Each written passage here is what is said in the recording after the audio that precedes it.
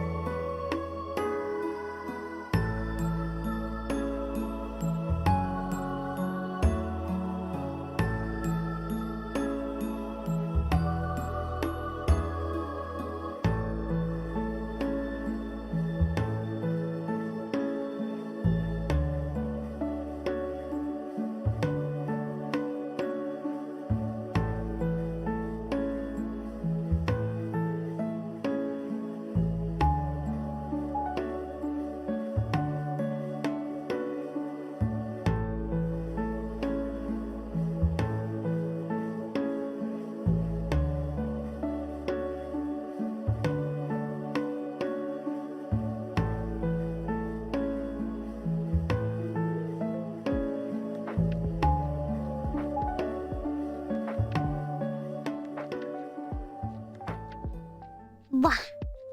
Hello. Hello, hello. I hope I'm not muted. I don't think I am, but there are moments where I just have to check. Hi, everybody. Welcome on in. Happy Tuesday. I hope that you're having a very, very lovely day so far. And a good day to all of you. A good day, a good morning, a good evening, good afternoon, good night. No matter what time it may be, I hope you're enjoying your day so far. Addie Sue! Happy Tuesday, Elf. Addie Sue, thank you so much for the 10 bits. Thank you so much. Hi, everybody. How are y'all doing? Hello to both YouTube and to Twitch. It's Shiny Day. Today is the day. I hope so. We officially reached the 4,000 mark last time, which was on last Tuesday. But if you guys are watching from the YouTube side, then you probably are not familiar with this journey. So I'll just do a quick rundown. Essentially, I started farming for Piplup since 2021, or I believe it came out in 2020. Was it? Let me check. Let me hear. Pokemon Diamond, Brilliant Diamond, BDSP release. Yes, so it came out in 2021. So I started in 2021, and then I got burnt out because all I would do is shiny hunt all day, every day. And then I ended up stopping in January of 2022. And then I picked it back up again now in 2024. So yeah, it's been a while. But I thought, you know what? With the announcement of Pokemon Za coming out at some point next year, I really want to finish up this game, my favorite generation, remake. So I really hope that we'll get a shiny Piplup starter soon and hopefully be able to play the game before the end of this year. Fingers crossed. But yeah, we just hit 4,000 last time, so wish me luck. Hi, Frogs. Welcome in. Hello. Let me see who's here on the Twitch side as well. Sup? Hi, Matt. Welcome in. Not the sup. Hi, Jason. Hello, Huddle. Hi, Gaia. Hi, Dino. No, don't flush the Piplup. Hi, Addie Sue. Hi, Arnett. Welcome on in to Maxi. Might be muted. Yeah, if Maxi says I'm muted, then I'm definitely not muted. Hi, Gothic. Hi, Joji. Hello, Haro. Talon, hello. Lelia, hello. Hi, Day. Thank you for letting me know that I'm not muted, unlike a certain somebody. Maxi. Hello, Liv. Welcome in. Hello. Hi, Lelia. Hello, Luigi. Welcome on in. Kuma. Hi, Kuma. Oh, no. Not the cup of noodles being spilled. I hate when that happens. It's so sad, right? One. But two, right? Most importantly is that you could get hurt. Hopefully you weren't hurt. Because that is boiling water usually put into the cup noodles, right? So hopefully you're okay, Kuma. Oh my gosh. Hi, Jer. Welcome on in. Yellow Ring, hello as well. Seraphs, I hope you enjoy your lurk. Thank you for lurking. Hi, Maya. Welcome in. Shinobi, thank you so much for the resub at 46 months. I hope you enjoy your emotes as well as your sub badge. Thank you, Shinobi. Thank you for the 46 months. Dun. And also, Day, congratulations on redeeming first today. Sheesh. I hope you enjoy being first of today's stream. The point. What's the point for? Huh? Why you pointing? Haven't you heard? It's rude to point. But Raph, thank you for the reset at 39 months. Almost at the big 40. What the heck? I hope you enjoy your emotes as well as your sub badge. Welcome back to the tea shop for 39 months. Holy moly. Oh my gosh, you're almost at the 4-year mark as well. Whoa. Thanks, Raph. I appreciate that.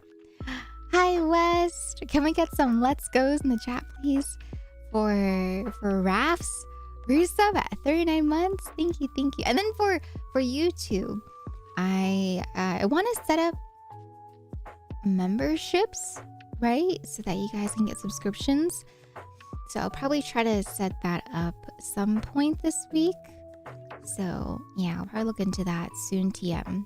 So that for those that are on YouTube, you guys get to also, use emotes as well. Yeah. So hopefully I'm able to set that up soon, TM. I thought that said 30 months. It's really been, right? It's been 39 months. Why are you using the gel emote? What's wrong, Raph? What was wrong? Hi, False Vibes. Welcome. Oh my god. Did it not throw the item? Here, I got you. False Vibes. Welcome in for the first time. How you doing? Welcome in. How you doing today? Welcome. Yeah, we're gonna hop into Pokemon. But before we hop in, I do want to set up the prediction. So what we usually do on the Twitch side is that whenever I do shiny hunting for Piplup over the course of these couple of years, I usually have Twitch viewers do what we call predictions so that they can, they can gamble away, right? They can use their channel points and try to predict on if I'll get a shiny or not in a set number. And then depending on if I get it or not, they'll get points. So you get points for being a doubter or a believer. So for today's first number, we'll push for 4075. So chat, for those on Twitch, you guys can vote. Will we find a shiny by 4075? And what that means is that it applies to both for shiny Piplup or shiny Starly, right? Either or, depending on which one comes first, hopefully. Right, we already got a shiny Starly. So it's not impossible. It's real. It happens, okay? So yeah, you guys can vote. All right, as of right now, will we get a shiny by 4075 resets? All right, there you go. So you guys can vote. All right. And then what I usually do is, I like to meme and call it the Subway Surfer TikTok setup, right? So if you guys are on the Twitch side, you can't do it on the YouTube side, but on the Twitch side, if you guys want, there's fishing, and I'll even put up farming if you want to farm as well. So that while I'm resetting, you guys have stuff to do. Yeah. Hi, Seraphs. Oh, thank you, Seraphs. I really appreciate that. Thank you so much for the kind words. I'll see you next time, okay? Thank you for stopping by today, Seraphs.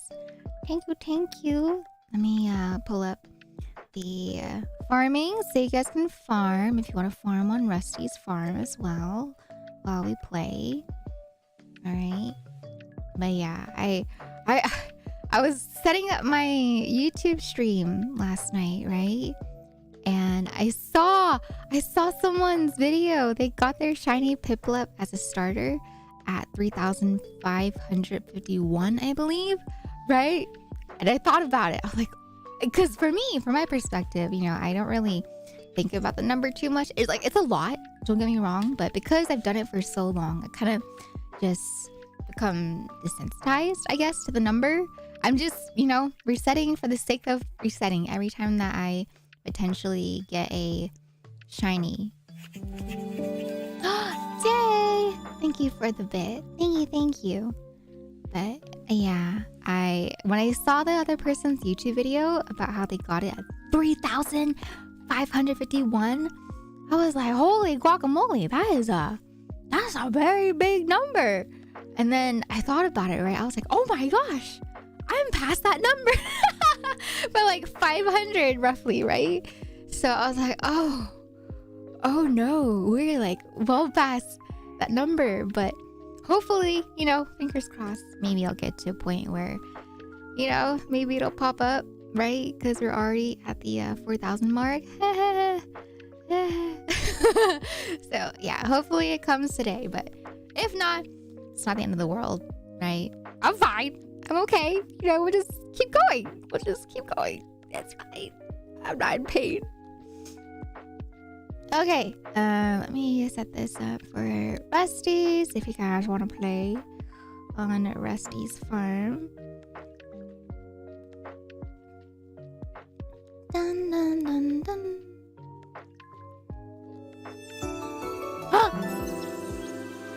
Draco!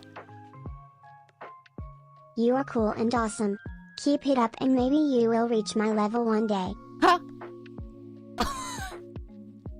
What does that mean? Huh? Reach your level? In what way? You mean like you have achieved a shiny Piplup? And then one day I may also achieve a shiny Piplup? Is that what you're saying to me? I want to get a shiny Piplup as well. Okay? Maybe I will get there someday. Maybe. I believe. It's real. I believe it's possible. You're cool and awesome, but me more? Alright, that's true. I guess, you know. I guess chat can be pretty cool, right? Maybe someday I can be as cool as chat. But that's the only time you'll hear me admit that. Okay? Right. I said it once, never again. I'm just joking. No. You guys are pretty cool. You know, I'll admit that. You guys are pretty cool. I just admitted it 2 more times, but no more. All right. That's all you're getting from me. I believe I can fly. I believe I can touch the shiny penguin. I was gonna say tiny penguin. I guess it is a tiny penguin, but maybe. I believe. And there's a reset for the Switch. But yeah, if you guys want to join the Rusty's farm, all you gotta do is just type in !join, right? And then you'll pop up on Rusty's farm. Blue. What? What happened?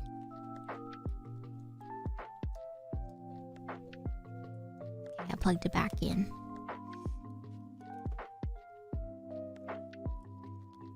Okay. Alright. Shall we get started? Gone through so many Piplups. Imagine transforming into one. Yeah, you never know. Maybe I will. maybe I will turn into a Piplup one day. One day when I, you know, start streaming, I may no longer have this form.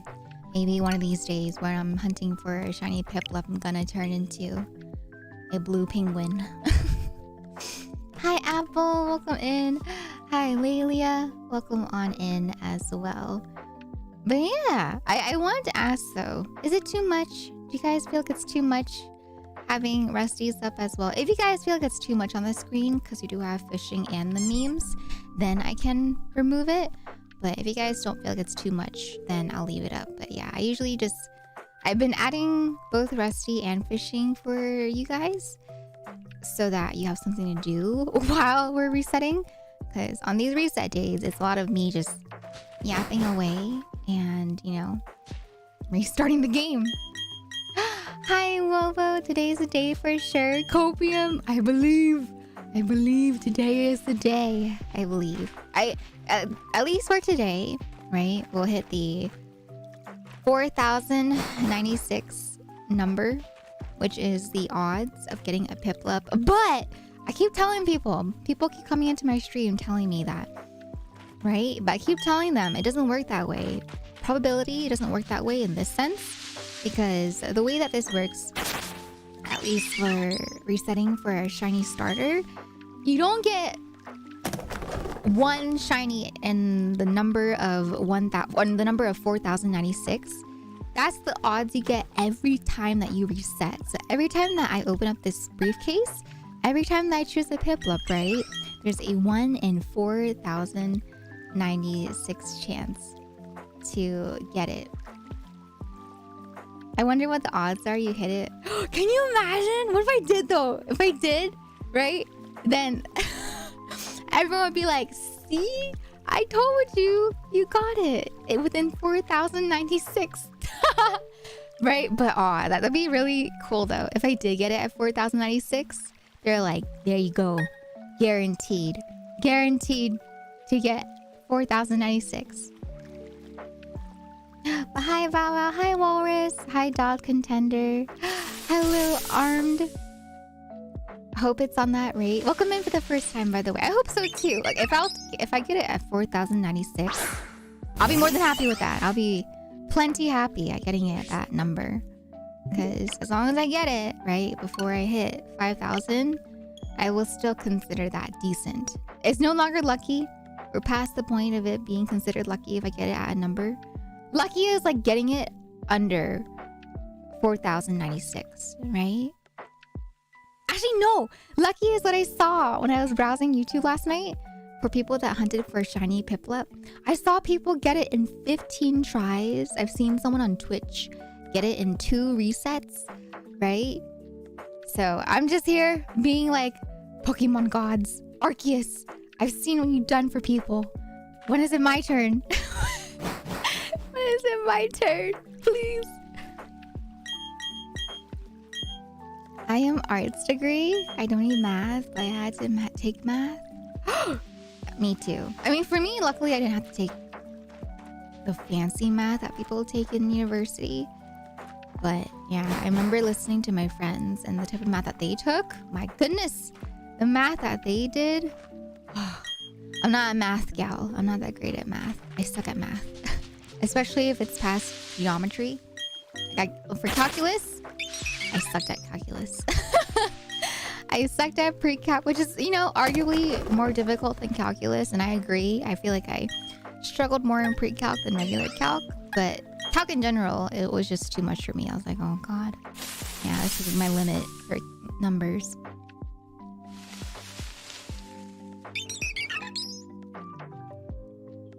Chinese? Dang it. Oh my gosh. Yes. All right. Give me 1 second, okay? Let me pause. All right. So there's a little thing that we do here where whenever it's someone's birthday, and if you pop into my stream, there's a certain something that I do. And I always ask chat, do you guys know what time it is? Whenever we have someone's birthday, yeah. It's a special time. Yeah, kalimba time. Let me go ahead and pull out the birthday kalimba. Give me 1 second, okay? Ow. Too much momentum. I pulled the box up with too much momentum, hit myself by accident. Hehehe. Hee. All right. Okay. Okay, it was just my gloves. It was acting weird on Sunday when I had my gloves on for the hand cam stream. But I think it's good.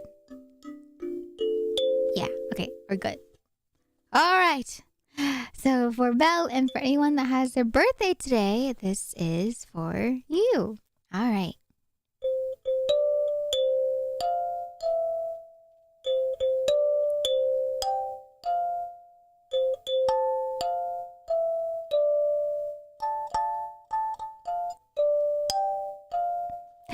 Yay! Otanjobi omedetou!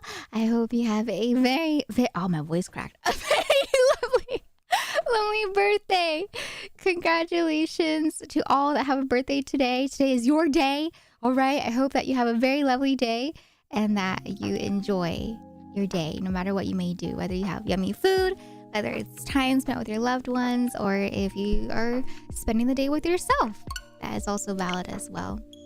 Of course, Belle. Oh God, Belle and anyone else that has their birthday today. Yeah, birthday kalimba. Yeah, so if it's your birthday, don't be shy. Feel free to let me know, and I'll make sure to play the kalimba for y'all. Excuse me. Yay! Hee pachi. Kalimba skills? No. I am definitely not skilled in my kalimba. I have a lot to learn, and there's a lot of songs that I want to learn over the years. So I'm still a beginner kalimba player. I just know how to play that birthday song really well because it's simple. And I've played it over and over again. Repetition is key, right? So yeah, I just need to, I want to practice more. I want to be better. I want to be a skilled kalimba player in the long term.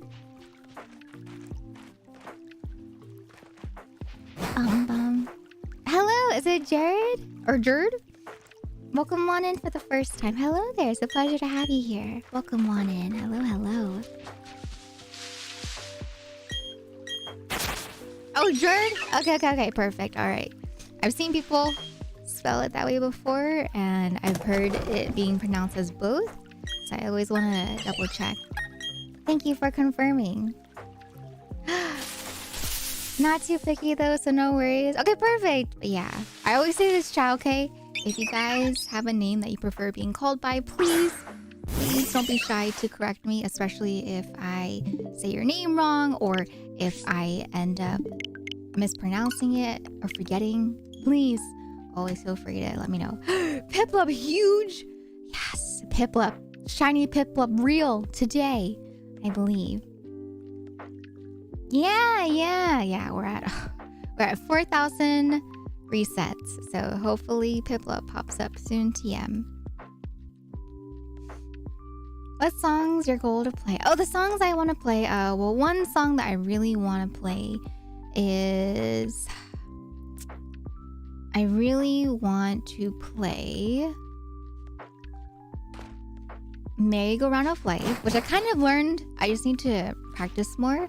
So I've learned a little bit of Merry-Go-Round of Life from House of Castle. There's another song that I want to learn, which is, you know, the ending themes, right, of Avatar, The Last Airbender, right? They have played the kalimba in a lot of the Avatar songs, which I didn't realize until recently, actually, after rewatching Korra. So yeah, I want to play a lot of the Avatar songs. You know the one Avatar ending where it's like dun dun dun dun dun dun dun dun dun. That one's on the kalimba. I realized. I was like, wait, that's on the kalimba. And growing up, I never realized it because I didn't know what the kalimba was when I was younger. But yeah, listening to it again after all these years, I was like, that's the kalimba. So I want to learn the Avatar ending theme. And then after that, there are a couple other songs that I've kept in mind, but not really as memorable in my mind, at least in terms of my bad memory. So probably the Avatar song. Let me see what it's called again. Yeah, I really like pretty songs. Let's see what it's called. It's my favorite theme from Avatar, which I think is arguably a lot of people's favorite themes in Avatar, The Last Airbender. It is called...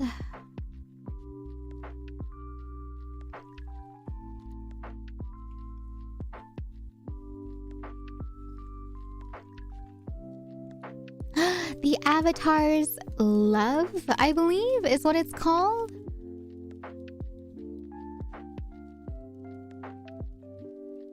And, oh man, it gets me... It gets me so, like, emotional, I guess, every time that I hear it, because, man, Avatar The Last Airbender did a great job making me emotional, man. I remember when I watched it when I was younger with my brother, we went in being like, cool, bending, right?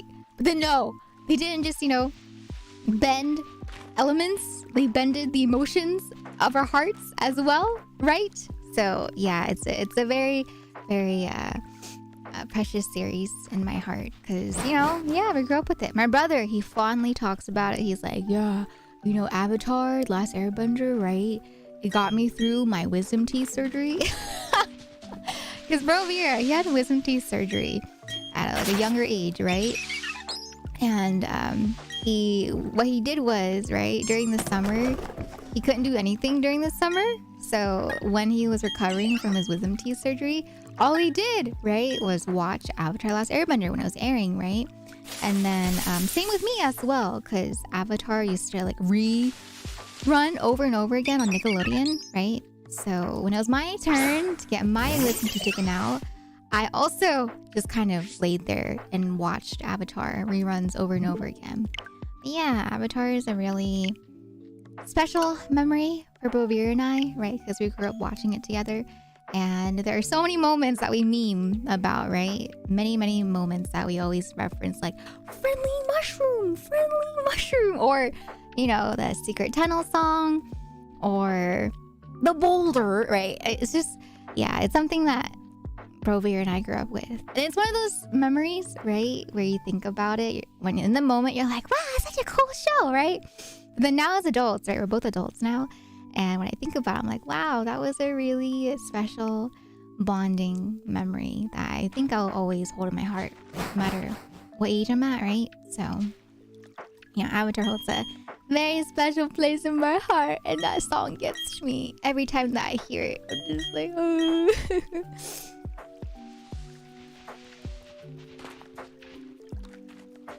How many Starlies have you seen during this? Just one. Yeah, just one so far. Thank goodness. Knock on wood. I hope you had a good recovery. Oh, yeah. Yeah, he you know, he recovered perfectly fine. He really enjoyed just watching the Avatar, right? So, the Avatar show really helped him take his mind off of the recovery. So, it was good. Brovir had a smooth recovery. This was like years ago. This was back when Brovir was in, like, I think, early high school / middle school. Dun, dun, dun, dun, dun. No, not Leaves from the Vine. You see, so Avatar's Love, it's more of like that emotional, happy ending type of song, but Leaves on the Vine, that's just pain. That brings me pain. I love it though. I love that song, right? Iroh. We love Iroh. That one though brings me pain. More than what's it called? More than Avatar's Love. My wife loves you. Avatar Last Airbender. Hey, let's go! Oh, it's such a good show. It's a show where if you haven't watched it before, I will definitely recommend it. I feel like, you know, everyone can enjoy it. Adults can enjoy it. Children can enjoy it, right? And I feel like it's a show that people can really enjoy, right? Lots of beautiful lessons in there. Lots of beautiful music. My headphones just fell off my head. But yeah, it's really nice. Let me put my headphones on. Okay. Alright. Dun dun dun dun dun dun. Hey, excuse me. Maxie. I found you through the recommended thingy on the left of Twitch. Really? Oh, thank you for popping in. I really appreciate that. Thank you so much. When people tell me how they found me, I always get really happy because I'm just like, wow, thanks. Thanks, Twitch, for recommending me, or, you know, to the other platforms recommend me. I'm just like, oh, that's awesome. I'm glad that I get to meet, you know, so many lovely people that I might not be able to meet in the world of Twitch or the world of YouTube or just the world of social media in general. Because, yeah, when it comes to discoverability, it can be really hard, right? So I'm really glad that I have the opportunity to meet all of y'all. Bio, welcome into the YouTube chat. Hello there. Welcome, welcome. Bum, bum.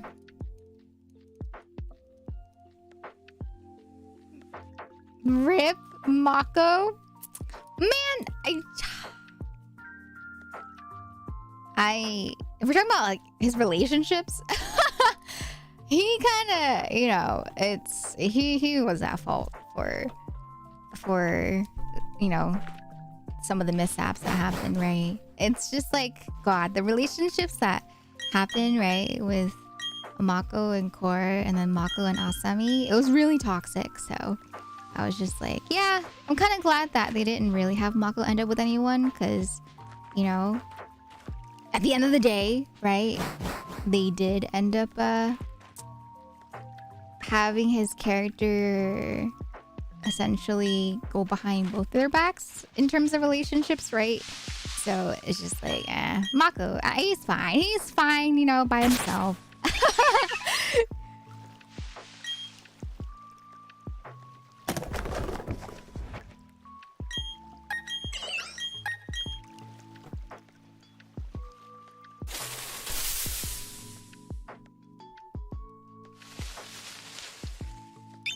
I assume they mean oh, Mako as an Iroh's voice actor, who the character was named after. Oh, you're talking about the voice actor. Oh, I'm so sorry. I thought you were talking about the character in Korra. Yeah. Oh my god. I remember when I first heard about that news. I learned about it after I watched the entire series, right? So I didn't realize that Iroh's voice actor, you know, had passed away. And that song hit me even more. I was like, oh my god. I loved how respectful the new VA was to the legacy of Mako. Oh yeah, they did a great job. They were amazing.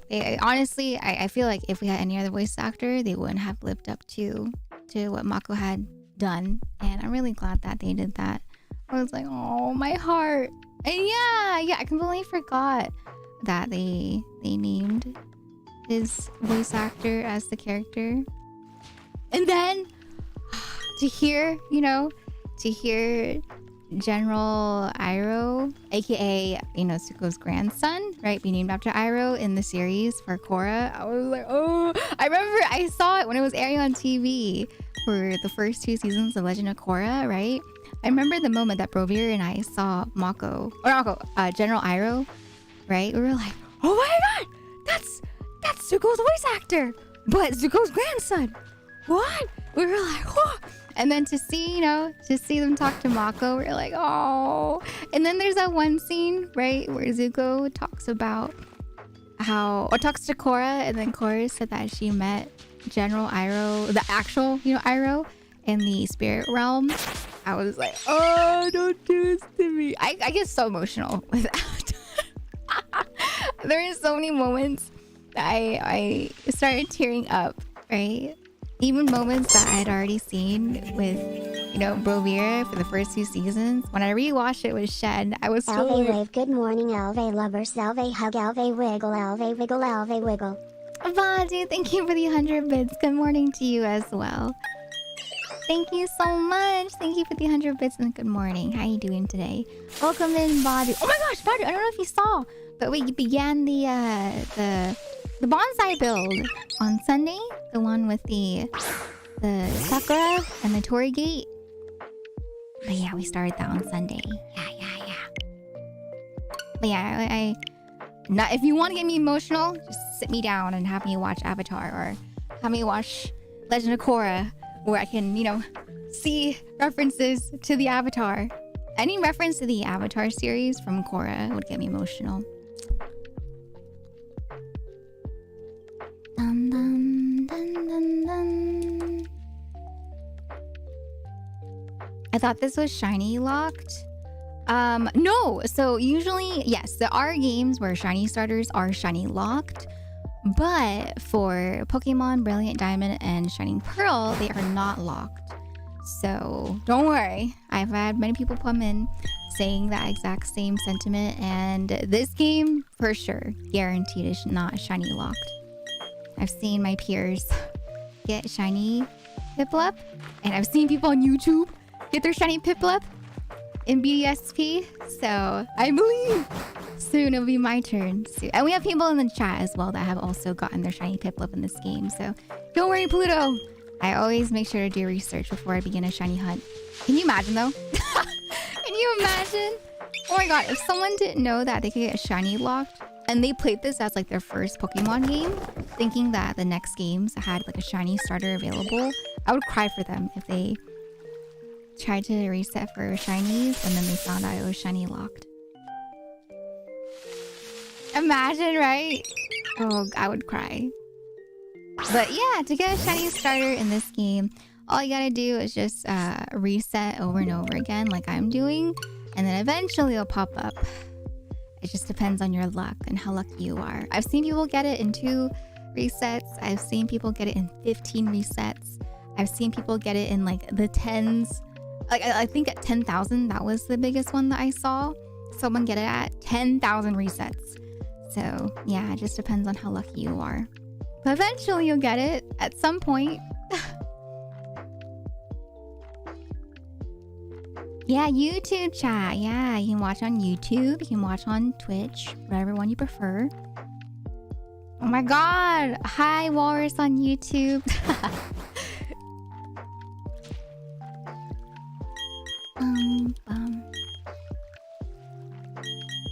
I feel for the people who were shiny hunting the Violet and Scarlet legendaries only to realize they were locked.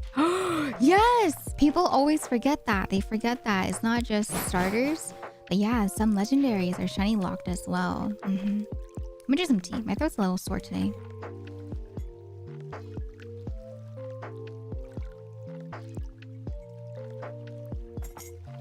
No!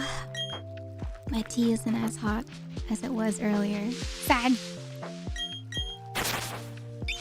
I think I remember a clip of someone finally getting a shiny, but because they were in autopilot, they reset their game and then had the biggest no reaction. I can only imagine. That's why I'm specifically, I could go faster. Like if I wanted to, I really could go faster with the resetting, but I'm purposely not going faster because I don't want to get stuck in the autopilot mode.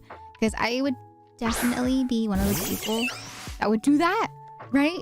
So yeah, I purposely wait until the HP bar pops up and then I go and reset it. So yeah, I make sure that I take a brief moment to pause, look at it, and then do it.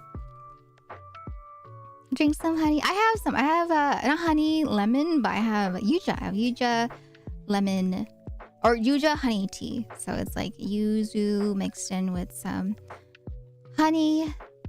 And then I just pour hot water on top of it. So I'm drinking it right now. But hopefully by the end of stream, it'll feel better. You've seen people resell on shinies. I've seen it too. I've also seen people resell on their shinies. Yeah. Is it not possible to get a shiny Scarlet or a shiny legendary in Scarlet and Violet? Yeah. So there's a lot of games where you can't get a shiny legendary. And the only reason why we've seen people get a shiny legendary is because they used some spicy methods. So yeah. That's why on YouTube, right, you would see people be like, oh my god, shiny legendary. And then people would say like, how'd you do that? You can't get it. It's shiny locked, right? It's because they used secret methods. Hi, Chihuahua boy. Welcome in. How you doing today? Hello, hello.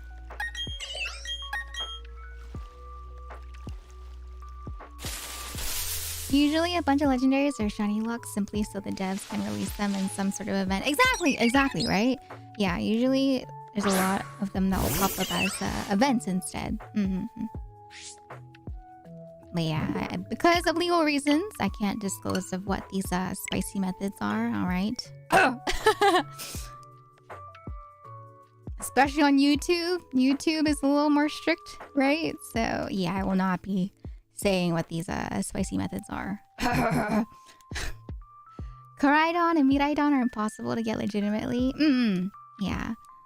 It's cool though. It's cool when they do release events. Like for example, right? In the original Diamond and Pearl, there were legendaries that were also locked, right? But technically, they were in the game code because they did some events, right? Where they released these legendaries in Japan. For example, Shaman, they did with Oak's Letter.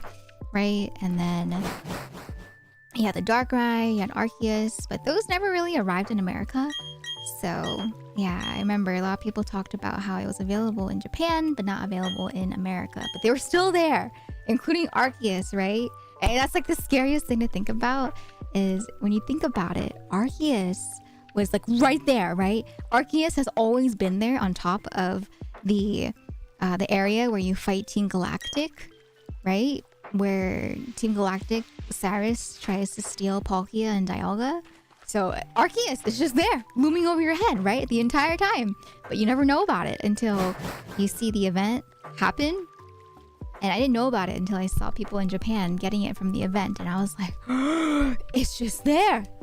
It's like the one character from Monsters Inc., right? It's like, I'm always watching my Wazowski. Always watching. So it's just there, you know, the god Pokemon. It's just there, looming over our heads, judging us, judging humans, trying to steal, you know, the creators of space and time.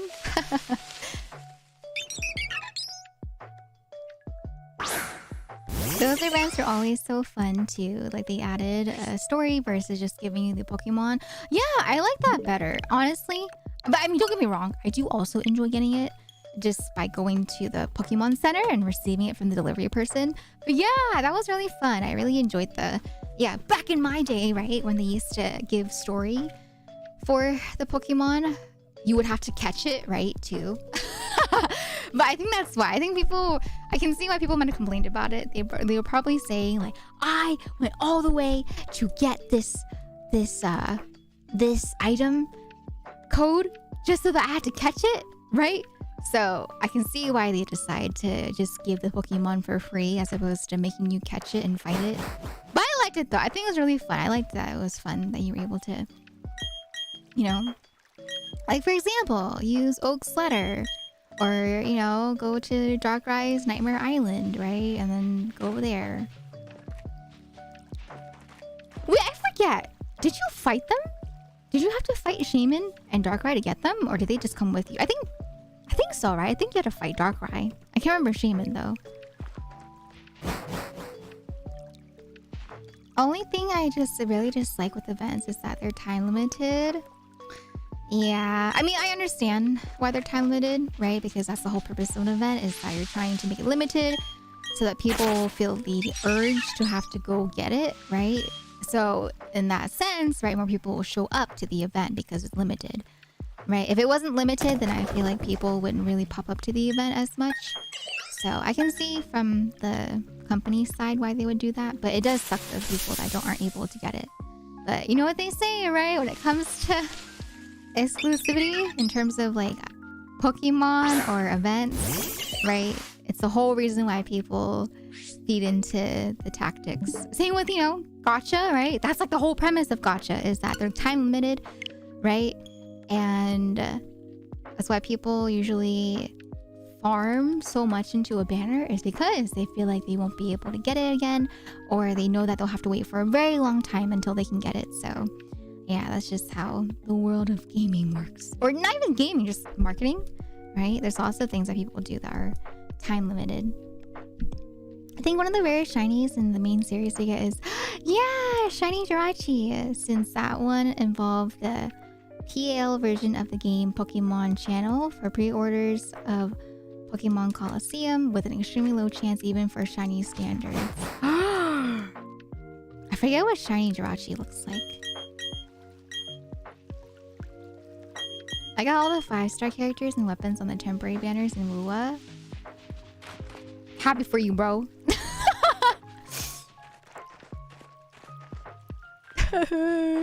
Cries in free to play.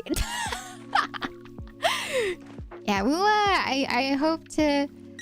I'm gonna try to stay free to play, right? But we'll see how long that lasts, especially with Jinchi popping up soon. But I think I should be able to stay free to play for a bit. Especially since I've decided to skip, right? I've decided to skip on the 5 stars, both of the 5 stars, right?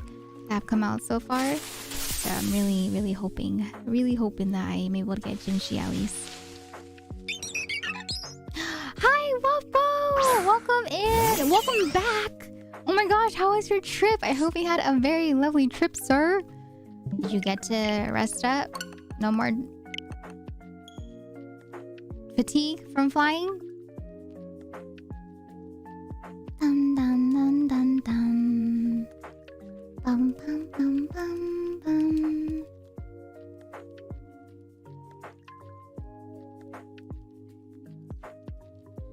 Pokemon Channel, you had to play for 5 straight days until you obtained it, or keep changing the GameCube's internal clock. You could do that with the GameCube? I didn't know you could do that with the GameCube. My sleep last night was amazing.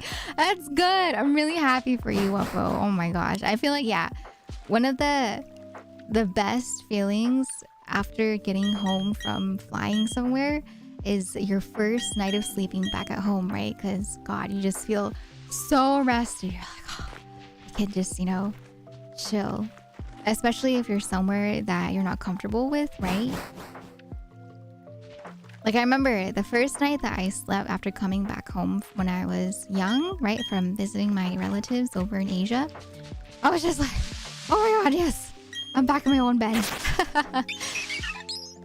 Because technically we did have beds, right? We did have beds when we were over there visiting our family. But the beds there, you know, it can be the comfiest bed in the world. But I'm the type of person where I will never feel completely comfortable unless it's, you know, the bed at home. Or just at home, right?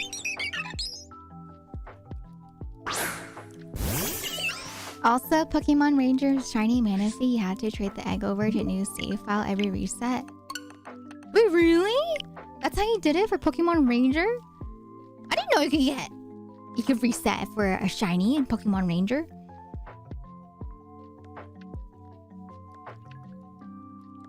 The gacha fixation of gaming has been doing wonders for making me apathetic towards gaming franchises I used to like. I mean, I get that. Yeah, if gacha's not your thing, then I can see, yeah, why it's not something that you'd like. Pokemon been in this weird spot where it feels like every game that came out on the Switch that's not a spin-off has some kind of catch or something to annoy people. You think so? I mean, I feel like maybe it's just because I've been through it multiple times, right?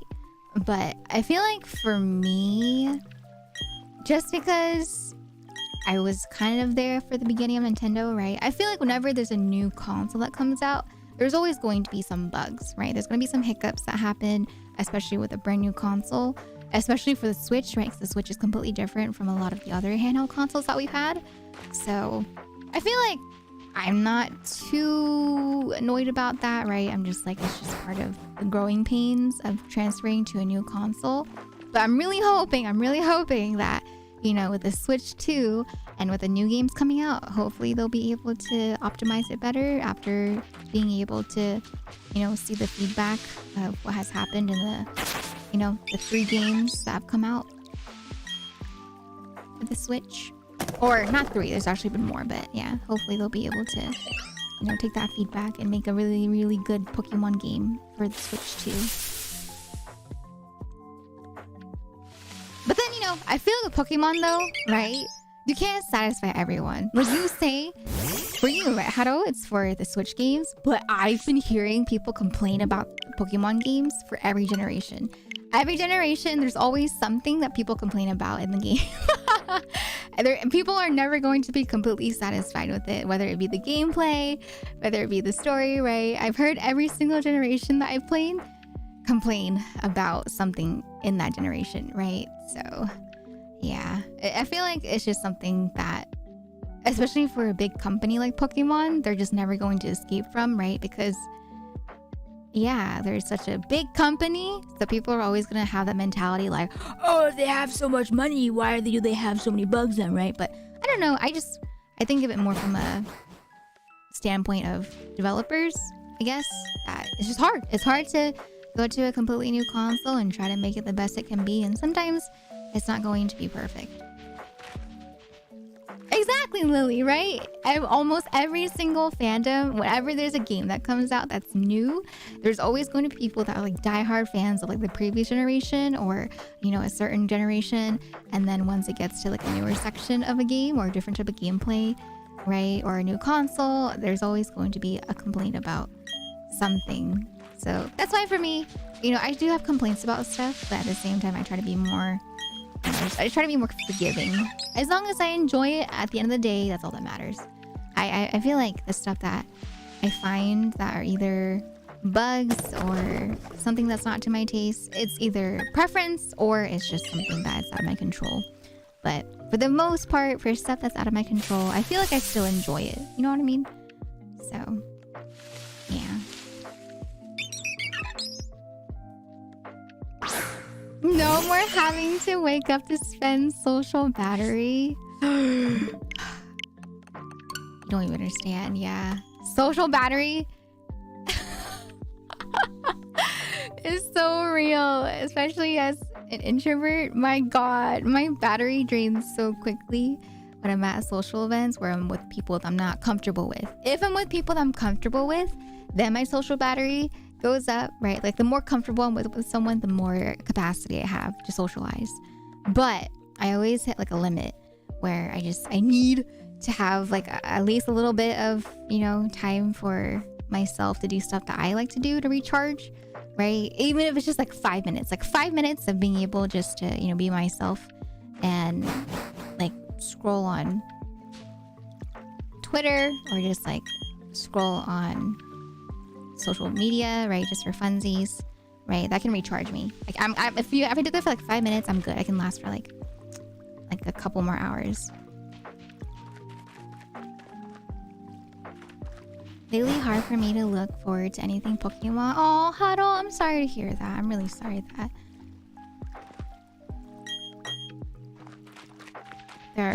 that you feel that way about Pokemon games. Hopefully, maybe fingers crossed, the next one won't have you questioning the game.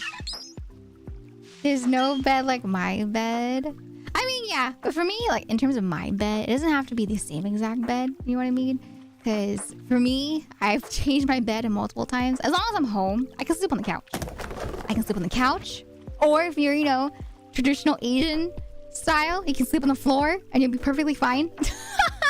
You know, I used to do that. I used to just lay on my floor and take a nap. Like my bed's right there. But for me, I don't like laying in my bed unless I'm clean, right? I like to take a shower, right? And then after I shower, then I'll go in my bed after, you know, everything is clean. But when I used to relax without showering, I wouldn't want to go in my bed, right? So what I would do is I would just lay on the floor and fall asleep that way. I'd like knock out on the floor. And then traditionally, right, there's a thing that a lot of Asian people use that's called it's like a straw mat. And you just lay it down on the floor and then you can sleep that way. And that's what Brovir and I used to do. My mom and my dad, they would have an air conditioner in their room.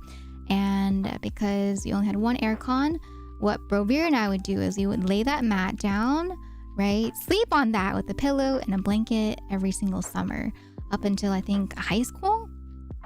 But yeah, that's what Brovir and I used to do, is just lay on the floor. And then, you know, there's other things too that people talk about, right? A lot of people talk about how a lot of Asian families, what they'll usually do is they'll just, instead of sitting on the couch, right, they'll just like sit on the floor because they're more comfortable sitting on the floor than the couch. So yeah, I just feel like a lot of traditional Asian families either saw people do that or grew up with that mentality. And I feel that too. I feel like I'm okay. I don't mind sitting on the floor. Like if I'm at a place where friends are on the sofa and, you know, there's no space on the sofa, I don't mind sitting on the floor. I'm okay with that. I don't mind. As long as the floor is not dirty. If the floor is dirty, then that's a different question entirely. You know, if it's dirty, then I'll probably just stand.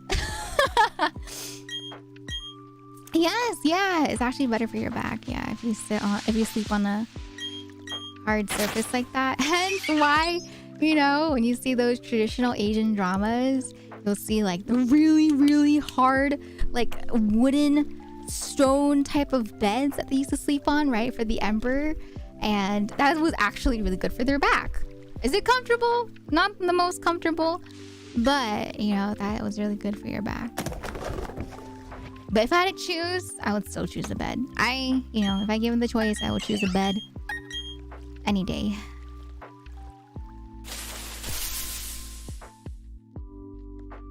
Because it's like, yeah, I can sleep on the floor perfectly fine, right? But sleeping on a bed, it's just, you know, it feels like a nice hug. It's like a big hug at the end of the day, right? You're like, yes, so comfy. I remember when I was a kid, I used to sleep in a spot on the floor next to my mom's bed. You had a little mattress too. Oh, that's cute. I had one too. I had a small mattress that I used. I think was it the mat? So there was like a mattress that was small, but it's not as small as like a typical crib, I guess, like a baby crib. But it was small to the point where it wouldn't be called like a twin-sized mattress. So it's smaller than a twin-sized mattress, but even smaller than like a junior bed, right? But bigger than a crib mattress. But I remember it wasn't like a proper mattress. It was just foam. And I used to sleep on that too. So yeah, there were times where I slept on that instead of on the floor. and I would put that next to my parents' room whenever it was summertime again, right? Because we shared the aircon together. So I do remember that as well.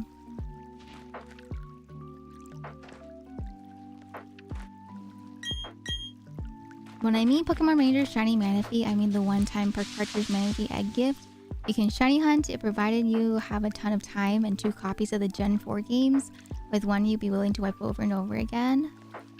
Oh, I think I vaguely remember that, but I don't remember doing it. At least in terms of myself or my friends. I remember seeing it online.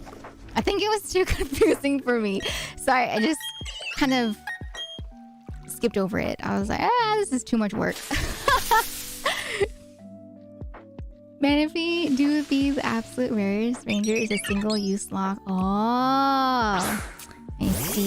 Yeah, that right there is a new type of dedication when it comes to shiny hunting.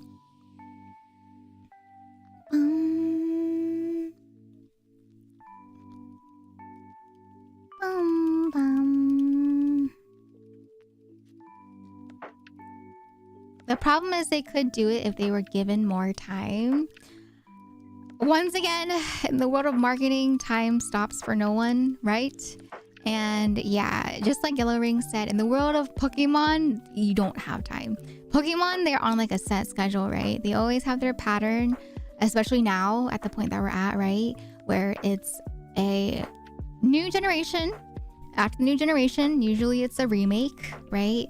Or the 3rd edition of the gen that came out, right? So for example, it's like Diamond and Pearl, and then after Diamond and Pearl, Platinum came out, right? And then after that, they'll have like a remake, right? Which I think we had Heart Gold and Soul Silver afterwards. And then after that, they'll do like another new generation, right? But nowadays, they have more on their plate, right?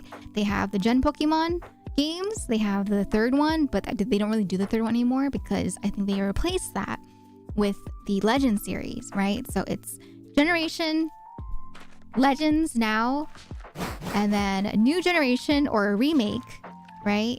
But yeah, they have that set schedule, and because they have that set pattern, they have to push it out on time, right? Because if they don't push it out on time, which is usually around November, right, when they release it every year or so, then they're not going to be able to keep up with the pattern. So unfortunately, yeah, Pokemon, yeah, a big reason as to why they're not optimized is because, like you said, Hado, it's just because they don't have time. And that's why I feel like they won't really ever get to that point, right? Because there's so many companies out there where a lot of us will say things like, yeah, if they had more time, it could have been perfect, right? But they just don't have time to make it perfect, unfortunately.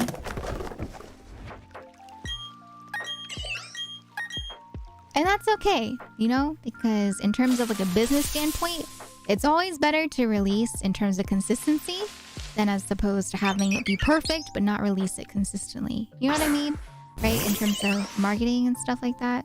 Because if they're gonna wait for like a perfect game, it's gonna take them years to release it, and when you take that much time, right, it takes away from other projects.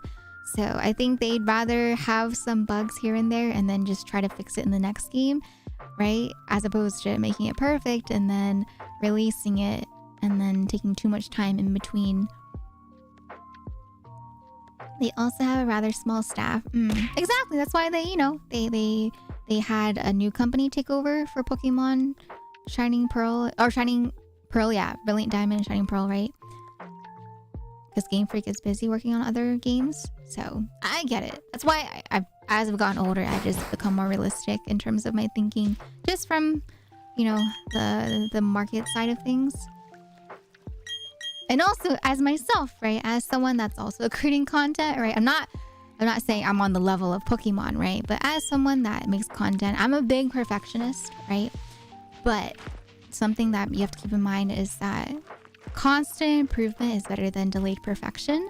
And I've fallen into that a lot. I feel like for me, I've definitely been at a point where I've just constantly pushed off releasing videos or edits because I just want it to be perfect, right? And because of that, I end up either A, never releasing the video, or I just end up releasing the video way too late for my personal opinion. So over the years, I've gotten into the idea that it may not be the perfect video, right? I could have done a lot better here, a lot better there, right?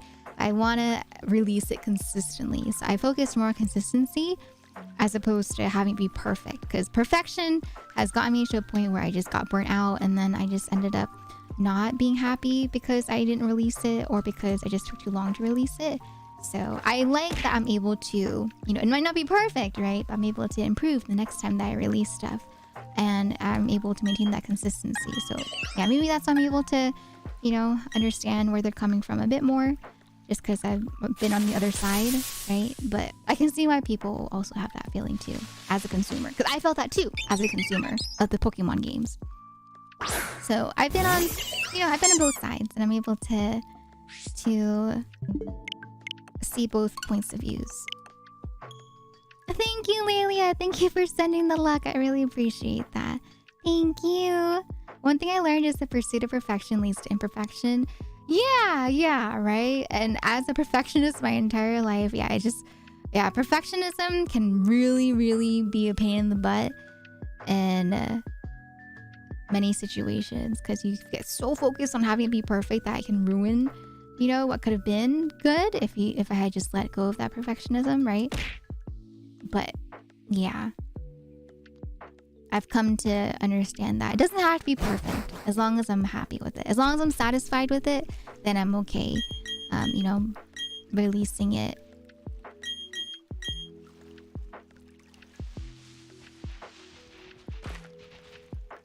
Oh, perfection is what damaged a lot of my artwork flow. Yeah, Pose. Yeah, that was me when I used to edit myself, right? That was how I felt too. I'll get so caught up in this one edit that I want to do. And when I wasn't able to have it be manifested for what I had in mind, it would really end up with me being burnt out, because once I did have it at the level that I wanted at, I would be so burnt out for that edit that I wouldn't be able to edit another video that day, right? So yeah. And you know, there's also the argument like quality over quantity, and the thing is, I don't think about like quantity over quality. I still think about the quality of things. So I still try to, you know, produce stuff that's good quality, just, you know, not to the point where it's affecting it where I release it like every month. Like I'd rather release 2 videos every week as opposed to 1 video a month. You know what I mean? It's like a huge difference in timing compared to if I were to just be satisfied as opposed to, you know, be perfectly perfect with it. And I think a lot of people feel that way too whenever it comes to, you know, your jobs or your hobbies, right? It doesn't have to be perfect. As long as you're happy with it, then you can work on other stuff and then improve in the long run. Perfection can never be achieved. Just try your best. People will hate themselves for not being perfect, but no one can deny when they're try their best. Exactly, right? That's what I do. I always try my best. As long as I'm trying my best, then I'm happy. That's the one thing that I appreciate from my perfectionism, is I will always put 110% into what I do because I am such a perfectionist.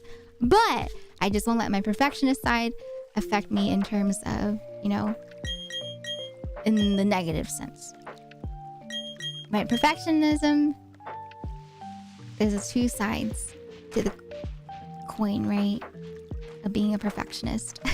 And the whole reason why I'm talking about this is because I just, you know, I talked about this to Bro Vera, and I thought it'd be really important for him to understand too. And he told me too. He told me that he's also a perfectionist, and he didn't realize that I was also a perfectionist. And I was like, yep, I've always been a perfectionist. And I think he felt some relief in that, you know, that doing a little bit of improvement every day is better than trying to, you know, not do it because you feel like you're not perfect at it.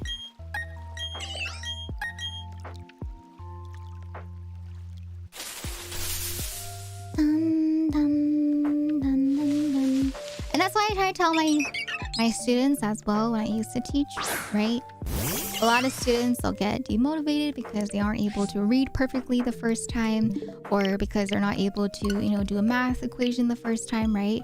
I tell them, you know, it might not be perfect, but you're improving, right? Like for my students, when I'm reading with them and they read to me, they might be able to say one word out of like a 10-word sentence, right?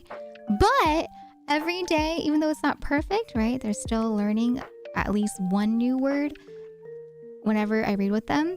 And then eventually they get to the point where they can read the entire thing. And that's why I always tell them, right? Don't get discouraged because you can't read the entire sentence in one go the first couple of times. As long as you're improving and learning a new word each time, you'll eventually get there to the point that you want to be at the very beginning. So yeah, I'm always about constant improvement over delayed perfectionism. Because yeah, sometimes some children will just completely put it off because they don't want to read to me until they're able to perfectly read everything out loud, right? But I tell them, it's okay, you don't have to. You don't have to be able to read everything to me out loud the first time perfectly. I don't care about perfect. I just want to see that you're improving. Isn't it crazy that we have to learn to read in order to read to learn? Right? Oh my God. I still think about that too. Yeah, growing up, right? You're taught how to read all throughout elementary, middle school, and then high school, right? You have to read a ton of textbooks to learn, especially if you take classes like AP US History.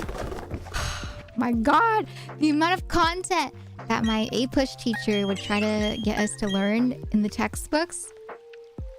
It's hard for me. It did not work for me. I fell asleep so often trying to read my AP US History book because I was very tired at that time in my life, right? I'd go to school. School would start at like 7:30, right? That's when our first homeroom would start, 7:30, right?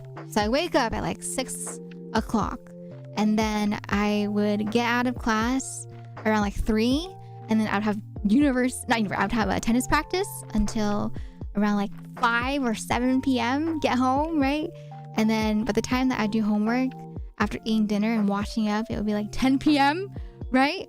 And then by 10 p.m., if I sat there trying to read a textbook, I would fall asleep. So my strat was I used to, after dinner, after showering and stuff like that, I would take a nap. I would nap for like an hour and then I would do my homework. But my goodness, I could not get through reading textbooks in high school. History is my worst subject. Me too. History, geography. Yeah, those are my worst subjects. Chemistry, right?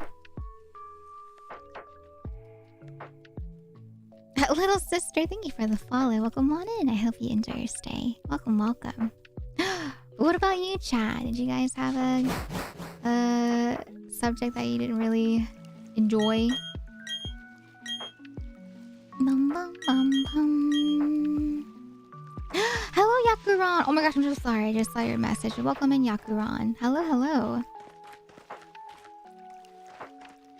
Bum, bum, bum, bum.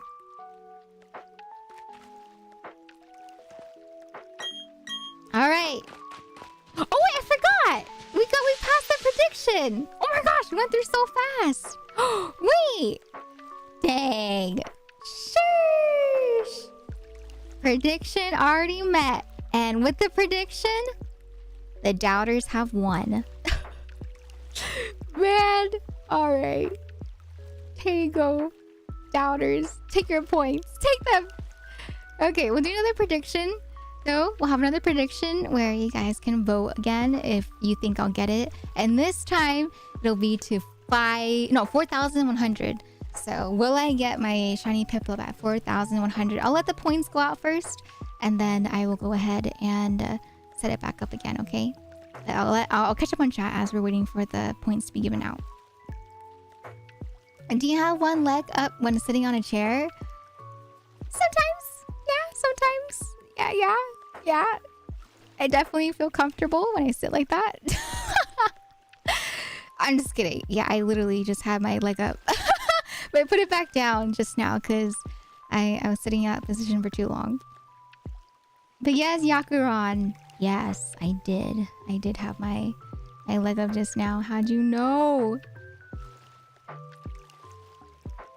Bum, bum, bum, bum. I'm scrolling. Dun, dun. To me, I'm happy to wait for a full game that feels complete than rushing out. Yeah, and you're not the only person, right? There's a lot of people that feel that way. But, I think because of the majority of people that have shown them in terms of numbers that they don't mind, you know, having games that aren't perfect. I think from a marketing sense, they just think that it's, you know, it's a pattern that's worked for them and it's a pattern that they'll probably keep up with, unfortunately. Lily says that she hopes you get the shiny Piplup. Oh, thank you, Lily. I don't know if Lily's here, but thank you, Bard, for letting me know. I really appreciate that. I love Lily so much. She's so sweet. And we're gonna be playing actually this Sunday. This Sunday we have another collab with Lily and Asidue. We're gonna play some Phasmophobia. Lily has not played Phasmophobia yet, so yeah, we're playing that on Sunday with Lily and Asidue. So yeah, I'm ready. I'm ready to protect. Phasmo, I feel like I'm not as scared of compared to Demonologist. Demonologist, I'm scared of. But Phasmo, I played so much of that I feel like I've become sensitized. But yeah, I'm excited. I'm excited to play. Yeah. Brilliant Diamond and Shining Pro was saying, oh, predictions points are done. Let me just go ahead and start another prediction. Okay, if you guys want to vote again, you can vote again on the Twitch side. Will I get a shiny Piplup at 4,100? Alright, prediction begins now. Okay. Alright, so feel free to go ahead. Feel free to start voting and I'll keep on resetting. But no, I'm not Pokemon, I'm not. Okay. Alright. Brilliant Diamond and Shining Pearl was the same team that did Pokemon Home. My gripe is that they made their remake was too faithful. What do you mean? Too faithful. I feel like if anything, people want remakes to be more faithful than anything. At least that's me. If I have a remake, I want it to be as similar as the original was. Just like better graphics, right? And better stuff in terms of music maybe being remade as well. Like I wanted to retain that nostalgia factor without being too different.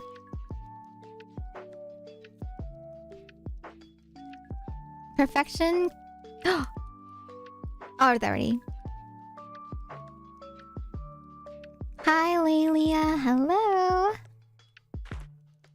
Feeling unsatisfied and having a vision of where I want it has led me to consume so many tutorials that I've forgotten a lot, but of what I built over time. It's a loop of not believing in the process.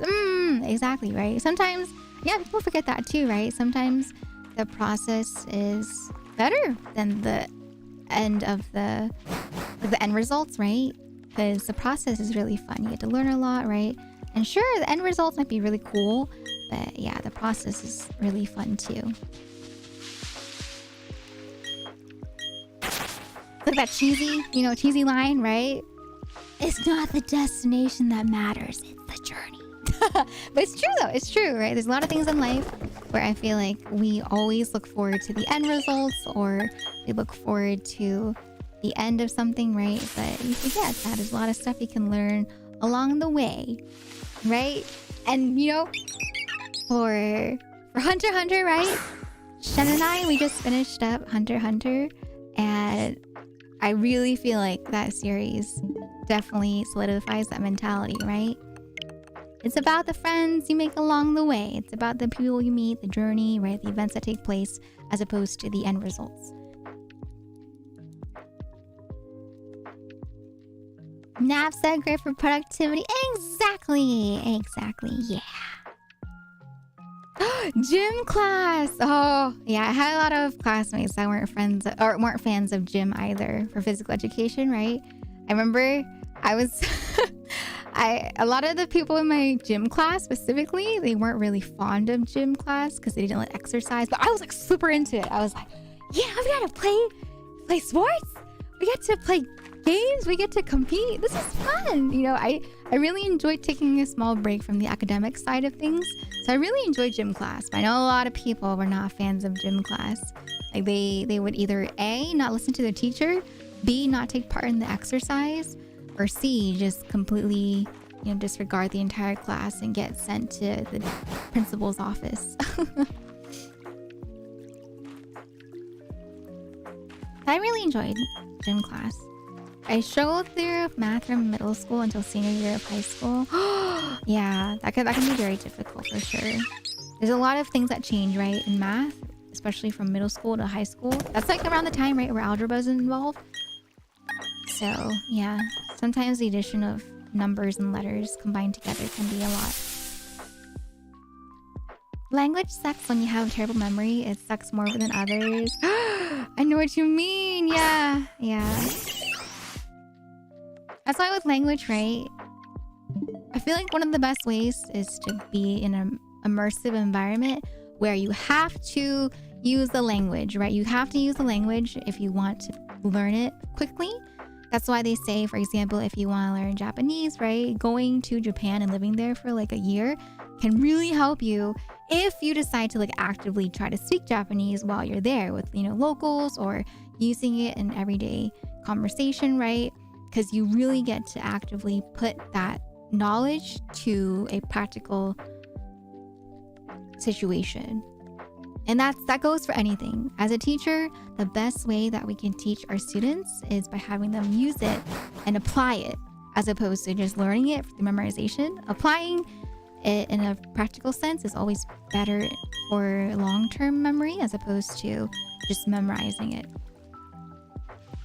Because we were talking about memorization, right? I was really good at memorizing for tests, but then after the test, my memory of the information that I had to memorize just completely goes out my brain. So there's lots of stuff that I was really good at memorizing for the test, but then yeah, afterwards, if you were to ask me like a week later what that information is, I probably wouldn't be able to tell you because it was just, strictly memorized for the sake of the test. But if I get to apply it, right, then it's a lot better for me to remember.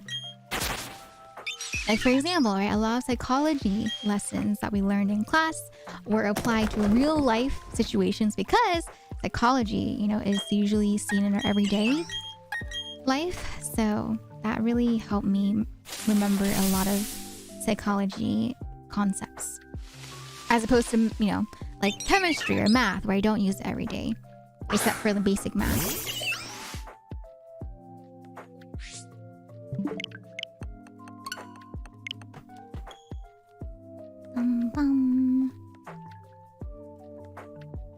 Like, for example, right? Like with the quadratic formula, I have not used the quadratic formula ever since I moved on from that section of math.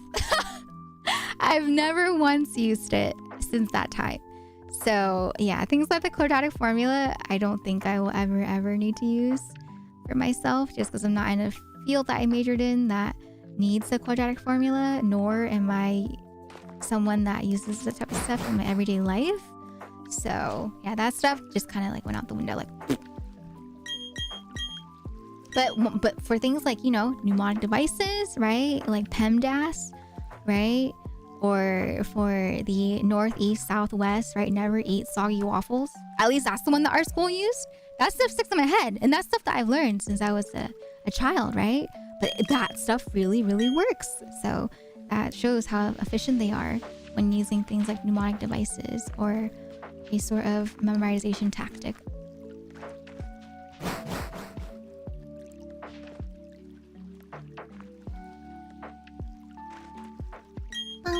Hi Ray, welcome in, by the way. Hello. Dun, dun, dun. I think by Too Faithful I meant they left out the platinum stuff. I see. I mean, yeah, platinum was quite different, right? I can see why they can't really include it because, it does it drastically changes the story, right? Because platinum, at the part where you're fighting Cyrus, right? That's like the game-changing point. You go from fighting Cyrus to bring back or to save Palkia and Dialga to Platinum, where, Giratina pops up, yoinks everybody, takes you to like the alternate dimension, right? And then you have to find Cyrus. So it's a lot. It's like a lot of, I guess you could think of like DLC that was added to Platinum that would, I guess, not really make sense to people if they only played Diamond and Pearl. So I can see why they just kept the remake as, the main two games as opposed to involving platinum as well. Not the Pog IRL Hinata.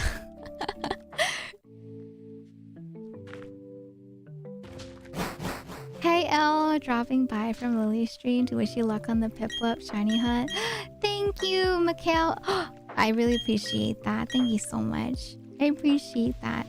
I hope you guys have fun in Lily's stream. Gotta go sleep. Thanks for the stream. Good luck. Hope you get shiny soon. Thank you, Armed. Thank you. I hope you sleep well. Good night. Sweet dreams. Thank you so much for lurking. Thank you. Thank you. 15 more! 15 more! Yes! 15 more. We're almost there. Maybe. Just maybe.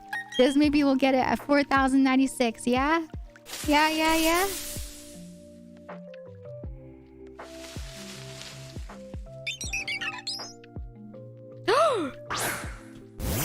Oh, I think you meant a different acronym. Robotkin? Roboto. I think I know what you're talking about. BDSP, right? But I think maybe autocorrect corrected it to the other acronym. So we won't allow it in the chat. But I know what you're talking about. I know what you're talking about. Oh my god. One single letter change. Drastic difference in acronyms.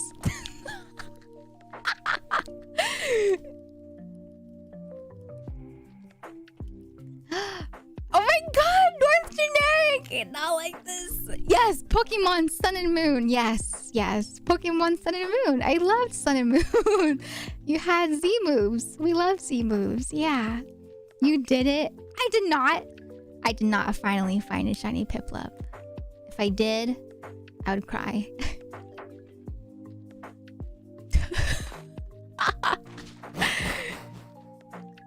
I never heard Elf laugh so hard. Honestly, refreshing. Oh, if you want to hear me laugh hard, I'm the type of person. Okay, here, let me find you a clip. Okay, there's many clips where I laugh really hard. For me, if I'm laughing really hard, usually I go silent. If I'm cracking up to the point where I'm like crying, right? It's a silent laugh. So, well, for example, right? If you look at the clip where I drew a turkey during the, I think it was Overcooked. No, it was Play-Doh. Where you play Play-Doh together, right? With Shen, Vanina, and Twirly. I drew a turkey, and then Nina said, I hear Twirly crying. And then Twirly's like, no. For that one, I was laughing so hard that you can't hear me laugh. And then Shen started laughing too. And Shen's laugh. Shen has a very contagious laugh. So his laugh made me laugh more. So if I'm cracking up, dying from laughter, I usually go silent from laughing. There's like 3 tiers to my laughing. But if it's really, really funny to the point where I'm crying, then I go silent laugh mode. I hope that makes sense.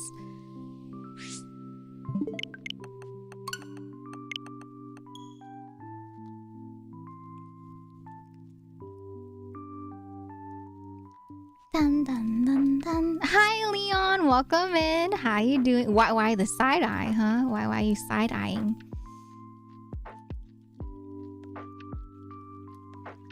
Bum bum bum bum. But yeah, those are probably the best though. Honestly, those type of laughs where you can share them with friends and you die from laughter that you're crying, those are my favorite. I love being able to have moments like that where you can laugh to the point where you're crying. Can I ask you a question? Why are you doing this? Why are you bringing the suffering on yourself? It's not suffering. For me, it's not suffering. For me, I see it as, you know, it's really exciting. It's sure, it can be a little, you know, gruesome in terms of how long we've been doing this. But for me, it's the excitement that any second here, any second, I'm going to potentially get a shiny Piplup pop up. That's what I'm going for. That's what that's what motivates me the entire time. Maybe it's because, you know, I'm a long-time gacha player, but, you know, because it's a game where it's not gacha and there's always a chance, right, that I could get it in the next one. That is what drives me. It's like free gacha. Does that make sense? Free gacha? Like right now, it could be a shiny. But it's not. It's not a shiny. So that just means I go again for free. I go again for free. It's about the friends we made along the way. Oh my god, what boat? You're fine. It's okay. Tapped into the wrong window. No worries. No worries. Hi, Jigris. I started with Chimchar. Oh, nice. My brother also had Chimchar as his starter at some point too. What was your first shiny? Graveler. But technically it wasn't mine. I was watching Broviera play when he got his first shiny Graveler. But if in terms of me, like the one that I encountered, I guess if we're not talking about like just watching Broviera play, the first ever shiny that I personally encountered was a Farfetch. And it was in Heart Gold and Soul Silver because I was trying to level up for the Elite Four. So I was in the area where the Farfetch are, right? And then I remembered, I was like, wait a minute, why does this Farfetch look different? It looks kind of different. And then I saw the sparkle and I was like, oh my god, it's shiny. And if you don't know, a shiny Farfetch is like a pink color, right? So I was like, it's pink? Why is it pink? And at that point, I had fought so many of them already that I was just like, huh? Hi, let's go. Thank you for the good luck. I'm doing well. How about you? How you doing today? Welcome, welcome. Wes, welcome back from your lurk as well. Oh, Toxel! Pokemon. Oh my god, I used to farm so many shinies in Sword and Shield. All I did endgame pretty much was just do the raids. And then from those raids, I would go ahead and use their Pokemon that I caught. Because they had like stats and stuff, right? And breed until I got a shiny. I'll just go to the center, do the eggs, and then hope that I would eventually get a shiny egg.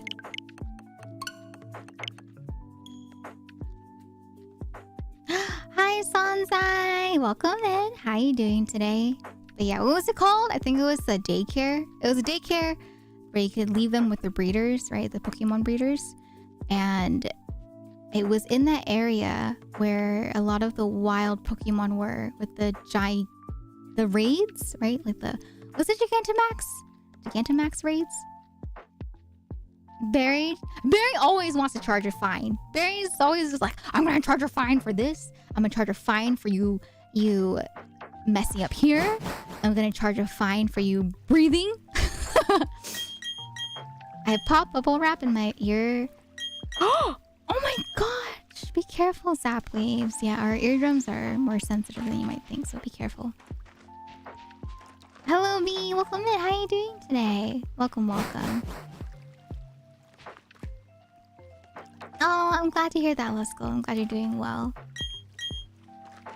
Yeah, I feel it too. I don't know why I feel it, but I feel like Piplup, shiny Piplup's gonna pop up soon.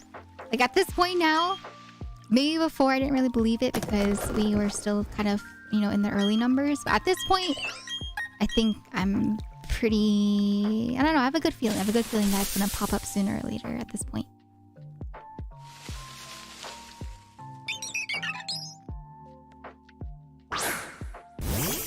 Wanna laugh? In Omega Ruby, I have a box with and half, which is... Yes, me too! I had that too, Shadow Springtrap. I don't know why, but I remember I had so many legendaries in Omega Ruby and Alpha Sapphire. Oh my gosh. And then I had to reset. So I think did I trade my legendaries? I forget. But yeah, I had like a whole box and a half of legendaries and shinies as well. So I don't know why I had so many, but I think it was really really, like, they gave you a lot of options to be able to get legendaries, right? In a Ruby and Sapphire. So that was the same with me too. Yeah. Don't you need some sort of authority to charge someone with fine? Yeah, you know, Barry's just Barry. That's like his catchphrase, right? Barry always says that, but does he have the authority to do that? Probably not. After 84 years. It's been 84 years.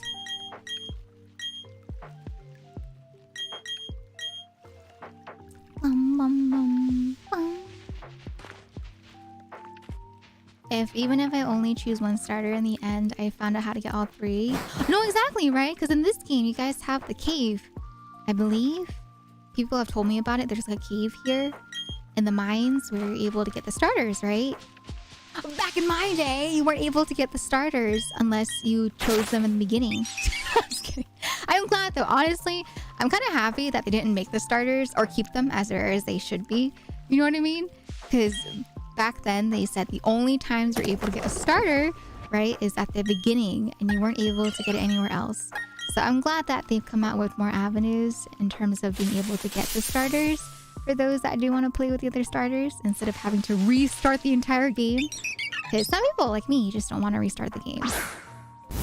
I'm the type that becomes, you know, emotionally attached to my Pokemon. So once it gets to that point, I really don't want to restart.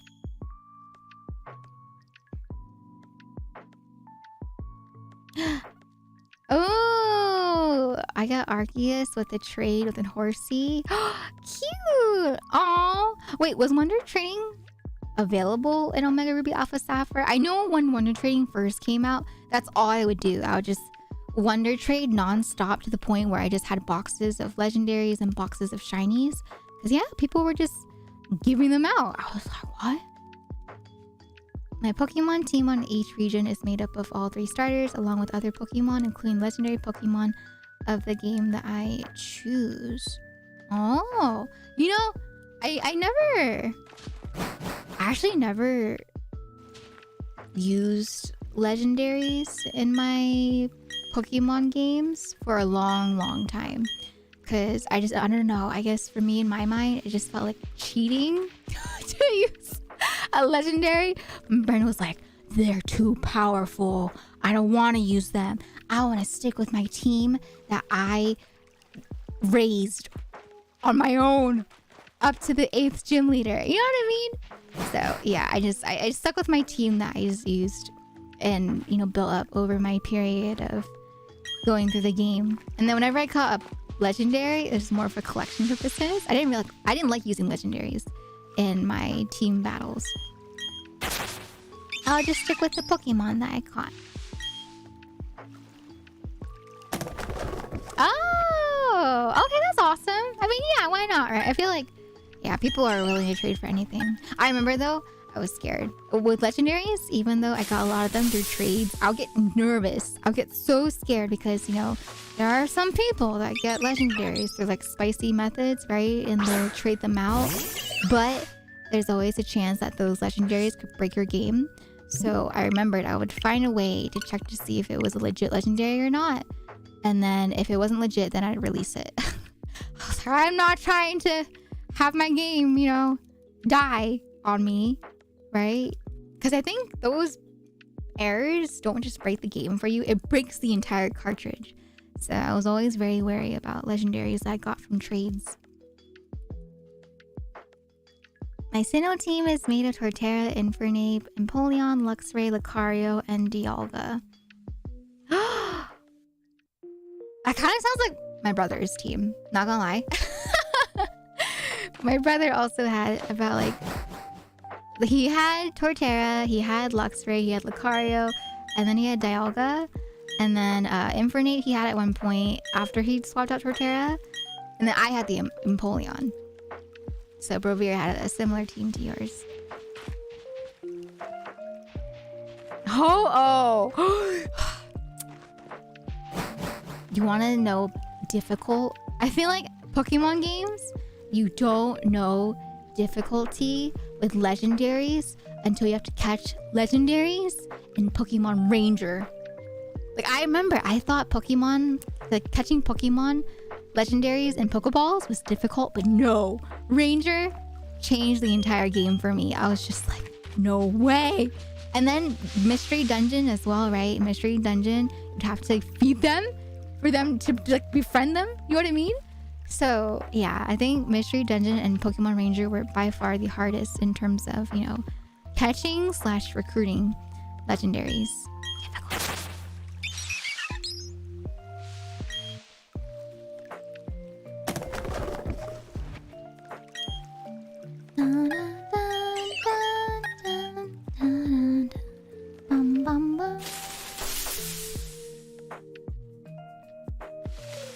Oh yeah. See, like that one trout, spring trout, I'd probably just release it. Do we have a secret Brovira in chat? Maybe. He may be secretly in here. It may not be in here. I'll let you guys think about that. He could be here. He could not be here. You never know. Stream idea: Elvira does Pokemon battles against her chatters. How do we do that though? Because Pokemon Showdown is gone, right? I believe. I used to play Pokemon Showdown with my friends. My Kanto team is Pikachu, Venusaur, Charizard, Blastoise, Shiny Gengar, and Mewtwo. Oh, okay. Dum dum.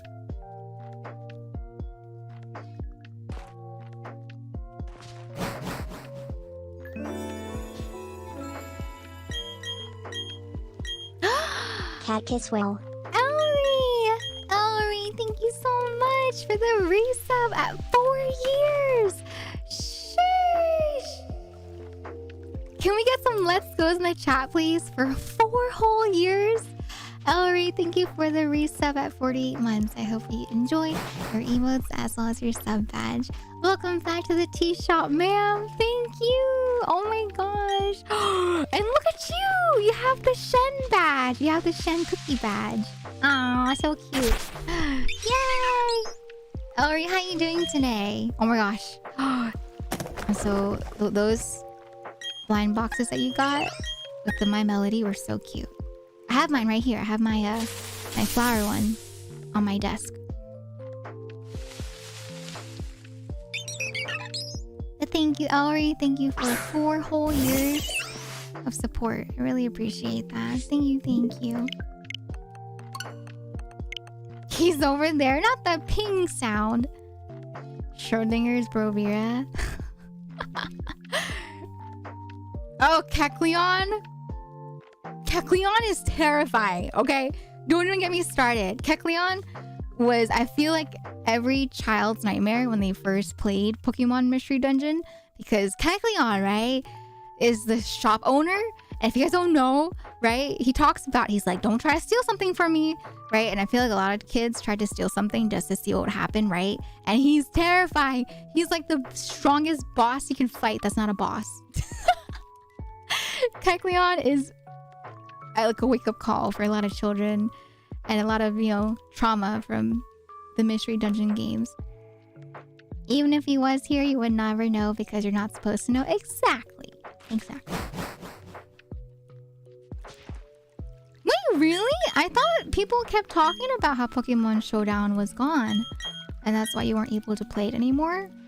I'm confused now. No worries, Haru. Bye-bye. Good luck at work. Thank you for stopping by today. Thank you for the nice discussions. Thank you.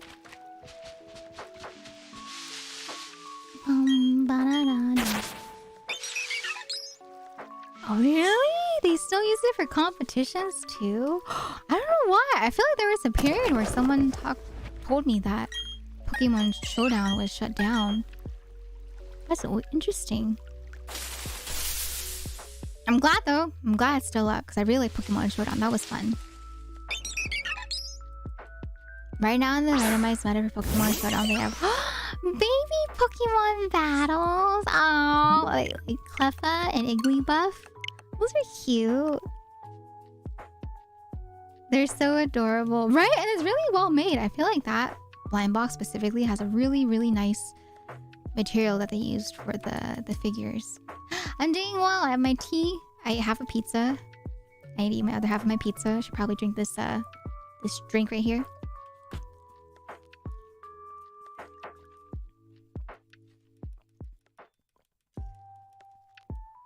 Mm.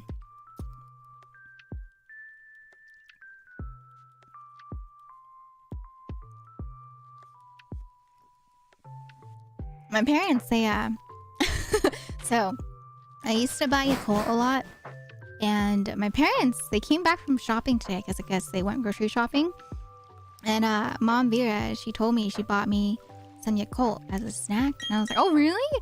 And yeah, she's like, it's right there. I looked at it, right, and I was like, wait a minute, that's not Yakult. But it's one of those drinks that are essentially Yakult, just different branding, you know what I mean, right? So yeah, the one that my parents got, they got the one called Bio Salud, strawberry flavored. So yeah, I was like, oh, wait a minute, that's not Yakult. But it tastes really good though. It tastes really good. But I don't know if you guys have heard that before. It tastes very similar. I can tell how it's different, but it's very similar in that sense. But yeah, I thought it was so funny because I feel like, you know, there's a lot of people that usually do that.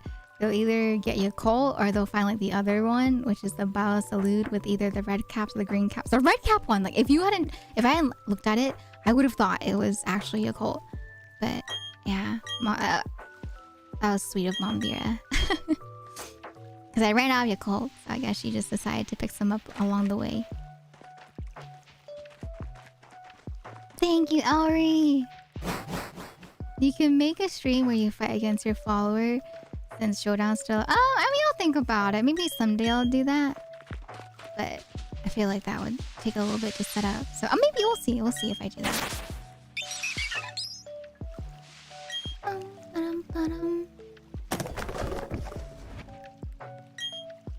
But for me, in terms of Pokemon, I wasn't really ever into the competitive side of Pokemon. Like, I didn't really do stuff like go compete against other people competitively. When I do Pokemon Showdown, it's just more for fun. I just kind of go in with whatever. I don't really have a strat in mind. You know, people are like, oh yeah, this is the meta. Oh yeah, power band. Oh yeah, leftovers. Oh, you know. For me, I just kind of go in and then go with whatever I want. So, I don't know. I didn't really find it to be as much fun competitively. I just want to play.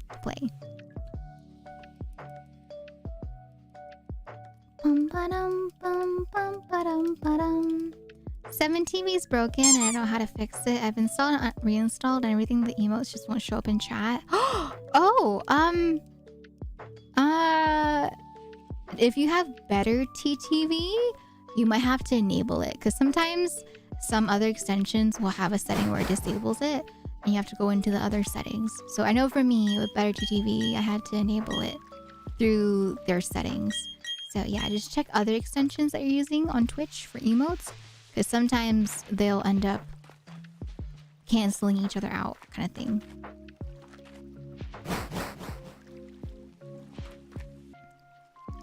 Okay, 4 more, chat. 4 more, and we hit 4,096, which is the odds that people have been waiting for.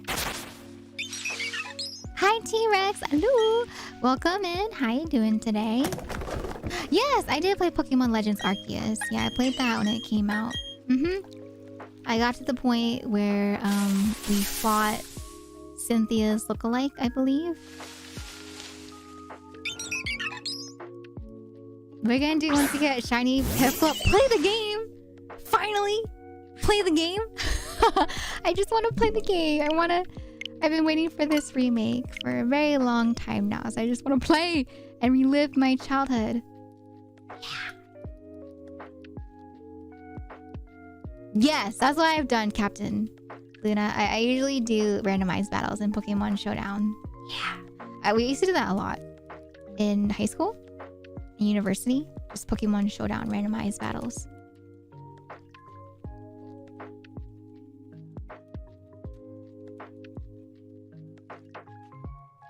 If you get to 4096 and no shiny, yeah, heck yeah, mister. I mean, 4096, I we have it as a number because it's the odds, quote unquote, right? Even if it doesn't work that way.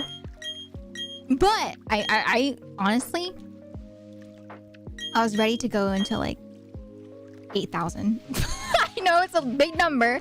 Okay, it's like double the number that I've done, but I've seen people get it around that number. So for me, I'm just ready to stay here for the long term. I don't know if I'll get it early. If I get it now, I would still consider it lucky in my personal standards, because I don't expect to get it for a long time. But I'd be really happy if it did pop up though. That'd be nice. But yeah, 4096, people have been saying is a number that we might get it at, because people, you know, see the, oh, it's a 1 in 4,096, right? So just for funsies, we'll see if it pops up at 4096. But it's not guaranteed.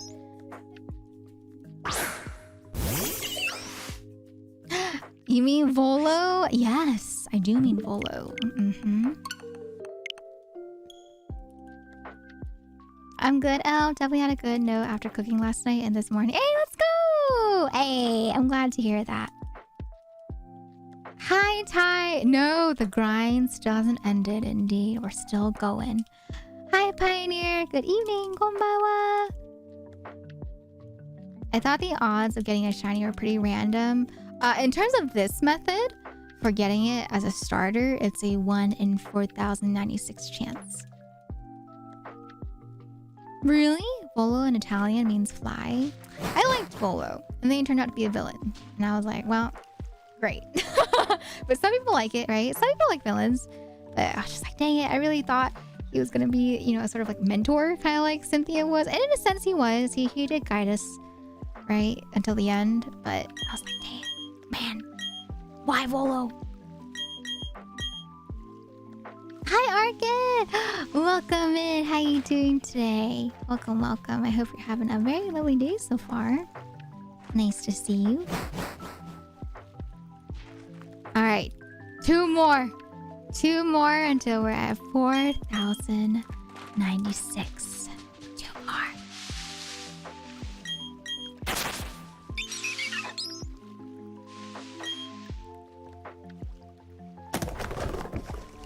Hi, new. Yes, we are talking about Cynthia. God, I love Cynthia. I love Cynthia. I'm so glad. I'm really, really happy that I can say that Cynthia was the first champion that I ever fought. Just so memorable. But at the same time, though, because Cynthia was the first champion that I ever fought, a lot of the champions that I fought afterwards just never lived up to Cynthia's hype. So I'm like, dang it. I'm like, man.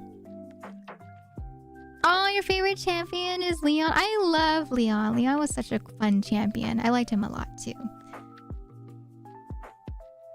Cynthia was such a character. Seeing her in the anime too, like seeing her fully animated, I was like, oh my god, my queen. I was fangirling, not gonna lie. Seeing Cynthia animated. She was beautiful, even animated, right? Erica, where? Oh my gosh, Oppo! I was playing Pokemon Rogue again last night. And Shannon was watching me play. And I ran to Erica. I was like, oh, there's Wuppo's gym leader. Ice cream? What type of ice cream flavor are you going for, Bard? Or what flavor options do you have, I should say?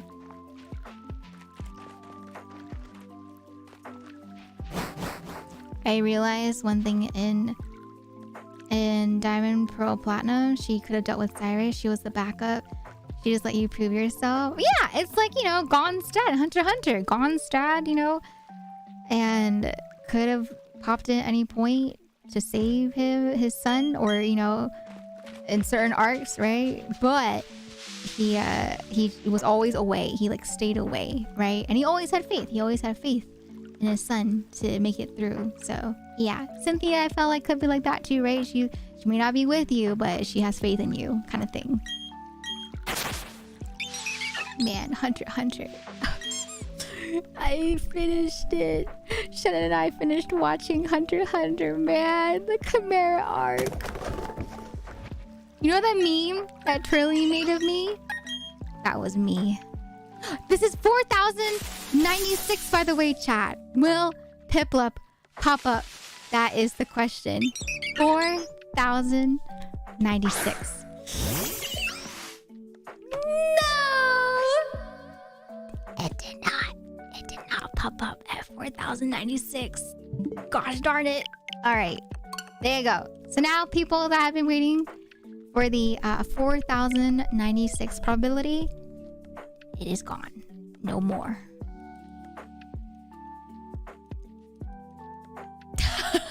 Hi, Armander. Welcome in for the first time.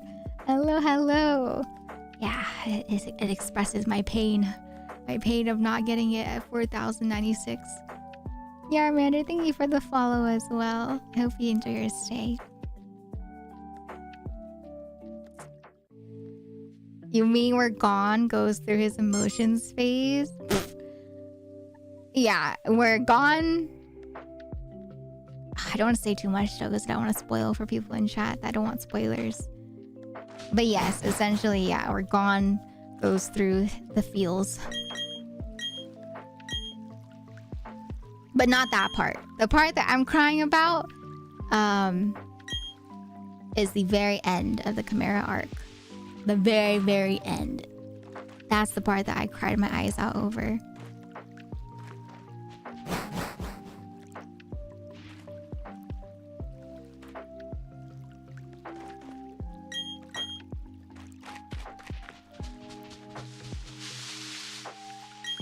Bum, bum, bum. All right, 4,097. Imagine. Can you imagine it's actually 4,097? The game was like, ha, get you baited. I pop it up now.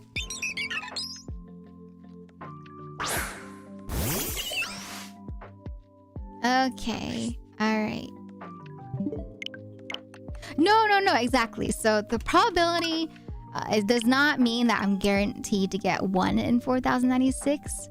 A lot of people mistake that, right? It's that every single time that you restart for a Piplup, every time you open a briefcase, there's a chance, a 1 in 4,096 chance that you'll get it. But we just thought it'd be, cool if it were to pop up at 4,096, right? But yeah, every time that we restart, though, it's a 1 in 4,096 chance. So that resets every time that I go back into the game. There's no pity. There's no pity system in Pokemon resetting.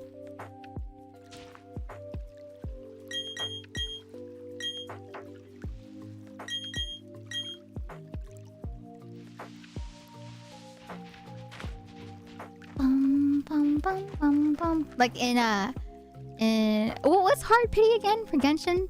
Hard pity in Genshin's 80? Right?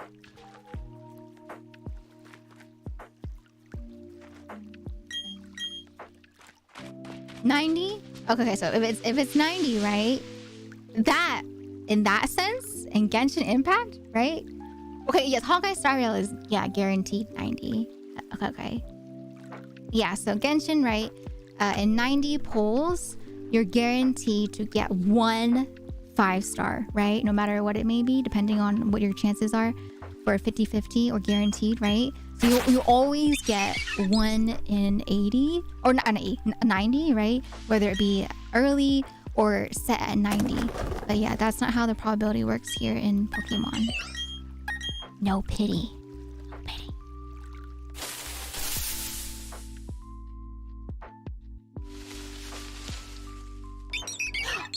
And then I think someone confirmed, right? Someone confirmed that it's a 90 pity, right? As well for Wuwa. Just because a coin toss is 1.5 chance doesn't mean that every other toss is the other side of the coin. Exactly, yeah. Oh, it's 80 pity in Wuwa?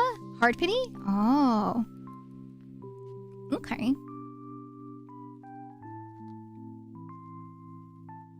Bum.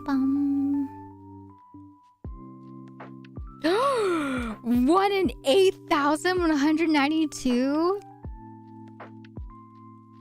Oh My goodness gracious. Exactly, right? So it should be easy to get it here. Wait, was it shiny locked in the original Pearl? Can't remember.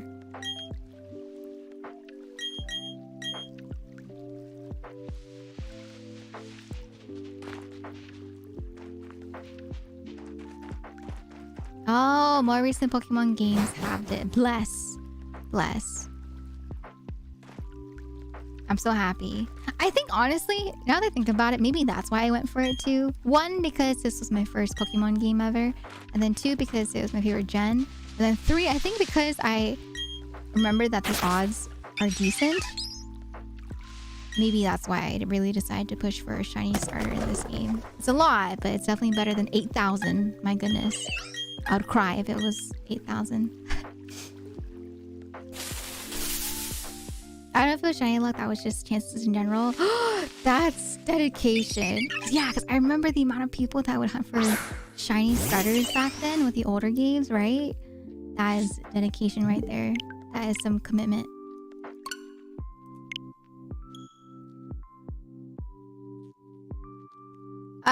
So the way that you could tell that they were shiny in the older games, I think is that they always have like a sparkle, right? No matter what. It doesn't have to be color. The main way that I've always perceived shinies is either if it's color and it's obvious, I will pick up on it right away. Or if the color's not so obvious, I just look at the sparkle, right? The sparkle is the one that is like the big indicator that it's a shiny, because you'll see the there's the sound effect, and then there's also the sparkle. But yeah, it is more obvious once they added color to the game. I can't remember. Did I add a number to that as I was chatting just now? I forgot. Yeah, shinies popped up in Gen 2. Let me see. Yeah, I think I skipped it. I think I skipped 4,099. Let me just double check. Dun, dun, dun, dun.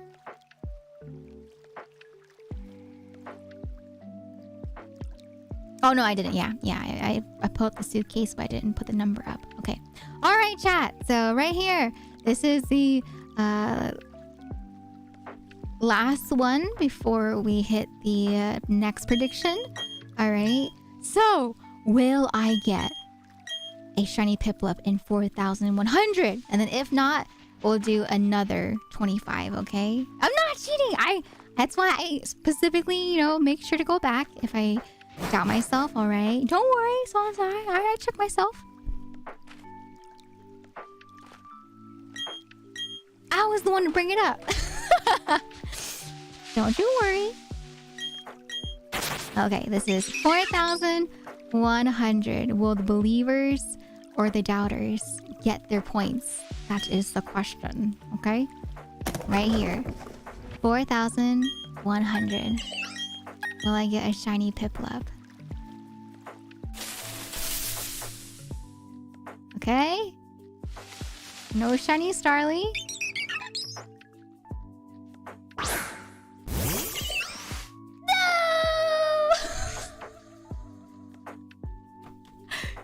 Fine. Okay, doubters. We'll go again, okay? We'll go again, alright? I'm going pretty quickly today, actually. So, we'll do another prediction, okay? Alright? Take your points! Take your points, doubters! Take it. Go again. We're gonna go until I get off today. 4,025 shall be the next prediction once or 4,125 will be the next prediction once the points have been given out. Again, go again. Yes, we did, right there. Yeah, we saw a shiny Starly. Everybody cookie crumbles. Adisu, thank you for the 10 bits. I appreciate that. Yeah, shiny Starly was at 3,438. Only one single Starly that was shiny.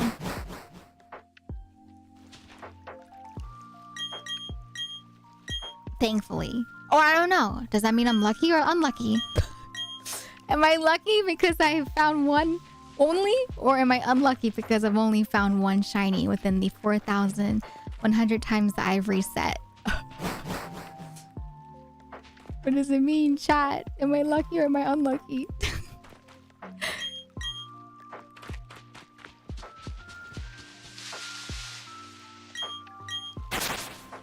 No! I would cry, Pioneer. I would cry. Alright, 4,101. Well, I mean, yes, it is uncatchable, but I meant like, because we've already seen a shiny, right? Are we lucky, or are we unlucky because we've only seen one shiny out of the 4,000 times I've reset already? You know what I mean? Because I could have found more Starlies, but is my luck so bad that I've only found one shiny so far?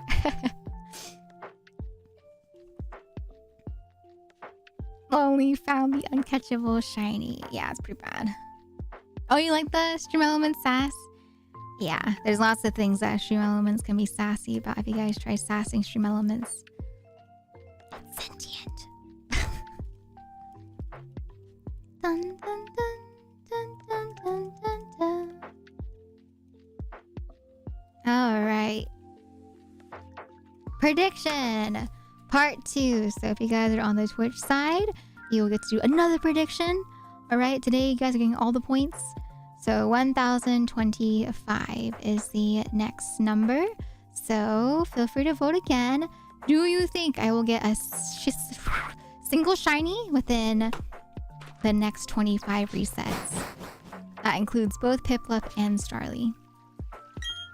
So feel free to go ahead and vote if you want to gamba some more channel points.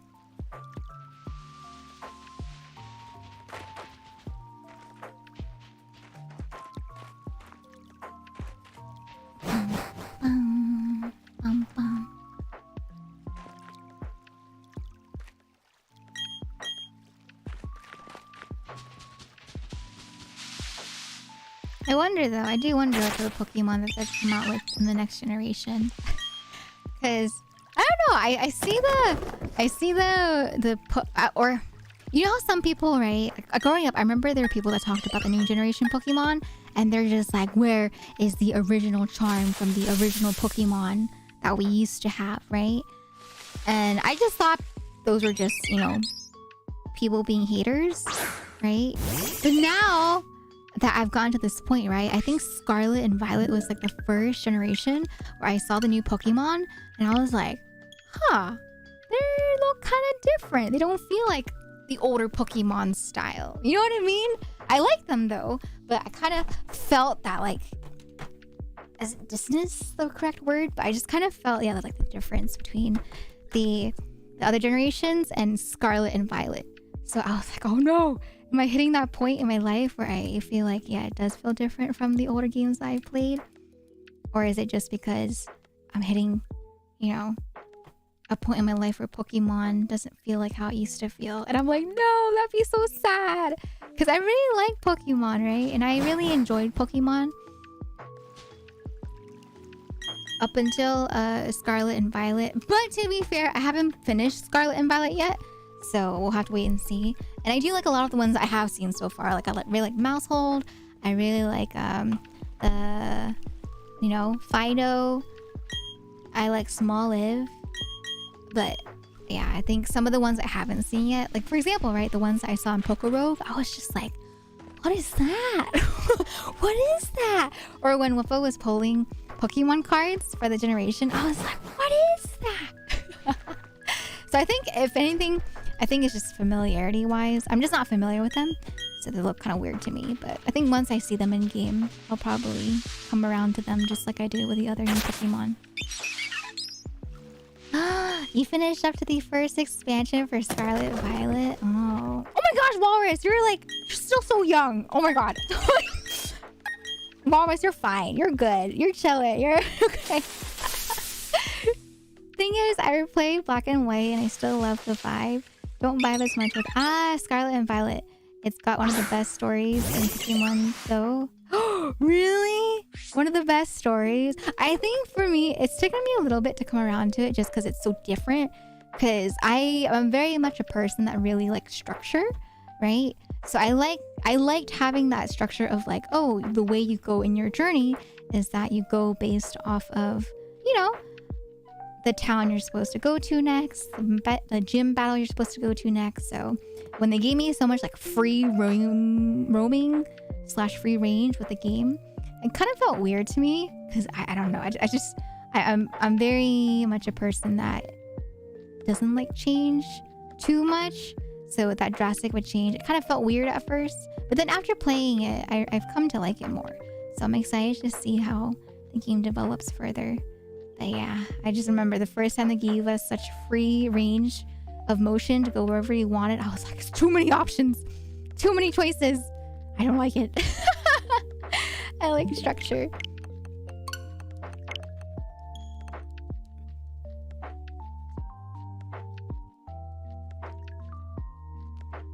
Thing is, right there, ready. I had to navigate around level 55 wild Pokemon Erasure Larry. Larry? Who's Larry again? I hate to say it, but I think there's an 86% chance of getting more than one shiny. You mean within the amount of Pokemon that I've reset so far? Like the amount that I've reset?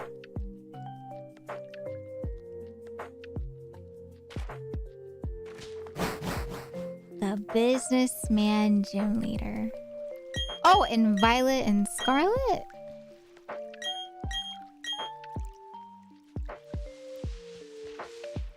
Oh, within 4,100 tries. Oh! Well, that just means that I'm supposed to get another one, right? Soon here? Just kidding. Maybe one will pop up soon. Copium. Oh, okay. I don't know if I've met him yet. I forget who I fought already in Scarlet and Violet. I'll have to revisit and check it out. Yeah, I told myself I'll go back to Scarlet and Violet after I finish up this game. But this Piplup does not want me to finish the game, I guess. This Piplup says no moving on for me.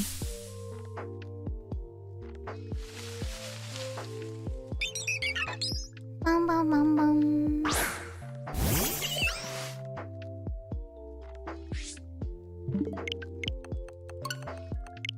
Oh yes, I almost forgot to mention it. Yeah. Okay, let me pin the message. But yeah, we're still pushing for Partner Plus level 2. And I am gonna do the giveaways. Let me do some right now, actually, because I haven't been caught up with the giveaways, right? So the way it works is for every month, every 10 subs that help us get to the Partner Plus program, we give out sticker giveaways. So since we're just resetting right now, go ahead and do that right now. So let me pull it up. Let me see. I don't think we've done any giveaways so far this month, right? Can the mods double check that for me, please? Have we written down any winners for this month of June? I don't believe we have. So I think we should be doing all the giveaways today.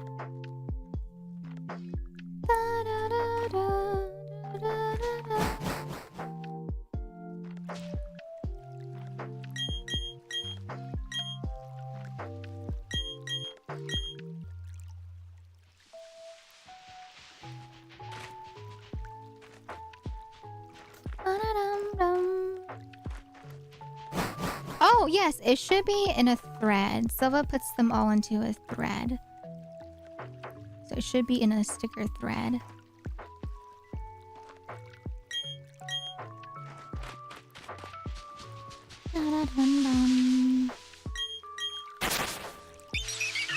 But yeah, it's a thread in the mod chat. Hi, Amy Lee. Thank you. Oh, yes, you won something recently? Okay. Then most likely it was this month then. Yes. Okay. I just double checked it myself. Yes, you were this month, Amy Lee. Thank you. All right, so yeah, what that means is...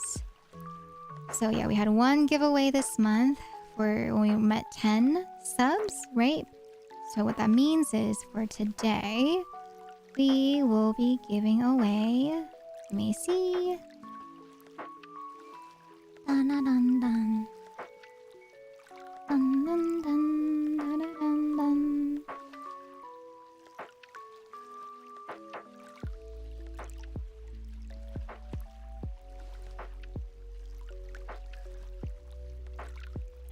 Our current sub points for Partner Plus is at 55. Okay, so we're at 55. So what that means is I'll be doing 4 giveaways. All right, so I'll do 2 giveaways right now, and then I'll do 2 more giveaways at the end of stream. All right, so let me go ahead and do 2 giveaways. So if you guys want to enter, I have this thing where I do Elvira sticker giveaways, and what that is it's a sticker giveaway for my stickers. Cha-chan! They look like this. Every time each person wins, you get 1 sticker at random.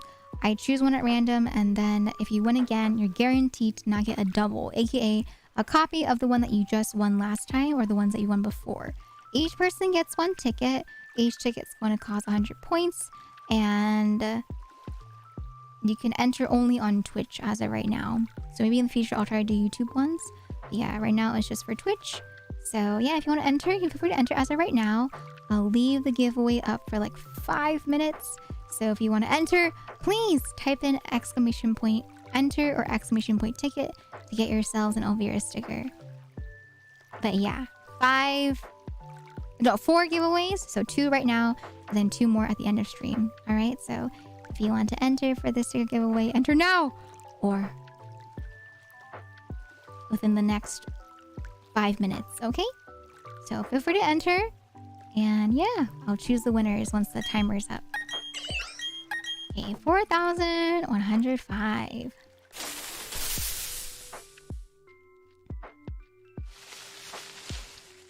You're 1 short? Okay, all right.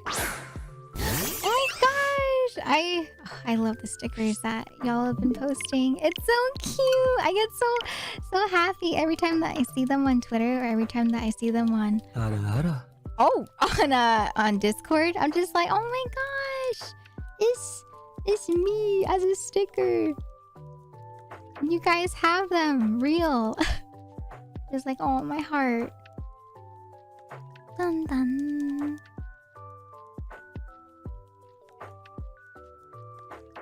Let me see. Is there any from today? I keep checking just to make sure that if anyone does post it, I can retweet it.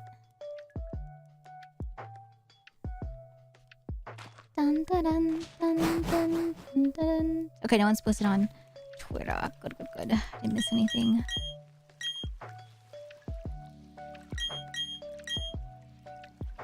Bum ba-dum bum bum ba-dum ba-dum. Hey, what was that for? Excuse me. Thank you for the water, Lelia. Let me hydrate. Let me drink some tea. My tea. Actually, no, I should alternate my water with my tea.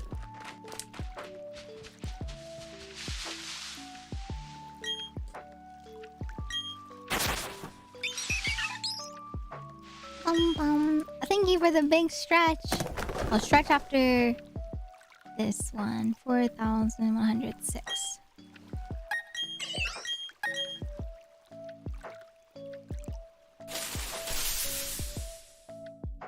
Yes, Gothic. Yeah, I can enter if you entered before. Yeah, because you get 1 sticker each time that you win, right? So you can collect all 6 if you'd like to collect all 6. All right. Big stretch.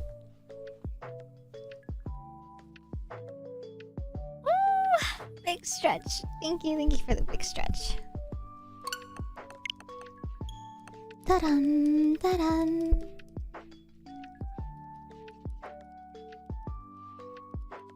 Bum, bum, bum, bum, bum. Alright, yeah, roughly about 2 more minutes left to enter if you'd like to enter for the sticker giveaway. Bum, bum, bum, bum, bum, bum, bum.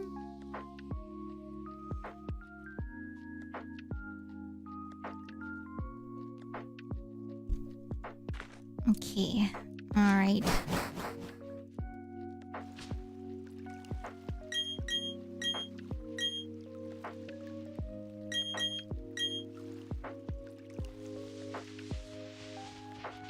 Dun dun dun dun dun dun dun dun.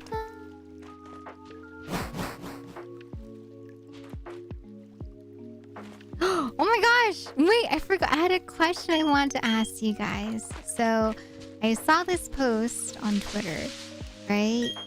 And it was like a tier chart talking about how, you know, different people would apply their glue sticks. And I was curious, how do you guys, or how did you guys use your glue sticks? Either when you were in school, or if you still use them, how to use them? Because I'm really curious on how people apply them. I thought there was one way to apply, and then I found out there's multiple ways to apply. Like some people, they'll specifically put the glue stick on all 4 sides, right? Like they'll glue the entire 4 sides of a piece of paper, for example, right? Some people will do like an X directly in the middle. Some people will do like a box with the X, which is what I did, right? And I thought everyone did that. And then some people will do like 3 lines. So like 1 horizontal line at the very top, 1 horizontal line at the very bottom, and then 1 horizontal line in the middle. And then apparently there's people that like put their glue sticks on the 4 corners, like they make circles on all 4 corners of the paper. And then there's some people that just don't really care about how they apply it. They just kind of apply it wherever onto the paper. So I was really curious, how do you guys apply your glue sticks? Either when you used to use them or if you still use them. I'm really curious because I'm just like, oh my gosh, I've always done the square with the X in the middle. Okay, sticker giveaway is up. I'm closing the giveaway, okay? Enter now or forever hold your peace by typing in ! ticket or enter, okay? 3, 2, 1. All right. Okay. Hi, Silva. Oh my gosh, Silva with the slide in entry. Hi, Silva. Okay. The 2 winners of the giveaway are Liv and Walrus. Sheesh. All right. With that, Walrus has his full set now. And Liv, please give us a confirmation if you are okay with receiving the sticker. You will have to require sending us your address. So if you are still living with a parent, then please make sure you get their permission as well if you need their permission, okay? All right, especially if you're not 18 years of age or older. So yeah, please confirm if you're okay with receiving the sticker. If not, then I'll roll to someone else instead. Moonlit Petal! Happy 10 months. Moonlit Petal, thank you for the 10 months. I hope you enjoy your emotes as well as your sub badge. Welcome back to the tea shop for 10 whole months with double digits. I hope you enjoy your stay. Thank you, thank you. Can we get some let's goes in the chat, please? For that resub. Thank you, Petal. Oh, Lib, so my mods will reach out to you. Don't worry, you'll receive an official form. And with the official form, you'll be able to fill it out, okay? So yeah, my mods will be the ones to reach out to you about that. Okay. Alright. Giveaway is complete. Oh, no worries, Silva. If the other mods want to do it, they can do it as well. Unless you prefer to do it yourself. But yeah, the mods, we have other mods here that should be able to do it.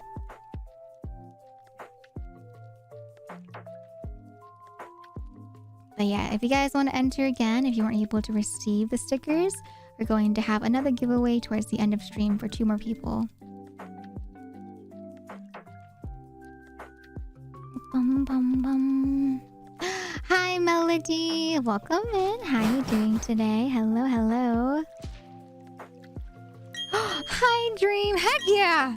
I'm not stopping until I get a shiny Piplup. I believe. I've already done 4,000 resets. So I believe. Hi, Dream, though. How you doing today, ma'am? Can we get a shout out for Dream, please? Hello. Sure, Mac. What is your joke? As always, as long as it's appropriate and not offensive. Alright. 4,109.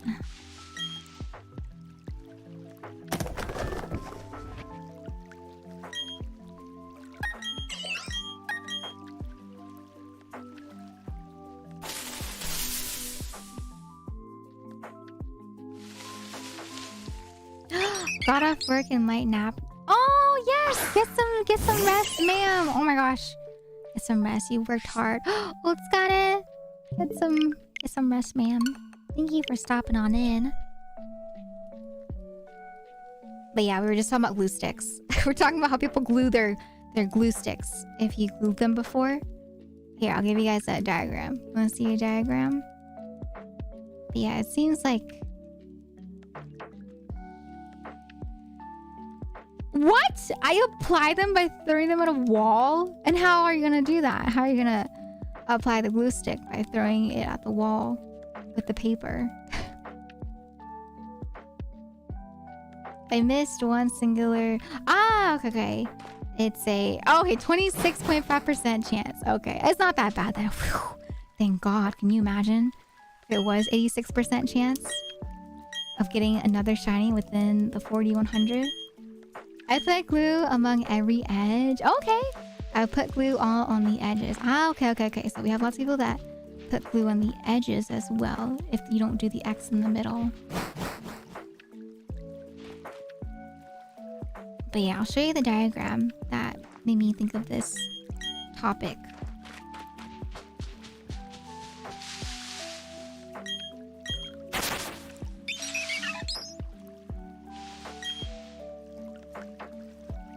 This is 4,110.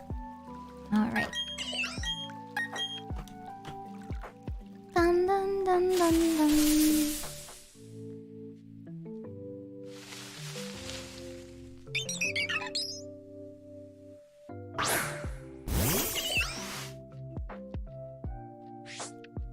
Okay, here's the picture. Let me go ahead and save.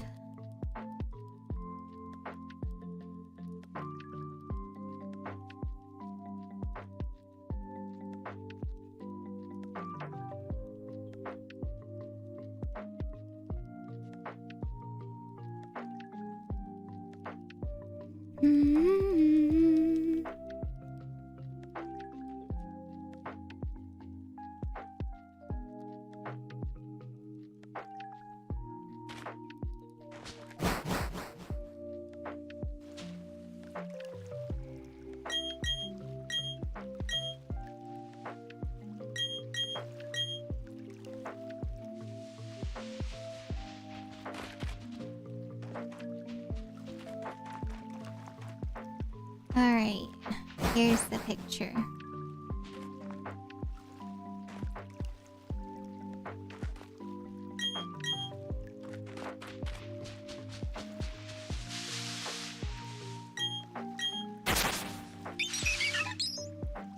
Dun dun dun dun.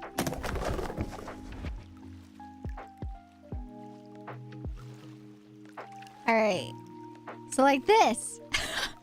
These are the choices.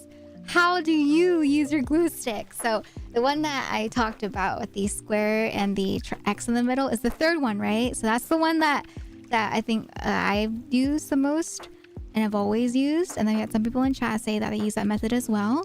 And then we've had some people say that they do only the first one, right? Which is where you do the square completely all around, right? So we've had answers that are both number 3 and number 1. Now I'm curious, has anyone done the second one, the third one, the fourth one, or the fifth one? I think it depends on the project, but I'm pretty sure I just did the bottom one. I do the square and then the scribble. Okay, all right. Oh, bye, Lilia. I'll see you next time. Thank you for stopping by today. I did the square one sometimes to get the edges. Then the very last one, I just got make sure the glue gets everywhere. What about the rushed one large? Not the rushed one large dot in the middle. What about the corners? Oh my gosh. Okay. So the chart that this came from is actually this chart right here. So it's actually a chart that someone made on how VTubers in Hollow Live use their glue stick. So as you can see, the bottom one is like the chaotic evil one, right? All the chaotic VTubers are the ones that use this method right here, right? You got people like Gura, you got Abe, you have Shiori, right? You have Rock, and you have Mume. And then, there's like different tiers of how destructive they are. But then you have, like the neutral evil, the chaotic good, chaotic evil, the, all that in between. But yeah, I mainly do the square with the X in the middle for my method. As expected of your Kamiyoshi. Yeah. I think Korone, honestly. I think Korone would probably go into the scribble category as well. This is only EN, right? But yeah, I can probably see Korone doing that too. Hey, excuse me. Excuse me. But yeah, it really made me think. I was like, I guess people really do apply glue differently. Yeah, I'm really curious if anyone uses the 4-dot method for their glue. I don't think I've seen people do that. The 4-dot glue method.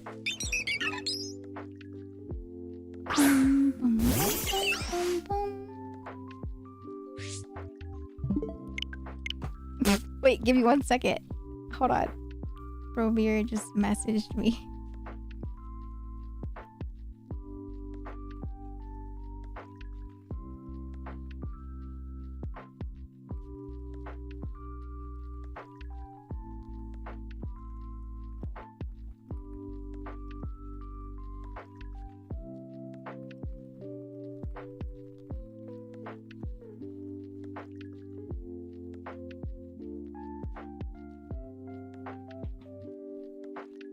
Okay, yeah, wait for his response.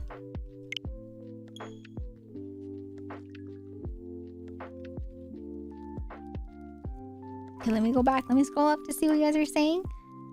Then the last one, the restaurant in the middle. Hi, Dee. I did those shiny Piplup. What? This was shiny Piplup glue stick?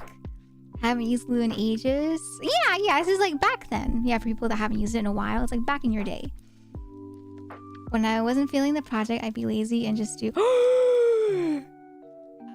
does that even make sense, Walrus? If you just do 1 slash, you just have like 2 other flaps of the paper that aren't sticking to the project? What? So you just didn't put any glue on? Oh, exactly. Yeah, Dee. What Shen said. Yeah.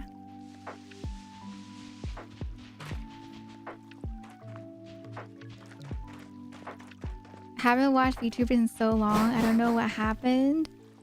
Oh, the chart was just for what someone thought.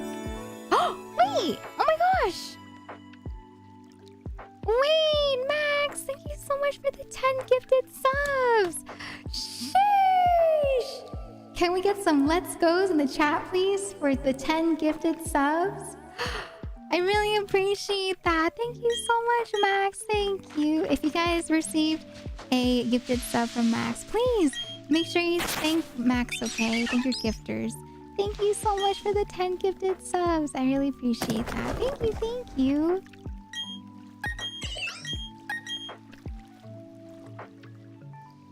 Oh, I know the diagram. I was just saying, I don't know why I stopped watching. I should watch more. It's okay. It's just like with any other interest, right? Sometimes when you watch something, you'll get into it, and then sometimes you'll just like fall out of it for a bit, right? That's why for me, right, for my streams, I know, right, for people, I myself, I'm not gonna be someone that will watch every single person that I follow stream every single day. Sometimes I miss it. Sometimes I just am not in, the mindset to watch streams and just want to, watch YouTube videos or watch some movies instead, right? So yeah, sometimes we just kind of go through different phases of what we watch as our form of entertainment. So I think it's natural. That's why I always say to chat, right? If you guys don't pop in for a while, it's okay. You're always welcome back here whenever you guys want to pop back in. Yeah, Corona would definitely be the scribbles. Exactly. Yeah.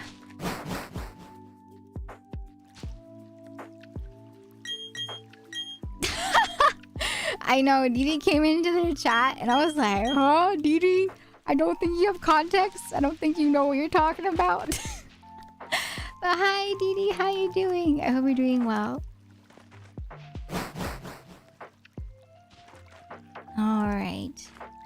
4,113.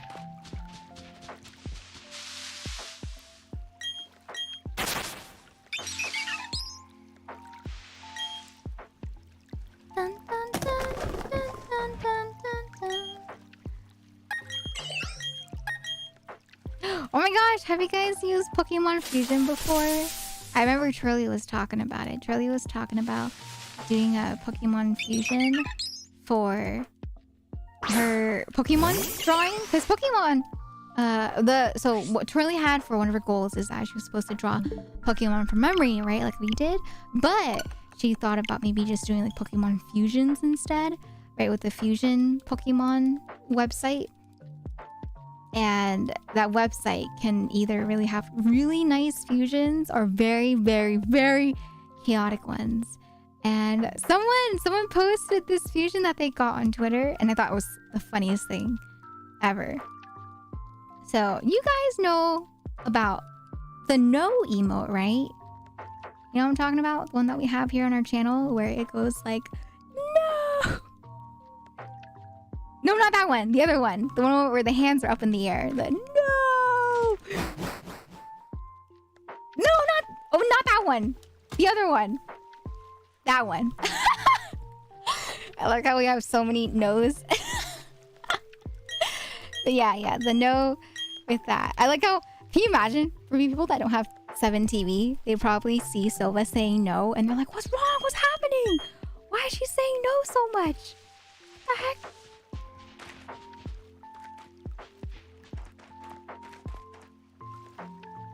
Okay, so the person that did the fusion, right?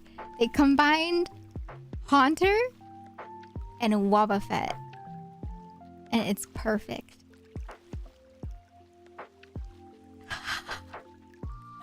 Look at it!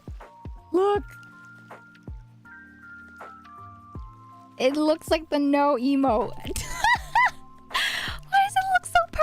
It's like a perfect matchup with the no emote with Haunter and Wobbuffet. I can see Haunter. I can also see Wobbuffet. But why does Wobbuffet have that mouth? Why does Wobbuffet look like it's in so much pain? It's like, help.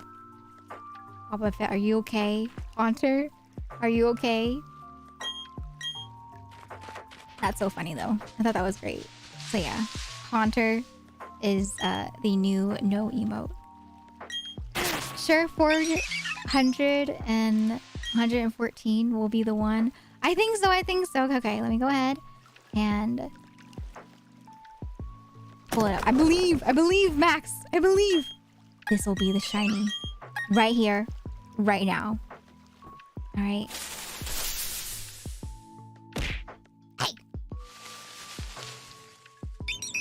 Hi, Miwi. Welcome on in as well. No! It was not 4114. That's fine. It's okay. No! Oh, yeah, Max. Yeah. So for people that can't see the emote, I purposely put a chat on screen so that if you can't see the emotes, you can still see the chat right there. And then for those on YouTube, you guys can also see the chat on Twitch right there too. I can't do vice versa though. I can't have YouTube chat be on stream just because that's against Twitch policies, unfortunately.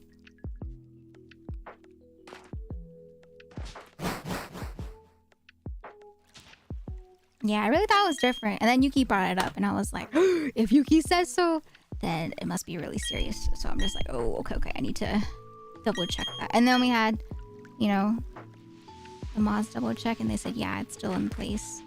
So I was like, oh, dang it. Maybe in the future, Twitch will, you know, allow it. But I don't know. I've seen a lot of people use it though, right? So I don't know. I feel like it should be fine. But then, you know, I don't want that one person to report me and then I'm banned.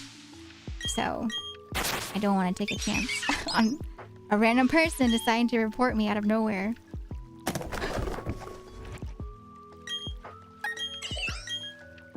No, that's what I'm think so, but I've seen it too, right? I've seen a lot of our mutuals and our friends even that do that method. That's why I thought they got rid of that for a while now, right?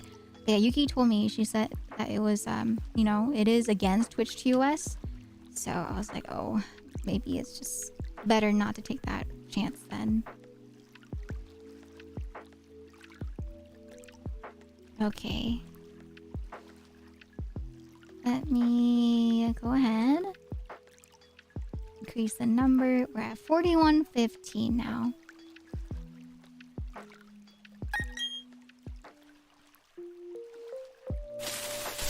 I kind of enjoy just seeing emotes as text. Yeah, you like that? Yeah, it's pretty funny to see out of context too. You're just like, what does that mean? What is that emote? What is that? Dun, dun, dun, dun, dun. Thank you, New. Thank you. Yeah. I feel like when you get your shiny Piplup, it will be the most unsatisfying number. I'm not even gonna think about the number. I don't care about the number. I'm just gonna be happy. My satisfaction on getting a shiny Piplup will overtake anything in regards to the numbers. I just want a shiny.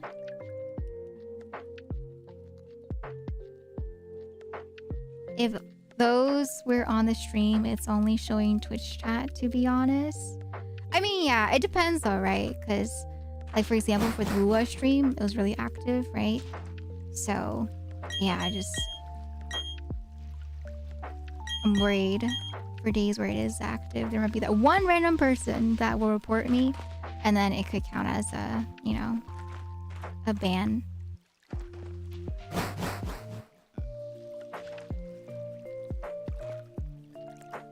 Because all it takes is one single person to report me, and then I can get banned. Or, like, might not be, you know, for the long term, but it could be. Because sometimes when it comes to, you know, Twitch bans I've seen people get reported for, it's not consistent. So it could be an entire week, could be a day. Some people get banned and they don't ever get a chance to get their account back, right? So since this is my full-time job, I'd rather not risk it. Bum, bum, bum, bum, bum.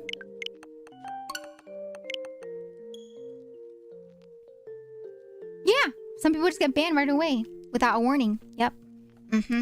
Like, I know a lot of VTubers, they just kind of got banned out of nowhere. They didn't even know what they got banned until they saw the ban email, and then they brought it to Twitch's attention. Like, what do you mean I got banned for this?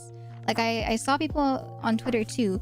They've got banned for, I think this one person got banned for spam or something in their own chat.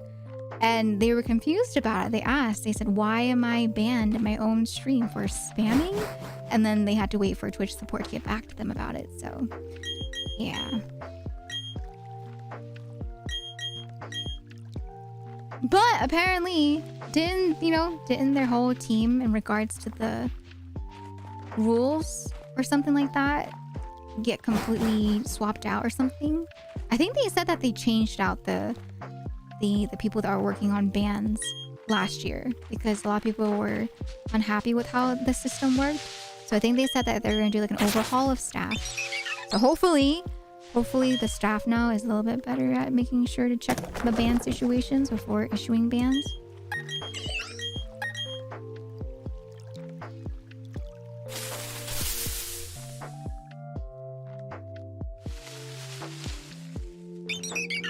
Hello, Dream. Welcome on in. For the first time. Hello, hello. I have a question. Yes, what is your question?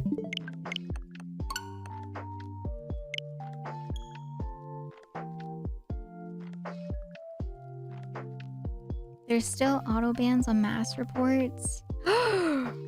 Yeah, that was a big problem too that I heard about in regards to the ban system. The auto bans on mass reporting. What if I donate $1,000?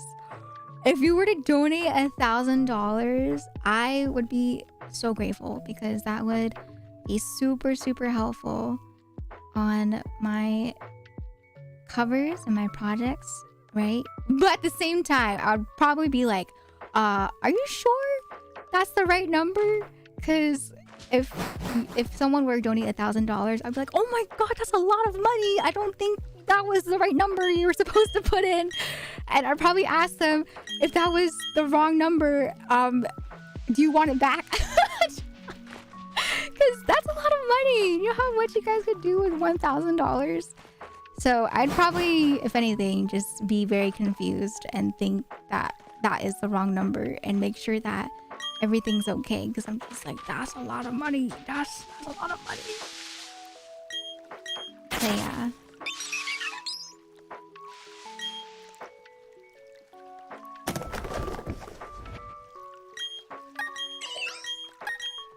$4,118. But for the most part, though, yeah, I'm still paying off, you know, my university loans, right? My student loans. So most of it usually goes to my my student loans as well. So my priority usually, right, is like student loans, and then I'll go into my projects for the rest of it. Because I always say this to chat, right? Anything that you guys donate to me, anything that you guys spend on me, I put it back into the stream as much as possible, right? So yeah, majority of it goes into my streams, and then the rest of it usually goes to stuff like my university student loans. How much do you need exactly? For me, I don't disclose stuff like that, because for me, I always say, you know, for you guys, even just being here is already more than enough, right? So yeah, I never ask for specific numbers. I never ask. It's always that if you guys just want to be here, you can be here. If you guys want to donate, you can donate, but you don't have to, right? You can always just hang out here, sit back, and relax. That already means more than enough to me. That there are people out there, right, that out of the kindness of their heart want to even, you know, take time to spend their day with me. I'm just like, wow, I really appreciate that.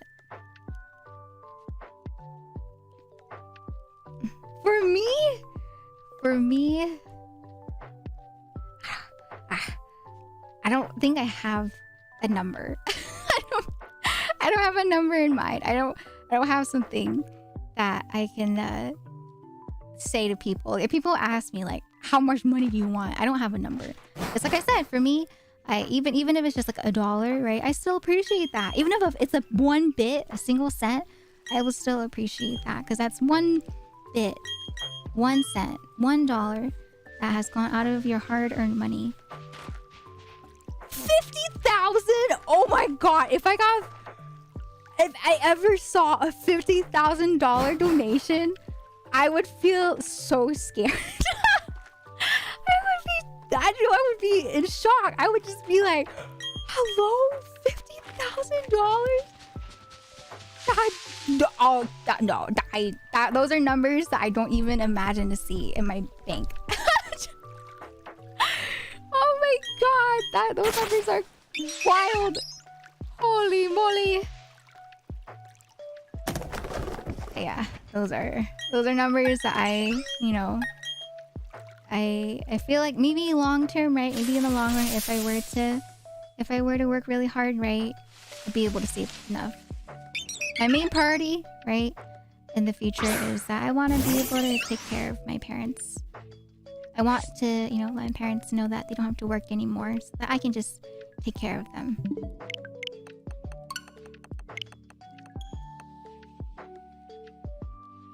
But yeah, as I always say, right, if you guys are just here and you guys are just hanging out here, right, just your support and being in the chat already means more than enough to me. So I really, really appreciate you just spending time here with me.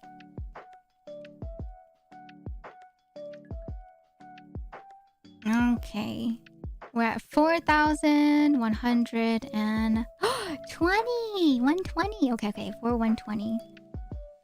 I saw that in one stream and it was wild. Didn't even charge back. Chat was such a mix of happy and yeah, that's a scary thing too, right? Yeah, I've seen people got donations, right? Even like smaller donations, right? That were maybe like $20 or $30, $40, $50, right? And it's a bunch of like smaller donations, but they do add up. And then this one person decided to charge back on their donations. And what happened is I think it ended up messing with their PayPal account for the person that uses that account. And they weren't ever able to get that money out of their PayPal account because, you know, PayPal is really, really iffy when it comes to donations. So yeah, it's a little scary sometimes.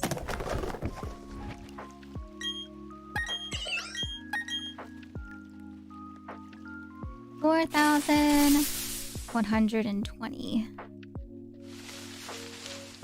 Come on, Piplup, pop up. That's all I want. That's all I want. No, Piplup, man.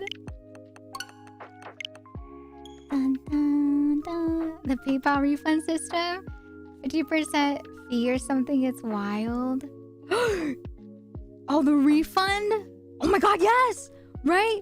Oh my god, I forgot about that. Yeah. That's scary.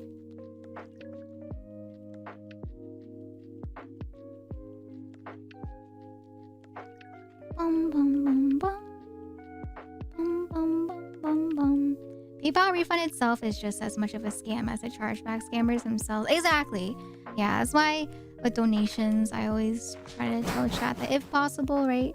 Stream elements usually the best way to go about it. Kinds of donations.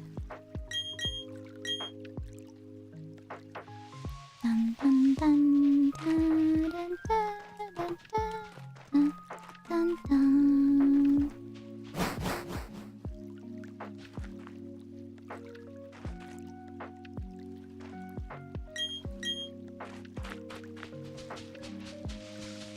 But yeah, I hope that, because there are other options that people go with, especially with commissioners, to avoid chargeback.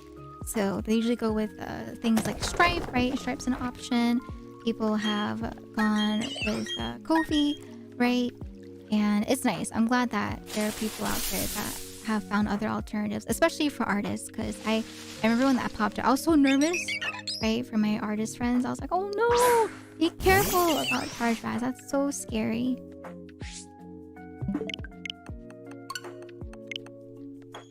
Dun, dun, dun, dun, dun, dun, dun, dun. PayPal system is a gray line for me since I understand it's there to protect the buyer, but yeah, it's there to protect the buyer, but yeah, it's also really scary for companies, right? Yeah, it's a really iffy situation in regards to, you know, stuff like that.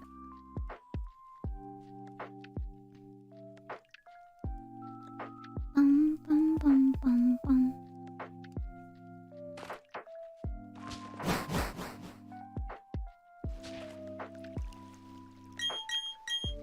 Hello, Ame! Yes, we're doing Piplup again. Yeah, we're currently at Piplup and we're going 4,000 plus and going strong. We're going strong still. Making our way. Dun dun dun dun dun dun.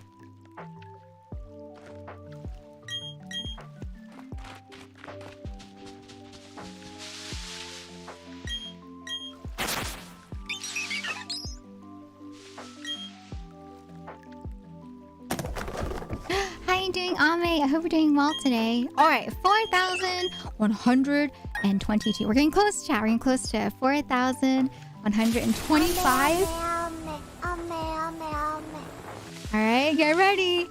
Let's see if the doubters or the believers will get their points once again. Hi, Kiko. Welcome in. How are you doing today? Hello. Welcome, welcome. Alright, 3 more. 3 more until we hit that point. 3 more. Ha ha ha.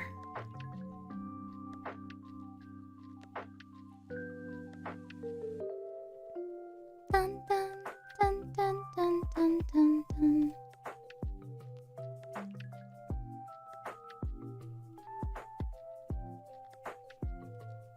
Next one's your prediction. Oh yeah, Didi. Okay, let's see. 4123. 4123. What will it be?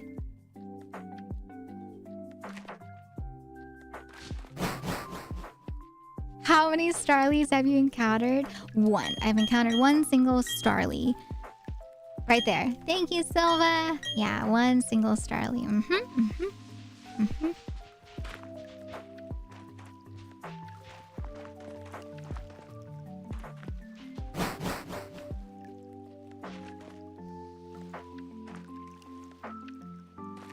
Okay.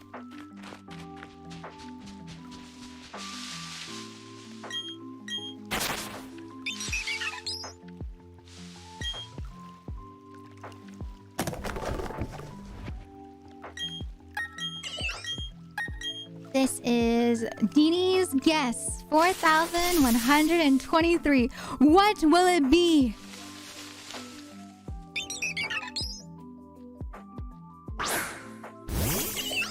No!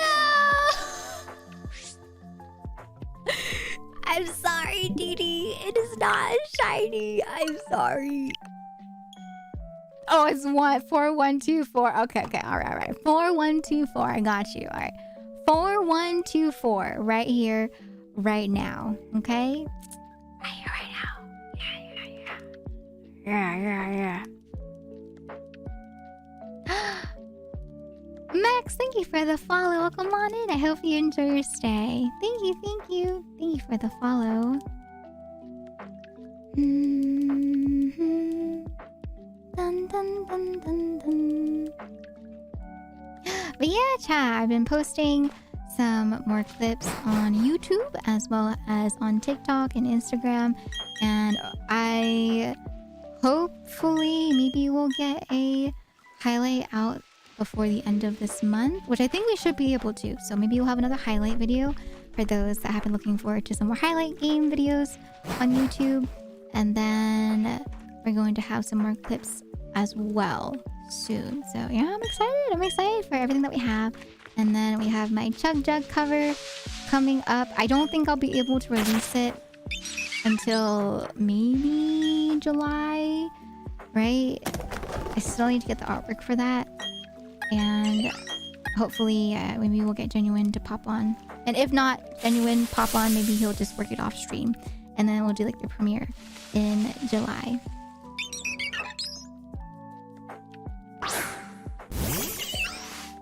No, I'm sorry, Dee. 4,124 is also not it. 4,125? Okay. All right, we'll go again. Yeah. Again. Dun.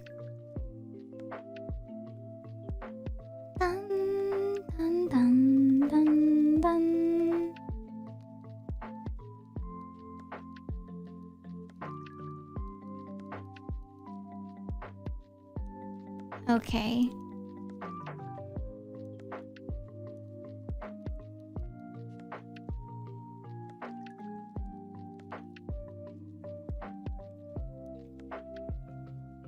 Next one, for real.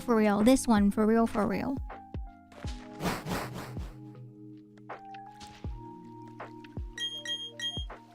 But it's okay if you want to stop and forget my real prediction, actually. Oh, yeah? No, it's okay. We have like one more, right? We have one more until we get to the prediction, yeah. So don't worry about it. It's fine. It's perfectly fine. Don't worry. I got you, Dee. It's no problem. We're almost at 4,125. No worries. All right.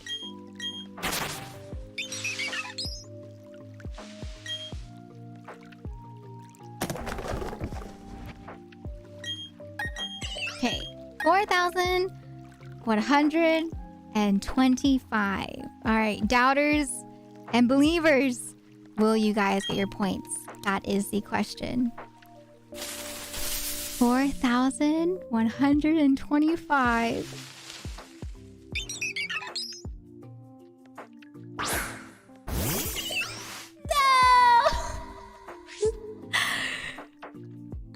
Pain. Okay, let me go ahead and give you your points. All right. Okay. Prediction. Choose outcome. No way. All right. Not a single shiny in sight. There you go. There is your points. Why not try Googling a ritual for getting shinies to increase the chances? No. I'm not going to sit here pressing buttons trying to increase my rate. I used to do that when I was younger, all right? No more. I am different now. Now we go in with the fast method of just popping in, popping out, popping in, popping out. No ritual, no nothing. We're going in just as is. My young self has learned from her ways of trying to press, you know, tap the gym badges in a certain pattern, you know, shine the badges to a certain cleanliness level. What else did I do? I pressed the pad to move my character a set number of times, right? I've done all of that. I did all of that when I was younger. None of it worked. So now we're just gonna go in. We're gonna go in and go in as is. No methods. But yeah. I remember when they were younger, they were like, okay, if you want a celebi, you have to go up to the shrine. You have to tap on the shiny badges in a certain order, right? Because if you tap it in a certain order, the shiny will unlock. It was a lie. You had to have an event item for the celebi. If you wanted to get a shaman, you had to go to a specific spot and pretend to like tap this spot. Did not work.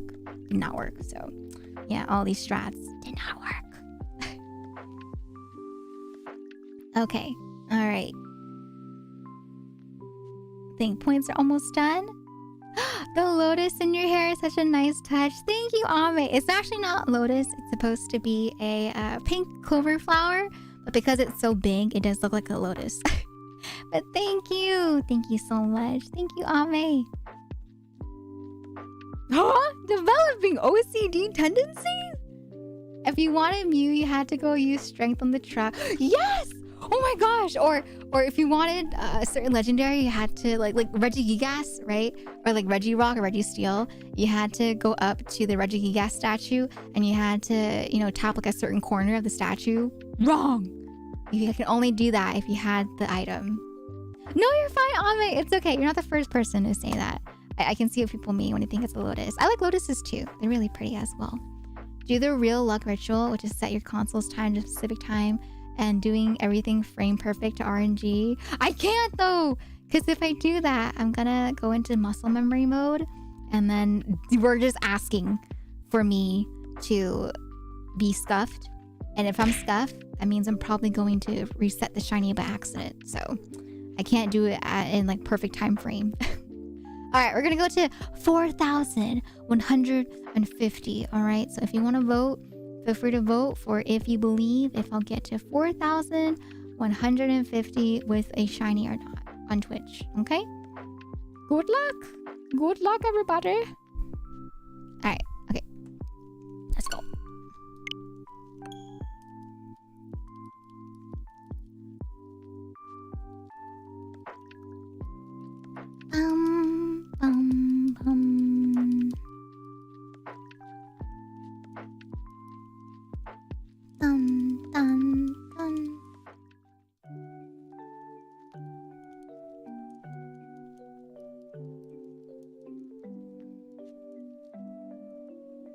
What other rituals did they have? I think there were more. Today is the day. Hi, Airstep. Welcome in. How you doing today? Can we get a shout out for Airstep, please? Yes, I believe. I believe today is the day. Dun, dun, dun, dun. I'm doing well too. I am doing well as well. Just chilling, just relaxing. You know, trying to stay calm. Hi, Shinkai! Welcome on into you too. All right. This is 4,126. Any guesses? Any guesses right here on what you guys want as your prediction number in between 4126 and 4150?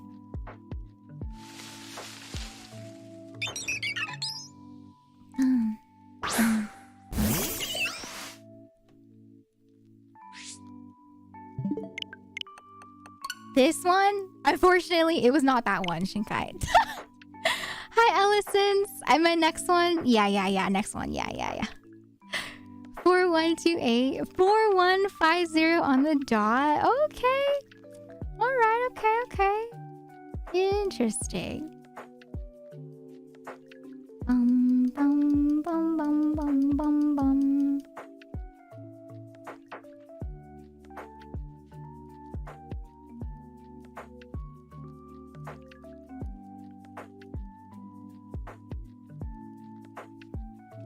Okay. 4127. Will this be the one? 4127.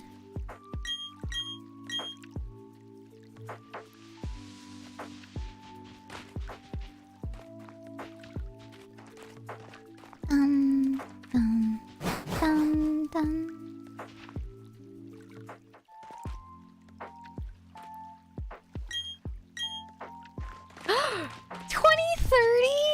That's 6 years from now. You think it'll take me 6 years to get it? Hi, Ponderson. Dun, dun, dun, dun, dun. Okay. 4127. I believe we'll get one within 7,500. Thank you so much, New. I really appreciate your optimism. 8,000 resets. Yeah, 8,000 I think is my cap. I told myself if I don't get it by 8,000, then I'll probably just go ahead and play the game. Yeah.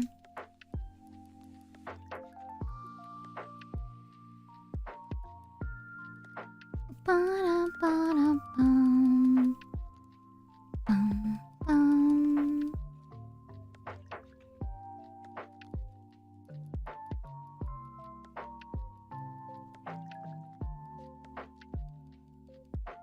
This is the journey you'll ever end.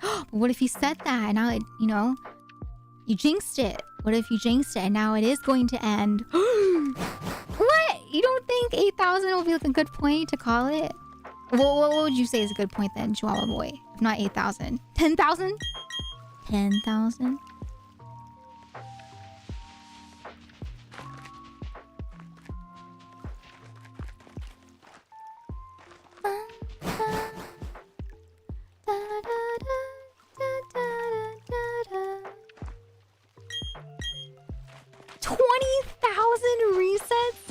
Is this about sending a message to the universe?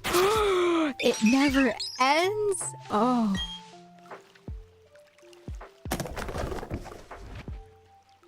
Alright, chat. 4,128.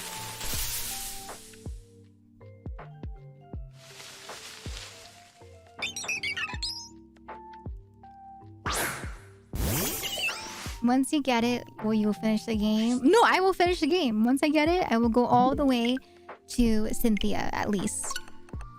And then if I have time, I'll do more. But yes, I'm so excited. I've been waiting to get into this game. I waited for, I think, 2 years, I believe, to get into this game, right? Before it came out. And then once it came out and people started doing the shiny Piplup run, I was like, oh no, I'm in danger. So... yeah, I decided to do the shiny hunt, and then ever since then, I haven't gotten a chance to fully play it.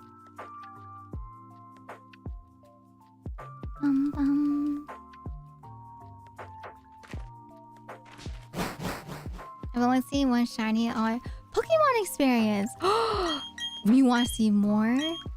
I've seen a couple of boxfuls of shinies just because I've done the Wonder Trades. I've done the egg hatching method. That's my favorite way of getting my shinies. But this is my first time doing the starter method.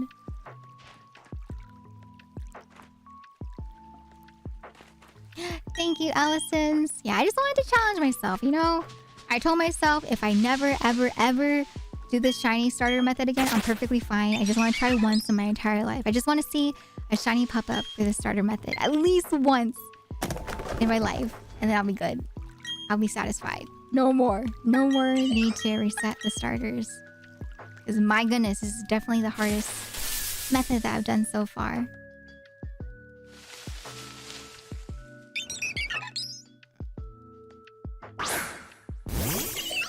Okay. My battery is also low. Let me plug in my charger.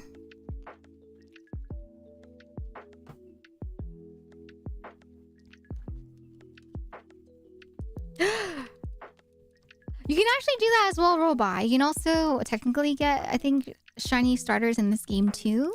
I think people have told me that there's a mine cave where you can get shiny starters that way. So yeah, there's a bunch of ways you can get shiny starters outside of the starting method. But I meant like specifically with the starting screen. You know what I mean? Like I want to try that method at least once. Get a shiny starter through the starting screen. But yeah, besides that, in the future, if I want a shiny starter, I'm probably just gonna do the egg method or the wild method. But yeah, I'm specifically talking about getting the starter through the very beginning when you first see it pop up. The only shiny starter that I haven't gotten in a game was a shiny Torchic and Sapphire. And it wasn't even a shiny hunt. I was just resetting the game a lot to transfer 3 of every starter to my Pokemon Soul Silver version. Didn't even notice Torchic was shiny for quite a while because the colors were just swapped. What? Wait, that's so cool! Dang, when you don't want it, that's when you get it. You have to pretend that you don't want the Pokemon, and then it'll pop up. Right?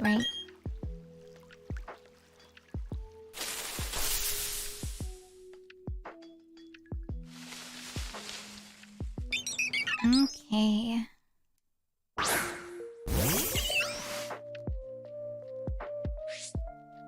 Bum, bum, bum, bum, bum, bum. You have an 85.82% chance of getting a shiny Piplup in 8,000 tries. Honestly, wouldn't blame me if you quit at that point. I quit within 300. Oh. Get the DLC for Shield. Do I already have the DLC? No, I don't think I ever got the DLC. Oh, good luck. Good luck with finishing up Arceus and Scarlet. Yeah, I'm gonna finish up my my Violet and Scarlet after I finish up this game. But I finished up Arceus. I think I was actually about to start shiny hunting on Arceus. And then I was like, okay, I'll just stop here with Arceus since we have new games that came out. Like this one. Hi, JT. Welcome in. Nice to see you here. Hello, hello. How you doing? 99% of shiny starters that quit their hunts quit right before they're about to get a shiny. It's like that thing, right? It's like, you know that, what do they call it? That diagram, that cartoon, right? I think it's a political cartoon, but not in the sense that people use that more like a meme. It's the one picture, or maybe it's not a political cartoon, but it's the meme where you have a person that's like mining, right? And at the top, right, the person's like mining, but they stop and they leave. But if they had mined like just a little bit more, then they would have gotten to the diamonds in the picture. And I've seen all these memes of people replacing it, like where was it? It's like a Final Fantasy player, right? Playing a certain game, but because they stop at that point, they don't get to see the other games, such as the Final Fantasy 14 expansions, right? So I was like, oh, okay. It's kind of like that, right? Maybe, yeah, if I just keep going, you never know. The next one could be it. Yeah, I've seen that diagram. I've seen that diagram being used a lot more now on Twitter. I saw it years ago, but yeah, it's popped up a lot more now as memes.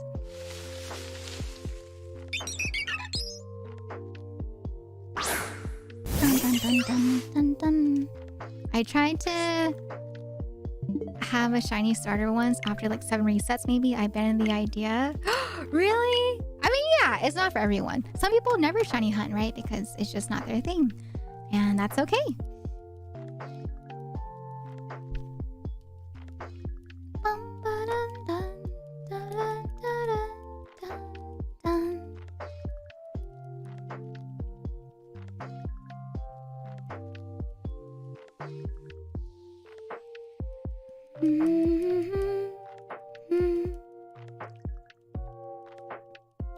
Yeah! Oh, I'm so excited for the Mega Evolutions. I'm really, really excited. I'm just like, wow. I wonder how it's gonna go though, right? Because they're coming out with Zaw. So I wonder if they're gonna come out with their remakes of, you know, Black and White maybe the year after Zaw comes out. kind of like what they did with Arceus and Diamond and Pearl. I've been playing a lot of Minecraft recently, and God, the rustling of this grass sounds identical to a creeper. You think so? I think it sounds a little different, because for me, I know what they sound like too, right? And it's similar, but it has like a very specific kind of like a dynamite about to go off sound, like that, right? It's a little different from the for the grass. So I feel like it kind of sounds similar. I can see where you're coming from, but for me, it doesn't activate like the fight or flight mode, right? For creepers that I have whenever they pop up. When creepers pop up, I'm dipping. I'm like running for my life. I'm gone. I'm out of here. Yeah, yeah. It has the style of a political cartoon, yeah. Man, I remember for AP US History, yeah, there was a section in our course where my teacher just made us analyze, right, and critical think about the political cartoons' meanings for I think a week or two. So yeah, that style has been ingrained in my mind. You've already gambled this much. What if the next one is it? Exactly, right? Yep. That's the gamba. That's the gotcha. What? Oh, wait, no, right. So it's probably referring to like the reverse psychology. We don't want no stinking shiny Piplups in here. No, sir. No, thank you. Mega Charizard Z, Mewtwo Z. I really want Mega Gardevoir. That's all I want. All I want is Mega Gardevoir again. My goodness. She is so pretty. My favorite Mega Evolution. Oh, so pretty. That's all I want in life. It's just Mega Gardevoir again. I hope there's a little more variety in the gameplay compared to Arceus, because I love that the game in the start, but I got pretty tired of it. Yeah, I kind of know what you mean. It did become a little boring towards the end because there wasn't too much to do, right?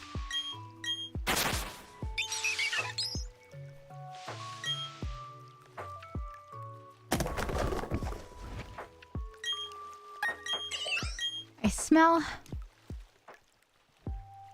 Oh, I see why. I was like, I smell Lysol smell. It's like really strong.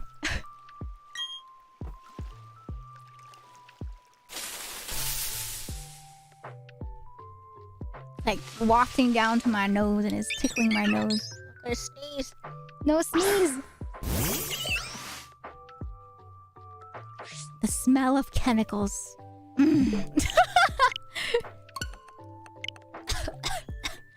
Oh my god, it's like going down my nose. What the heck?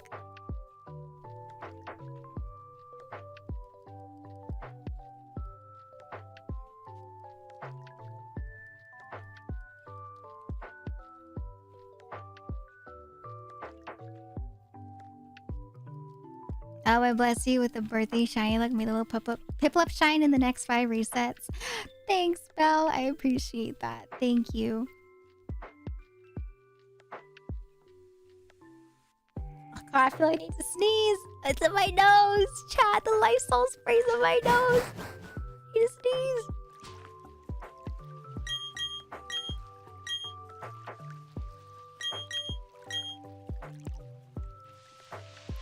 I'm holding.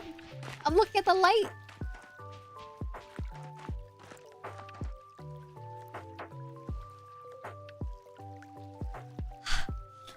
Oh no, a sneeze does not want to come. Why does that smell so strong? Hold on, give me 1 second, chat.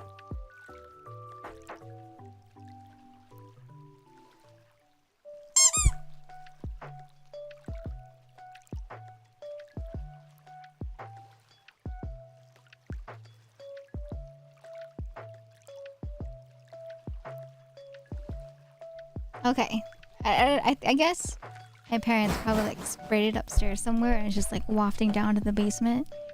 But my goodness, that is strong. Okay, alright.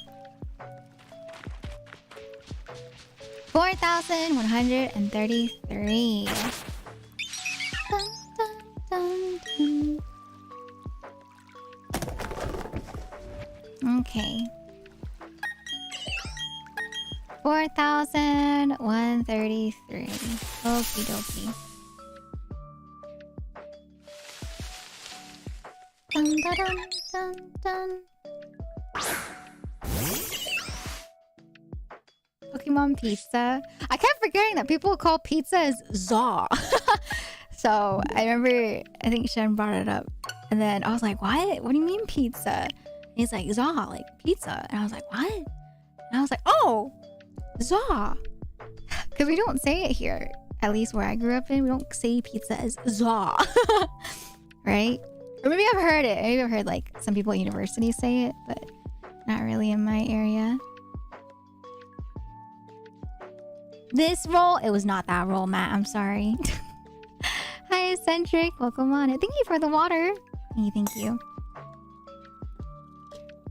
4,134.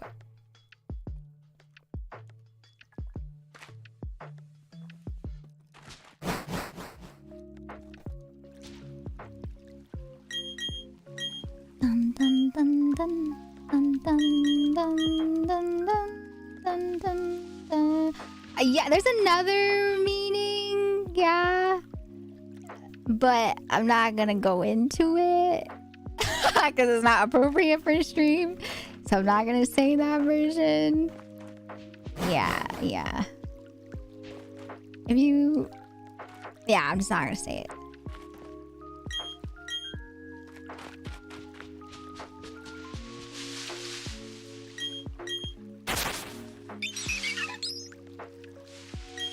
Yeah, it does mean pizza. Yes. Just like Shen said, it does mean pizza.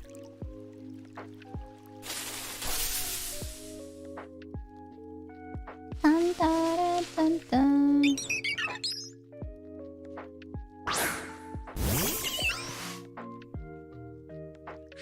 $4,134. Nice.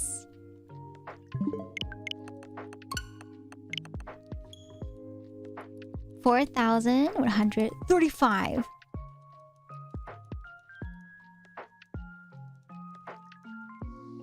At this point, you should look into a way of cutting out the animations.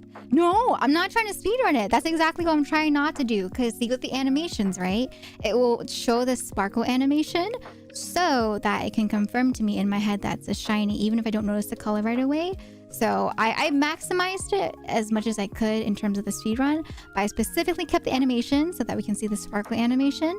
And then I kept the sound so I can hear the audio cue of the sparkle if it pops up as well if I miss it. And then, of course, you know, we have the visual for the color in case the color does pop up as well properly.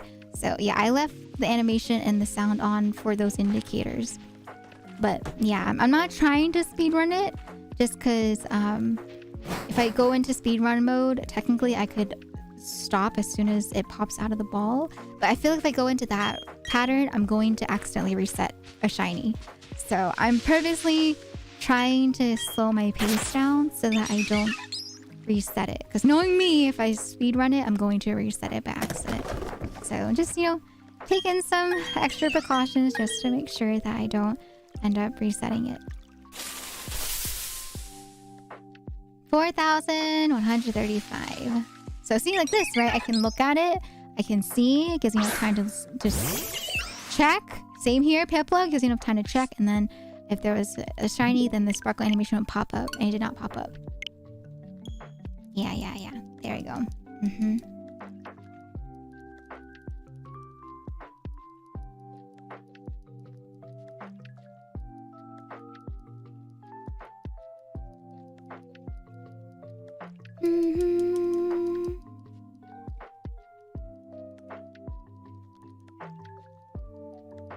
All right.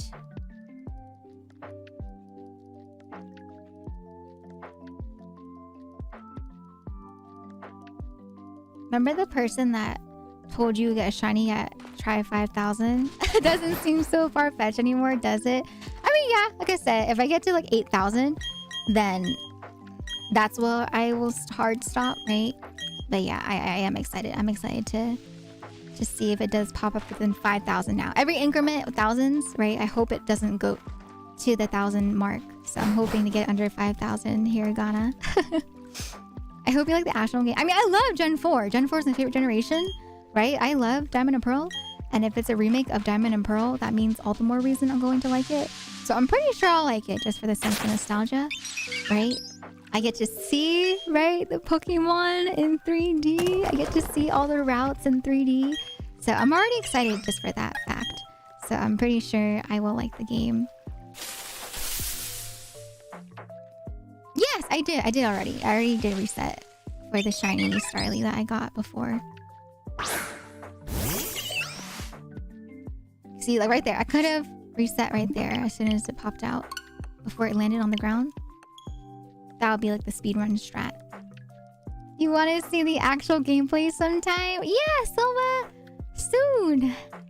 Soon! Yes, the game continues after this. This is just the beginning. It's not even the beginning. We're technically still in the tutorial stage, if you think about it, right? Yeah. Yeah, Shen, he says he doesn't even care about the game anymore. Yeah, he's just like, please. He said, just get it so you don't have to go through it anymore. And I'm like, I know. I want to get it too. I want to get it so we can get the shiny hunt over with. Hi, Mess. I mean, you know, I've been doing this for a while now. So at this point, my sanity, it's intact because I don't even feel the pain anymore from resetting. For me, it's just kind of become like second nature. If that makes sense. Format! I'm not very familiar with the concept, but I love the memes lol. Format, thank you so much for the 29 months. I hope you enjoy your emotes as well as your sub badge. Thank you, thank you. Okay, so we're at 4,137. Woo! All right, almost at the big 3-0, okay? Big 3-0.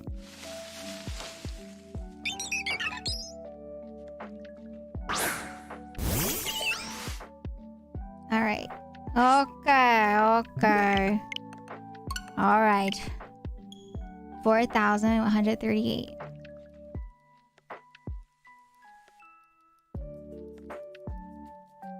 Dun dun dun. Dun dun dun dun.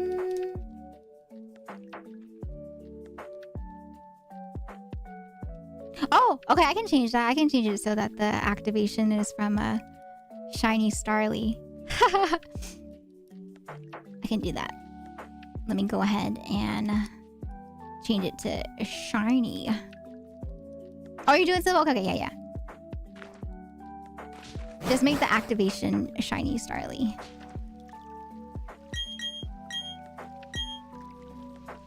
Dun, da, da, da. Da, da, da, da, da.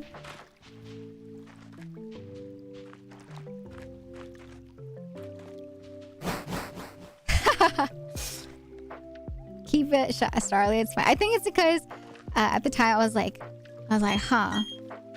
If people are gonna mention Starly in this context, it's probably just gonna be in regards to like if I caught a shiny Starly, right? So I just kept it as Starly. Because I don't know what other context people would ask about Starly if it wasn't in regards to the shiny hunt, right? So I just did Starly. This is 4,138. All right. But then later, after I get my shiny, then it would make sense. Yeah. Yes, Hiragana, there are many methods to get a shiny Starly. Or sorry, shiny Piplup. But the whole purpose is I want to get a shiny with this starting reset method. There are plenty of other ways to get a shiny Starly, but this is a personal challenge for myself to get a shiny with this method. Because I've pretty much gotten a shiny with every other method except for Poke Radar. So I just want to try it as a challenge. I've done the egg method. I've done the Wonder Trade method. I've done the call for help Pokemon method. And all I need is to try Poke Radar in the future again and the starter. So yeah, it's just more so about trying the method as opposed to getting this shiny. I do want a shiny Piplup, but I really want to do it through this method specifically, just as a personal challenge, right? Thank thank you, Format. Thank you, thank you. Oh, it turns out I already had Shiny Starly as a trigger, so I just removed the standalone. Oh, thank you, Silva. Thank you, thank you.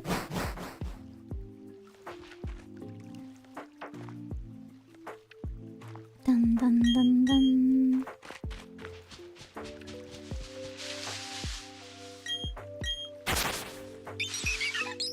Okay.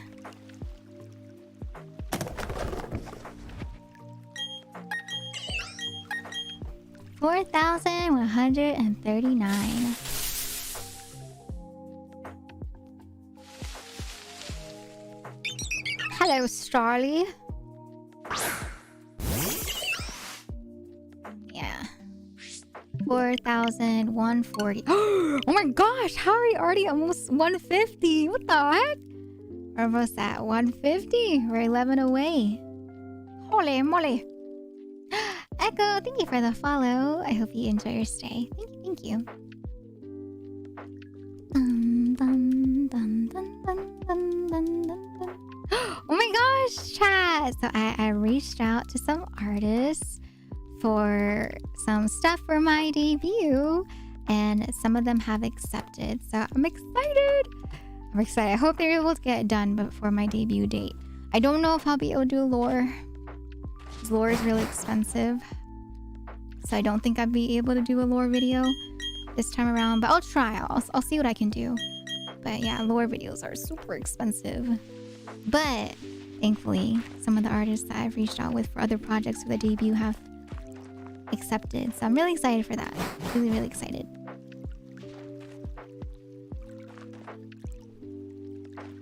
Bum, bum, bum, bum, bum, bum, bum, bum.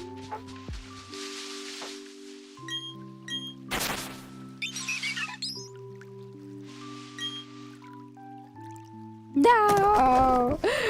No! This one request got canceled because it timed out. It's okay. I'll just resend it back to them after they open up again to see if they need more time to accept it.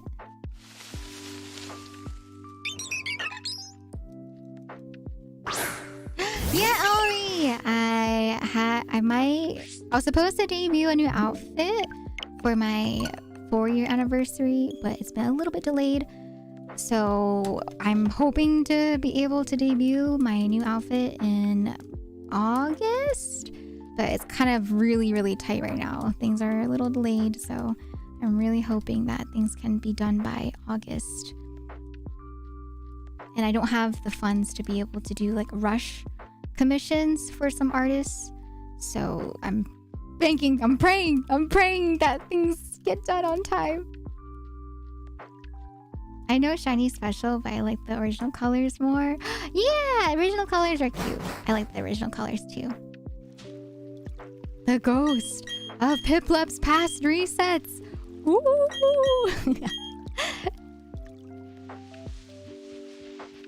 Dun, dun, dun, dun, dun, dun, dun, dun.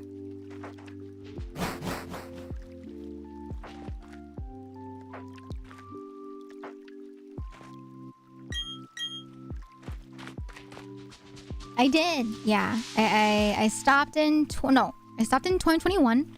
Or I started in 2021. I stopped in January of 2022, and then yeah, I picked it back up this year.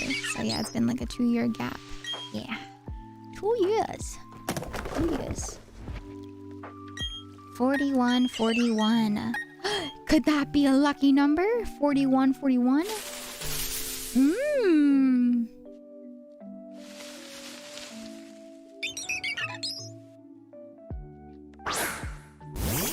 It is not. It is not a lucky number.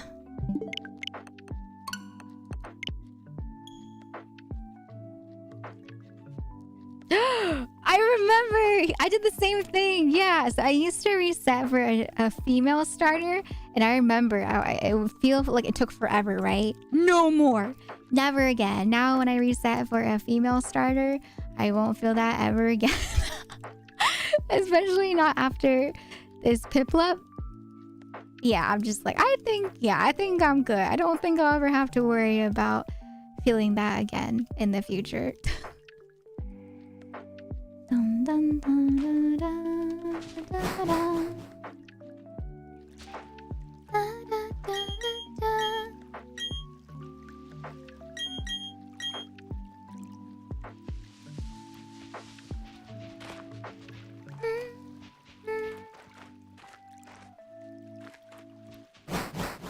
Dum, dum, dum, dum.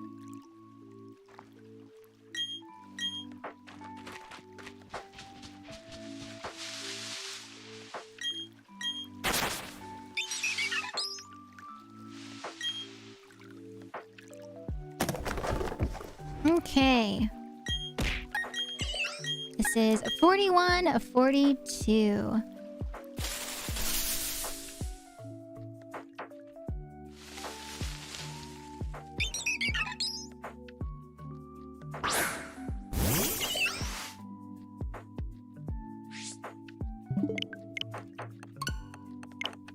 I'm certain she'll get it before 5,000, but the exact number I don't have a prediction of because it's never gonna be exact.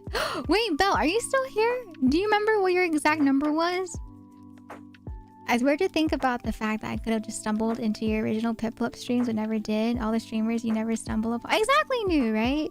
That's why I feel like when it comes to, you know, streams, it's the exact same reason why I feel so grateful. Is because, yeah, there's so many people in the world that I could have met, right? And each and every one of you just happened to be here, right? And either Twitch recommended you or you in a raid. And so I'm always forever grateful for people that I've met through stream. I'm just like, wow.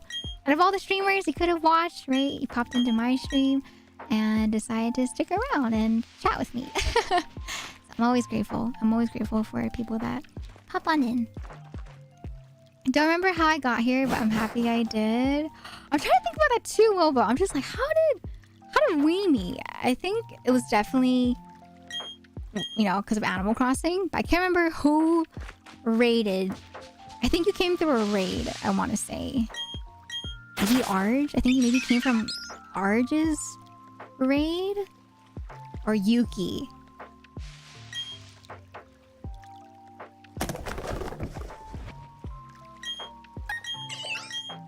$41, $43.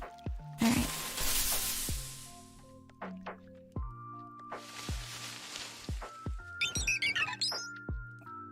I remember you got recommended to me on the front page and your chibi model was interesting to me. Oh, thank you, Gothic. Oh my gosh, so you found me during my chibi days. My chibi Vera days. Oh. First time here was, oh, right from Yuki. Oh, Allison's. Pretty sure I popped in during ASMR when VTuber ASMR wasn't that big and it was still feasible to have checked out every streamer. Oh, new. Wow. If you think about it, right? So much. ASMR has changed so much, especially on Twitch.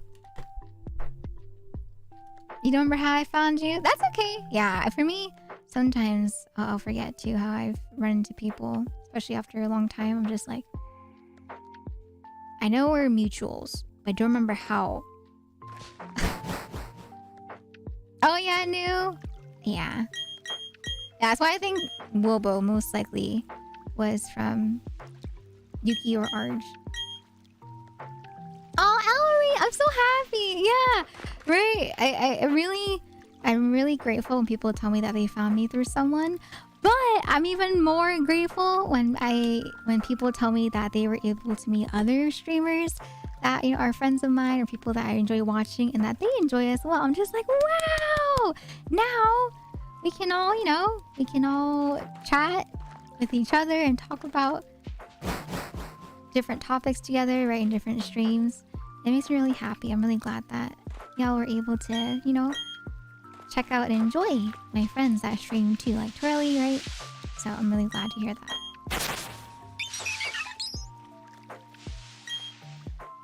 I found this stream when I was searching for Doom Eternal streamers and it got lost.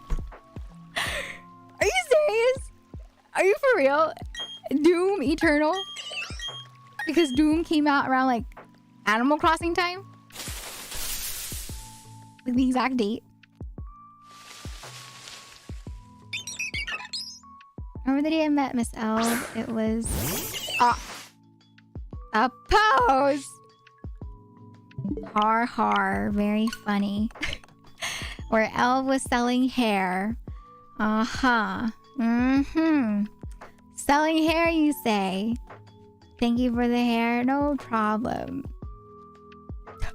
That's my job, right? I guess, according to you, Pose. I think I found you during a trolley raid. I was in my Animal Crossing phase. Oh, Lily! Yeah, I met a lot of friends through the Animal Crossing days. I'm grateful. That's why, you know, I'm grateful to the friends that rated me. And that's why I always want to give that love back in return to people that rated me back then, right? I want to, you know, bring my community to people that other people might not know about. And hopefully that they are able to enjoy their time spent at the place that I enjoy spending my time at too.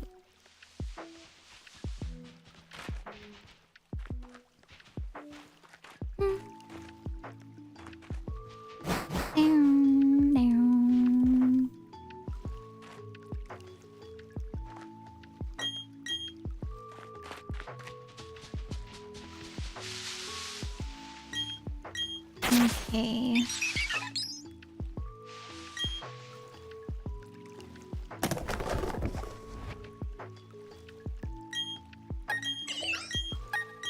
This is 41:45. All right.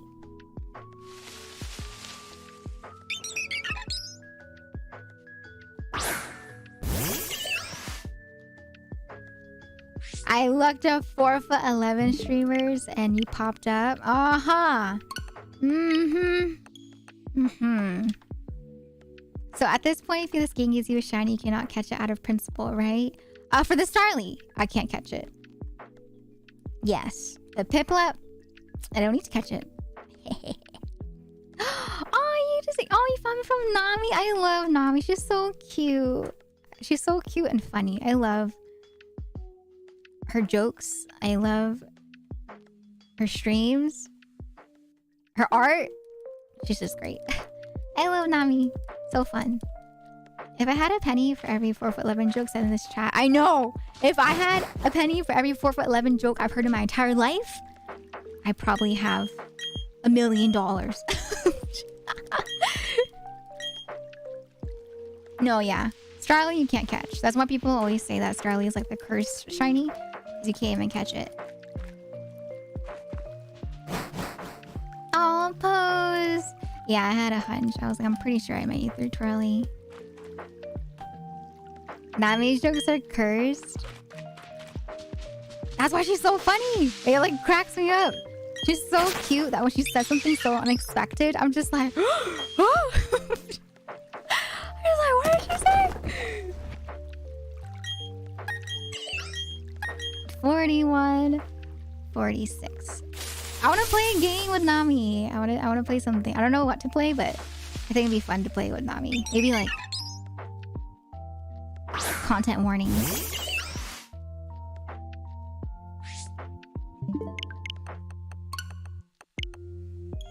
Dun. 5 more, chat. 5 more until 4,150.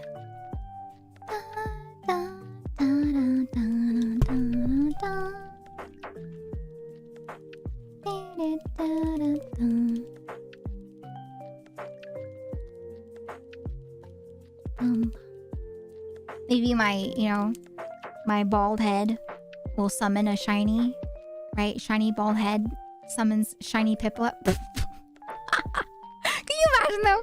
I get a shiny Piplup with this hair, or I guess this bald head, I should say, and then the clip will forever be ingrained as Bald Vera with shiny Piplup. No! Can you imagine?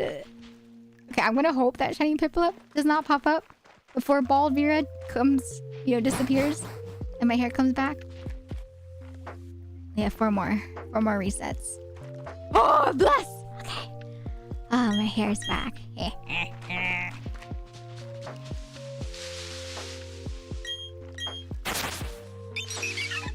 41:47.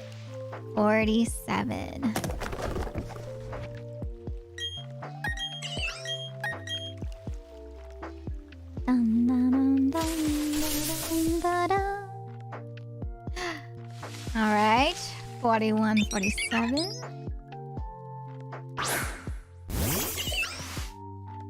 Three more until 4150. Bum bum ba da. Dun dun dun dun da dun da da da.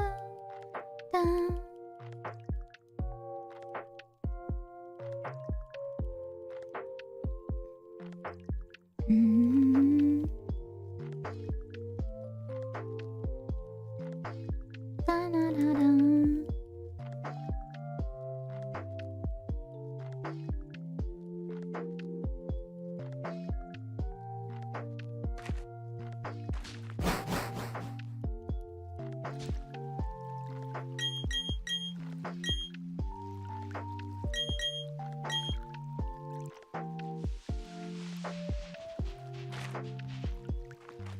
Excuse us. Let us pass. Rowan, please.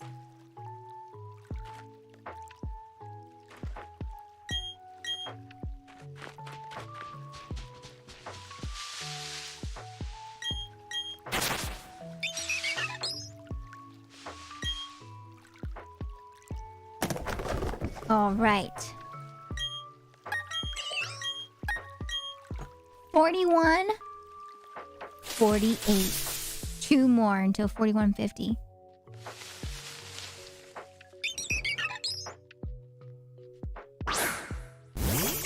No! Alright.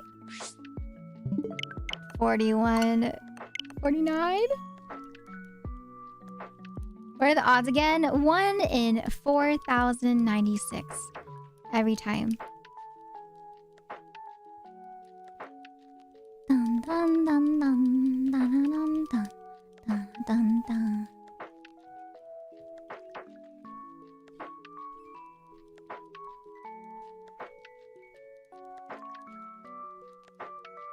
So you're just getting the unluck? I mean, I've seen people get it at like 8,000, 10,000.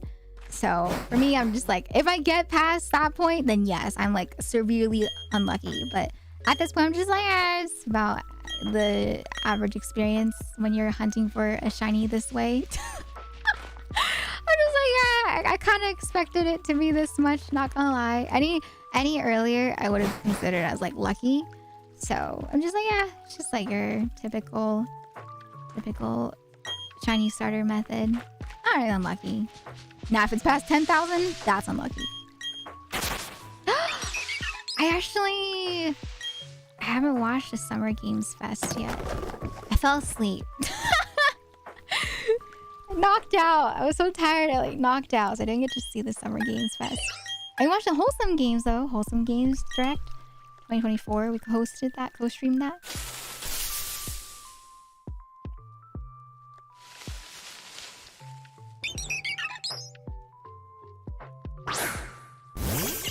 $41, $49. All right. One more before the prediction. Will the believers or the doubters win once again? That is the question. 4150.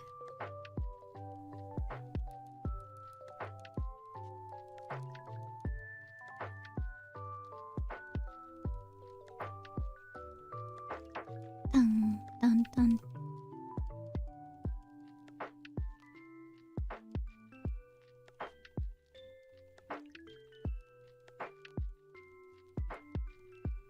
If I don't get it, I'll probably take a small break just to go to the bathroom.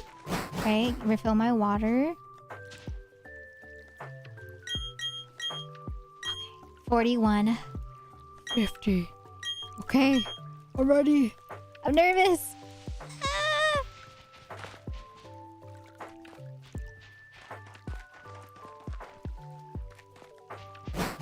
Yes! And for me, as a personal challenge, it's worth it. Indeed it is.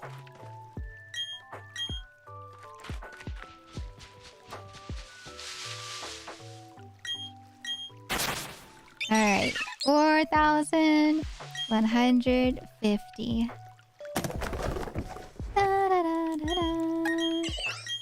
Okay, come on, give me that turquoise. Let me see the turquoise right here, right now. Turquoise.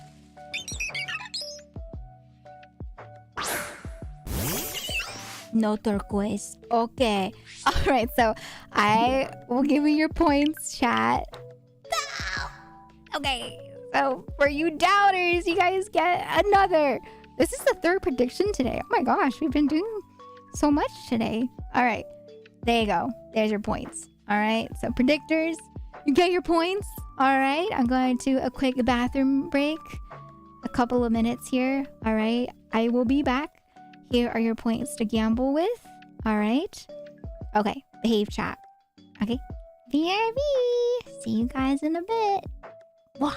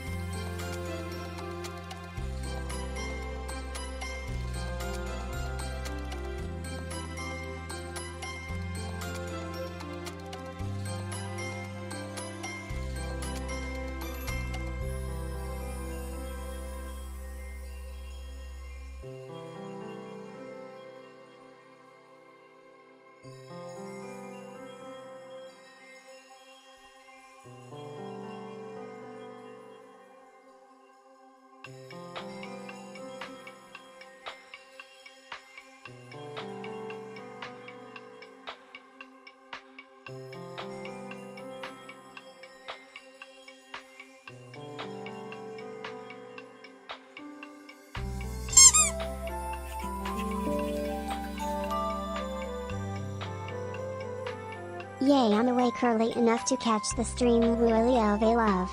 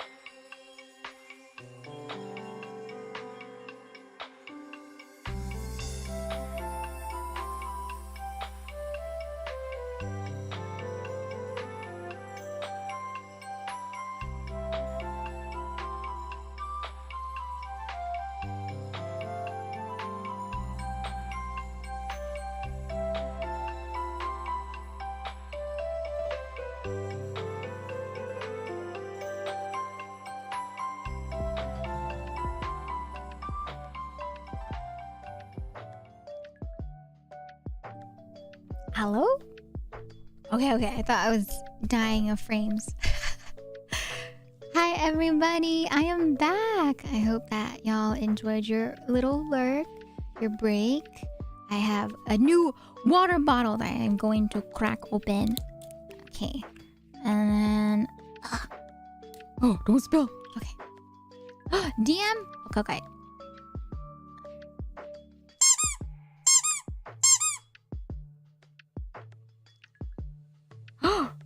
What?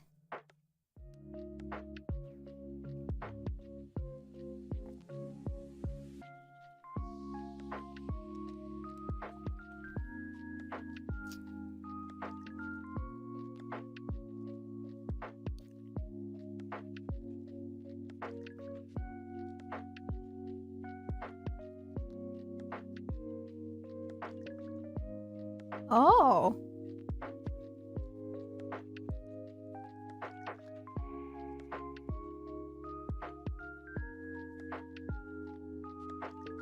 Oh my god. Wait, I clicked open the rest of the...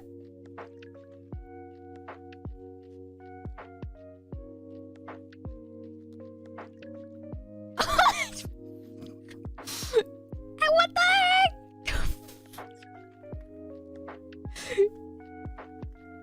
Oh my gosh. That's pretty good. That's pretty good.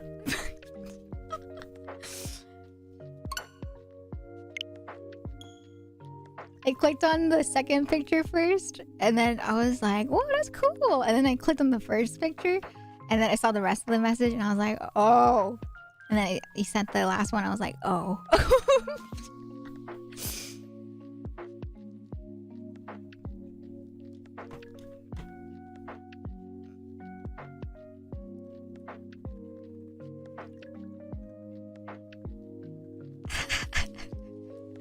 Okay, okay. Oh, I need to do the prediction. All right, so let me do the prediction. So if you guys want to go, we'll go for another, let's try 25. And then if I have more time, then I'll do another 25. But I'm gonna do the prediction, okay? So if you guys want to vote again one last time for the night, I want to say, you can feel free to vote, okay? We're gonna go to 1,075. So if you want to do one more last vote for tonight, most likely, then feel free to go ahead and submit your points once again. And we shall see if I get the shiny Piplup at 4,175. Dun, dun.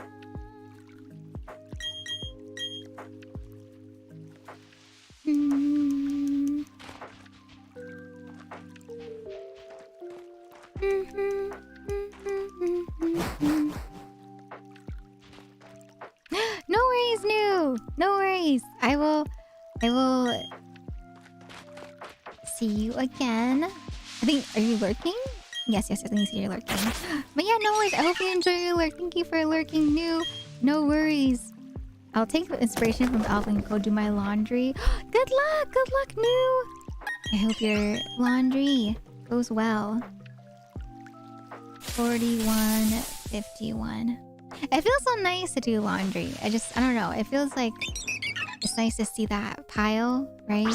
In the basket just get emptied. And then you're like, wow, my basket's empty now. Nice. The only part I don't like is sometimes I do put a little too much in each load that I do for laundry that ends up not drying the first time that it goes through the dryer. So I'll have to take out the ones that are dry and then dry the rest of them for like 10 more minutes. Because I don't want to put on too high. If I put on too high, I'm worried that my other clothes are going to shrink. So I usually have it on normal for the heat. Hi, Val. I'm doing well. How about you? How are you doing today? Oh, no worries. Yes.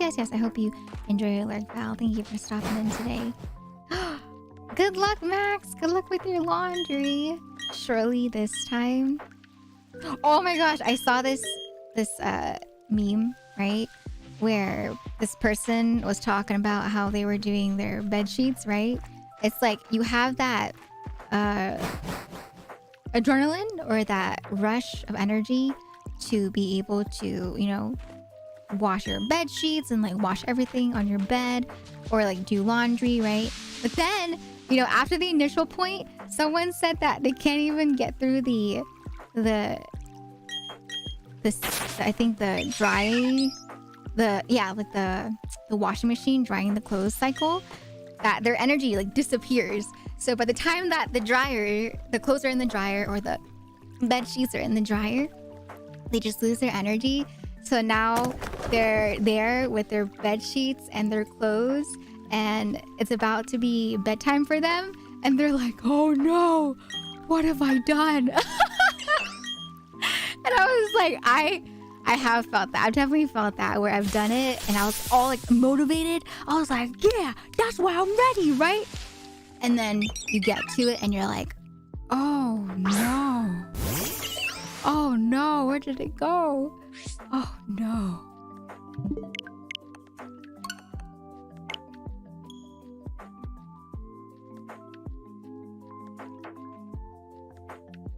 I disappear. I just forget to transfer it. What do you mean transfer it?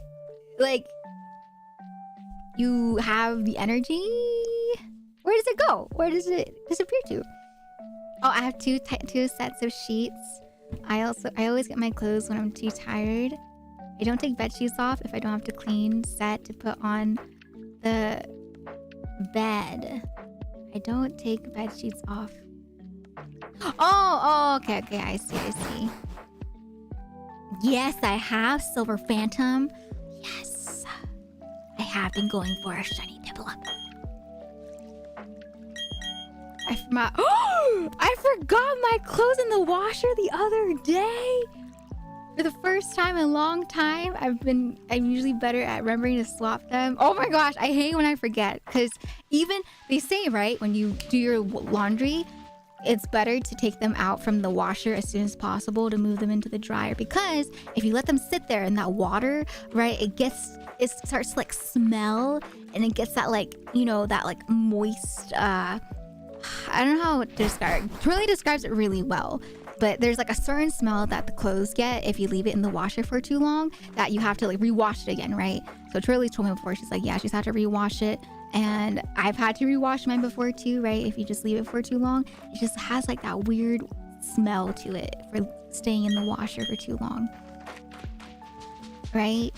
So yeah, usually we'll just either wash it again, but I've gotten pretty good at it. I am the type where nowadays with laundry, as soon as I hear the buzzer go off, I'll try, or the notification go off, I'll try to swap it quickly, just because, yeah, you don't want to leave it there, because, you know, water breeds bacteria, especially if you leave it in like the washer, where the washer is still kind of damp and moist, right? That's why they say you're supposed to like let your washer air out for like an hour or two before you close your washer. So yeah, it gets that like, yeah, the mildew smell, right? Yeah. Even if it's like, you know, pretty dry from the washing machine, I still say, you know, it still has that mildew smell.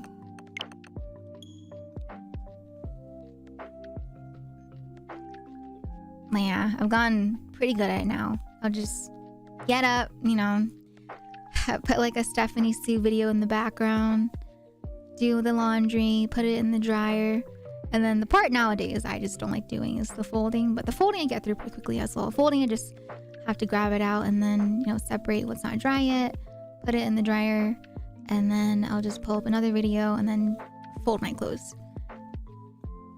I always tell myself to try to, you know, finish folding my clothes before I go to bed, just so I don't dread doing it the next day. The other day was the first time since college that I forgot about it. Oh my gosh. When people tell me about like doing their laundry at the dorm shared laundry machine, I'm just like, oh god, I don't know how to feel about that. What like you?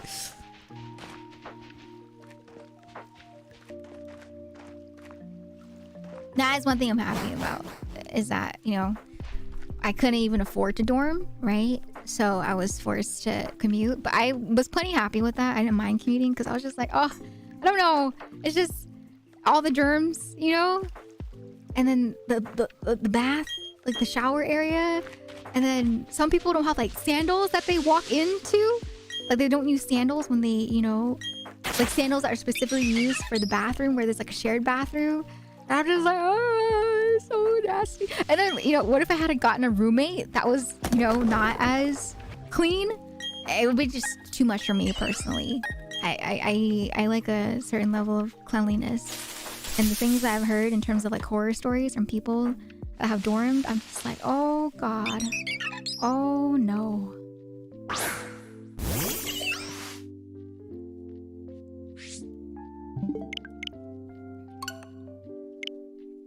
Bum, bum, bum, bum, bum, bum, bum, bum, bum. Bum, bum, bum, bum, bum, bum, bum.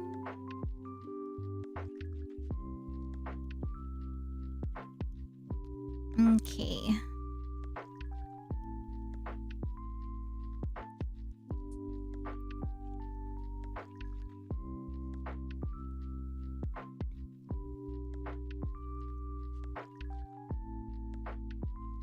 I'm scrolling. Okay, okay. Hi, user. Annyeong. Welcome on in. Hello, hello. I'm scrolling. We have 6 apartments with 1 shared laundromat room. Yeah. When Shin and I were looking at places to live at, right? We wanted an apartment that has like their own like a washer and dryer in the room. I don't want to use a shared one. I'm good. I want my own personal, you know, machines to use. I feel more comfortable that way.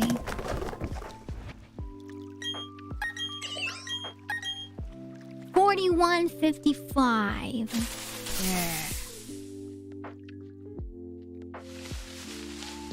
6 apartments worth of people where 1 person who does it badly, and some people yeah, right, people can steal clothes, people can mess up clothes, especially some people that could be thinking that they're doing it out of the kindness of their heart, where they'll put the laundry into the dryer. But some clothes you don't put into the dryer, right? Because some clothes are delicates and you have to hang them to dry because they cannot survive a dry cycle in the dryer, right?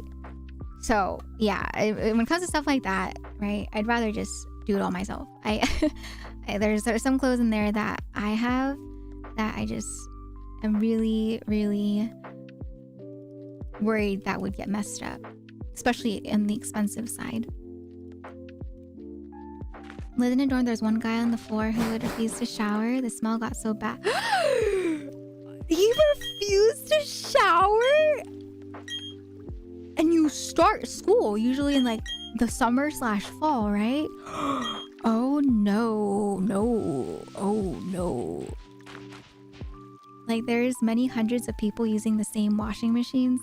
There we go. Best way to explain it. Yeah. Hello, Yanni. Welcome on in for the first time. What's your MBTI?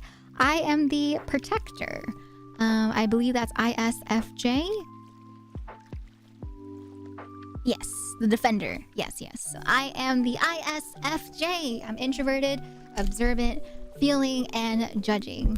What about you, Yanni? Do you have an MBTI that you know of? Yeah. Do you guys know your MBTI? I actually haven't taken it in a couple years. And I kind of want to try it again just to see if it's changed. Yeah. The last couple of times that I've done it with like a year in between, I was ISFJ.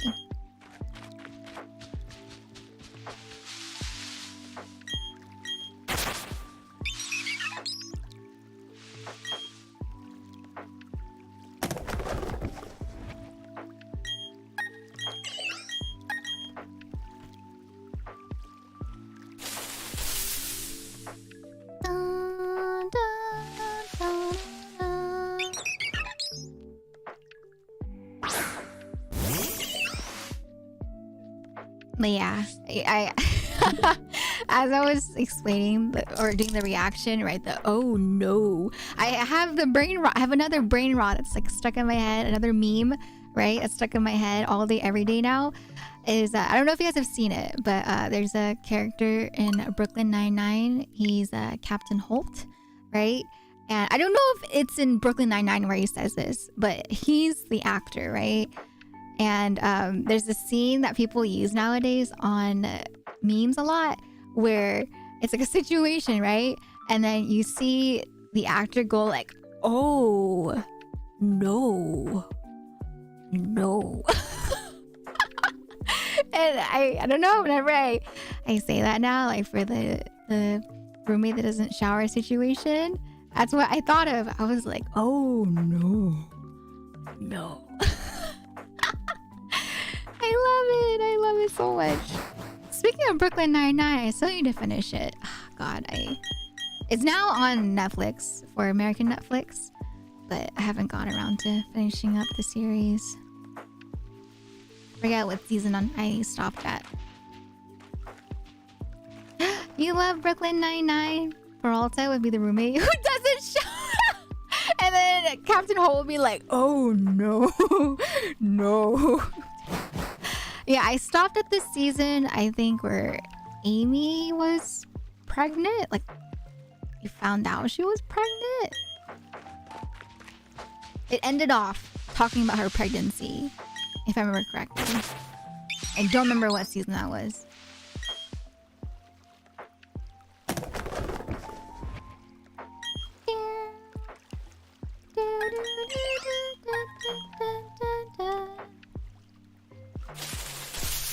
Spoilers! I'm sorry. I forgot to say spoiler. Sorry.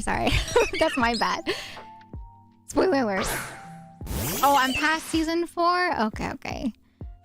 Yeah. Oh man, that means I can't watch it then. Dang it, I thought they had all the seasons out on Netflix. No! I wanted to finish it at some point. I want the conclusion. Yeah, I really enjoy watching Brooklyn Nine-Nine as well. I think I stopped at that point because that was the most recent season that had come out. And then they hadn't aired the other seasons yet, right? So I stopped. And then I haven't picked it back up since. And yes, thank you so much for the follow. I hope you enjoy your stay. Thank you. I don't know why they would put only some. I guess because of license, right? Copyright.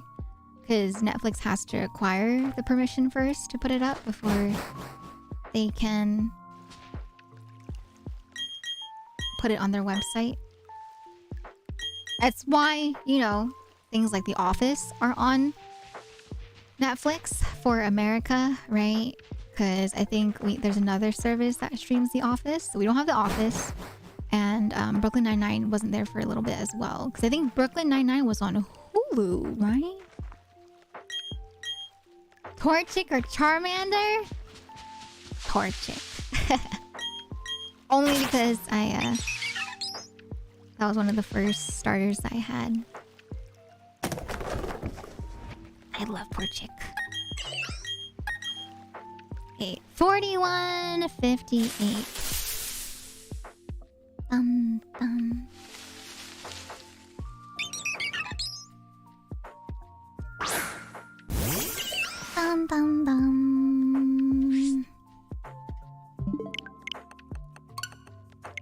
And don't get me wrong, I really like Charmander, especially from the anime, right? But yeah, if I had to choose between the two, I'd go with Torchic. And then Blaziken. Blaziken's really cool too. Blaziken's a really cool looking, right, evolution. And so is Charizard, once again. But yeah, Blaziken and Torchic, they just have a special place in my heart.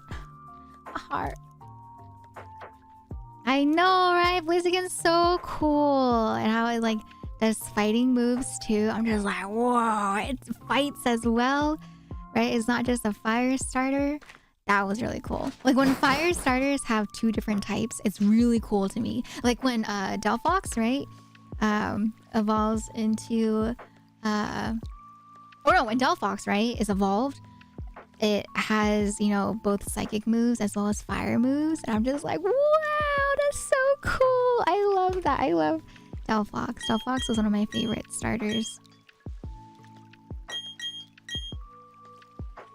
Cyndaquil. Oh, Cyndaquil is really cool. Not gonna lie, if we were to talk about best looking starters, I personally think, yeah, when it comes to the Johto region, the starters, right? You have Totodile, Chikorita, and Cyndaquil, those are probably the coolest looking starters, in my personal opinion. I don't know why, but those starters just kind of stood out from the crowd. You know what I mean? Like, we had really good starters, but they like stuck out to me compared to the other ones. So I really liked all of them. But of course, you know, Chikorita is my favorite. But yeah, Cyndaquil, like, wow, Cyndaquil's so cool.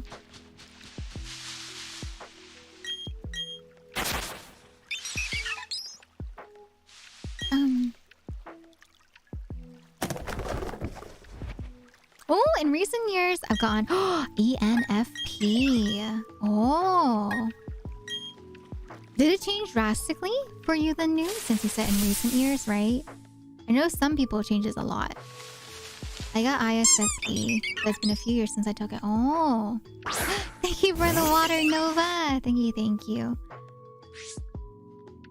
But yeah, I'm curious too, because I feel like, yeah, I might have changed a little bit. I don't think I've changed drastically.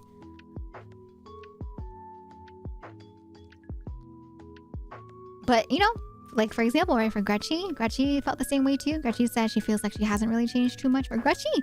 She had a single letter changed for her, and she was very surprised by it. She was like, all these years, I thought I was still this. But, you know, when it comes to these type of, you know, quizzes, right? Personality tests, it's not going to be like the one fit for you is guaranteed to be exactly who you are, right? It's just the amount of questions that you've answered.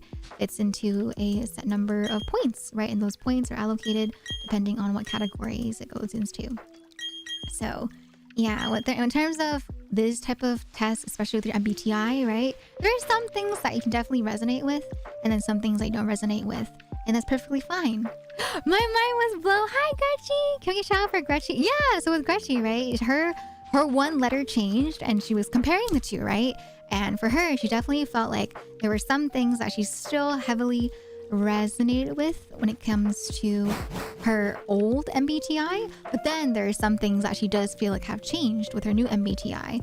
But yeah, just like, you know, when people, personalities change, your values might change, your outlook on life might change, right? And because of that, it only makes sense that there are some things that you'll relate to, right, on MBTI, whereas there are other things that you might not relate to. Hello! Hi, ma'am. Nice to have you here. Oh my gosh, your message! I saw it. And then I forgot to reply to it. No and yes.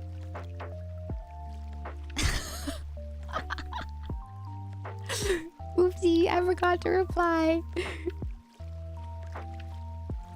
What MBTIs do you like?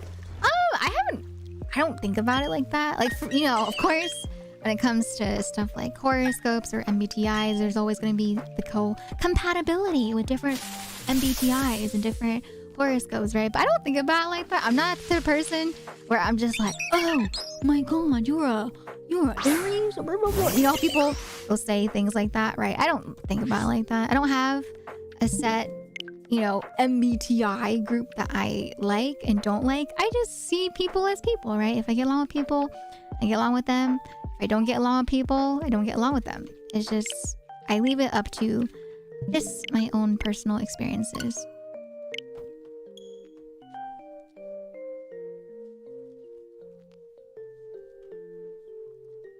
But it's fun though. I think it's fun because it's nice because it helps you reflect on yourself. It helps you get some insight on yourself that you might not have realized before. It's like with tarot cards, right? Tarot cards are like a set in stone type of reading that I do, right? Or that other people do.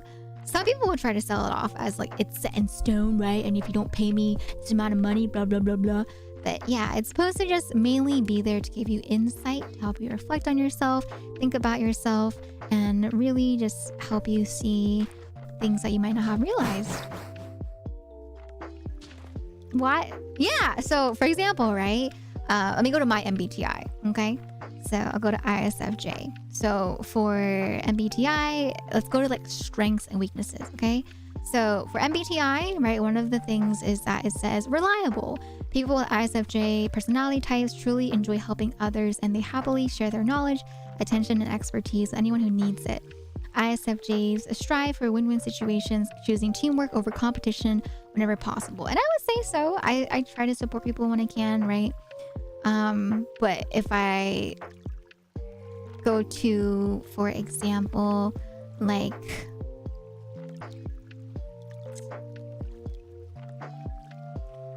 let's see. Oh my god. Oh, they're like attacking me. Oh.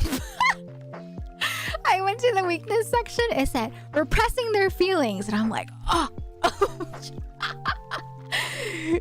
Oh god. Reluctant to change. Oh.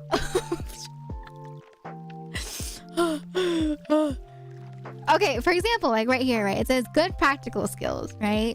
I don't think I have good practical skills. Like, for example, I'm not that, I don't cook well, right? Would that be a practical skill? So yeah, there's gonna be stuff on here that you think will relate to you, but of course there's some stuff that you won't think will relate to you. But the whole purpose is that when you go to, like, for example, right, repressing their feelings, it makes you like reflect back, like, do I repress my feelings? Were there times I repressed my feelings, right? So it's stuff like that. It just helps you like think about, your life and things that you've done, and then to help you think if it does relate to me or doesn't relate to me kind of situation. And with tarot cards, right, I could give you like 3 cards. Like, for example, I could give you, for example, Trucken, right, which represents death in the tarot cards. But death doesn't mean like dying. Death in tarot cards means like an end of something, like end of a journey, right?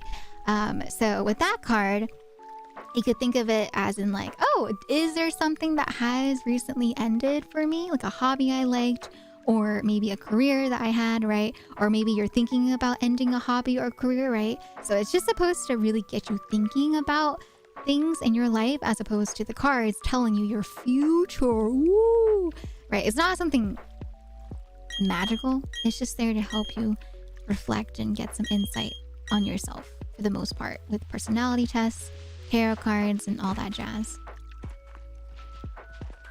Thanks for your tarot. Cutting down on work was a good choice because I suddenly got a lot more work last week. Oh my gosh, no. I'm glad that I was able to help out. Nice.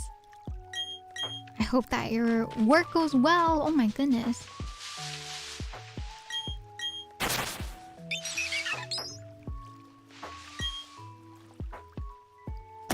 Okay, Ty, congratulations on the treasure chest. Hey, let's go. All right, 4161. Okay, 4161.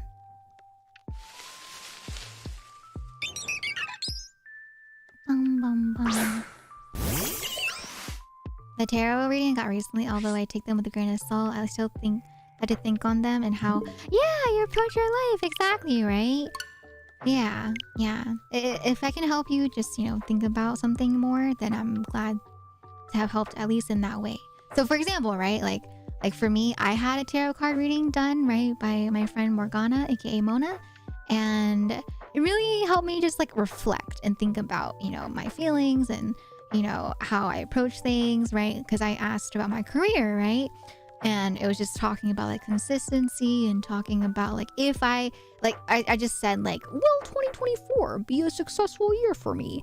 And the card was just like, yeah, depending on what you do, right, it could be successful or could not be successful based on how you take it. And I was like, that's true, right? So I think about it. I'm just like, okay, how can I work towards success constantly for my own career? If Shiny Piplup has 1 million fans, then I am one of them. If Shiny Piplup has 10 fans, then I am one of them. If Shiny Piplup has only 1 fan, then that is me. If Shiny Piplup has no fans, then that means I am no longer on Earth. If the world is against Shiny Piplup, then I am against the world. Diego, thank you so much for the resub at 26 months. I love that meme. That meme is so funny. Can you get a shout out for Diego, please? Thank you for the big 26 months, almost at the 30 mark. Thank you, Diego. I'm glad that you're a fellow appreciator of Piplup as well. But welcome in, Diego. How you doing today? Welcome on in. Hello. Happy Tuesday. Yes, happy Tuesday. My day is going well so far. Oh my god, I went to bed with like a headache. It just like came out of nowhere, right? But then after the headache, after waking up, I felt better. But besides that, yeah, I have a good day. But yeah, I was just laying in bed, right? And then all of a sudden, a headache just hit me out of nowhere. And I think it was just due to how bright it was outside. So I put like a pillow on top of my eyes. I fell asleep. It probably looks so silly. But what I did is I have 2 pillows, right? So I have one that I usually lay on my head and then one that I usually hug, right? So I put one pillow behind my head and then I laid on my back and then I put another pillow on top of my eyes, but just my eyes because I wanted to be able to breathe, right? Without my nose being covered by my pillow. So I just had like half of my pillow on my eyes and then I was like this. I was like, oh, light be gone, sunlight be gone. And then I fell asleep. Yeah, it was really bright and I was like, oh my god. But the instant that I put the pillow over my head, it felt a lot better. I was like, oh god, that's good. No light sensitive headache. Good.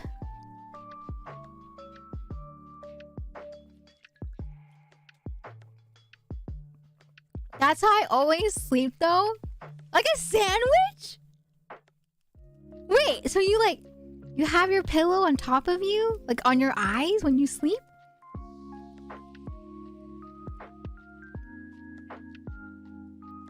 Wait, I'm gonna draw it to you, okay? I'm gonna draw this to you. I'm gonna paint.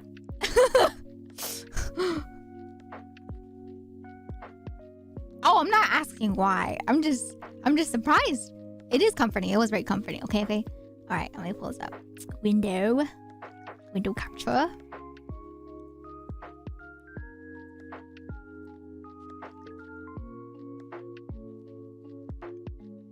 Okay, see this? Got paint?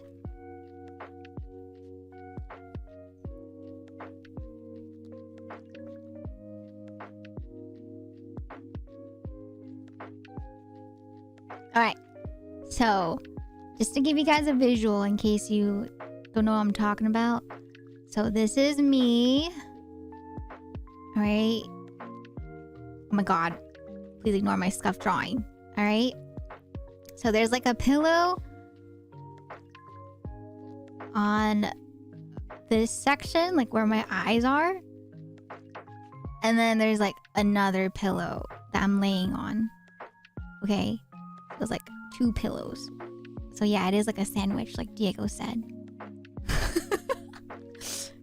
So like that, right? A sandwich like that? Yeah. You guys look at my drawing. Sandwich position goes hard. But yeah, that's the strat, chat. If you guys have light sensitivity while you're trying to sleep, do that, okay? Do that. That's the strat, alright? Sleep like that. Or if it's comfortable, I can do that too. Oh my god, wait, it does look like Kyle from South Park.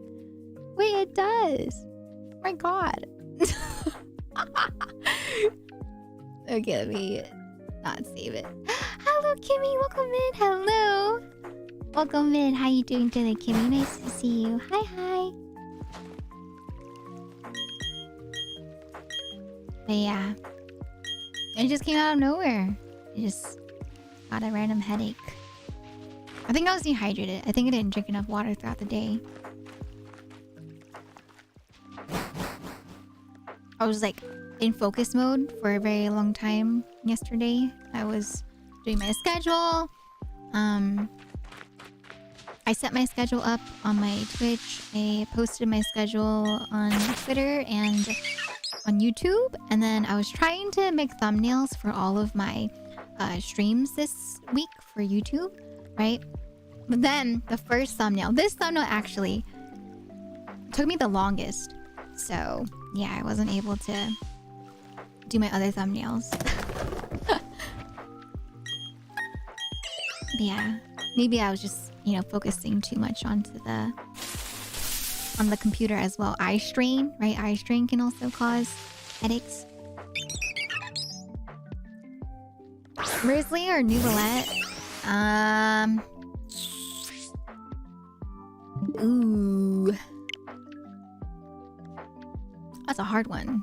Risley or Nuvolette?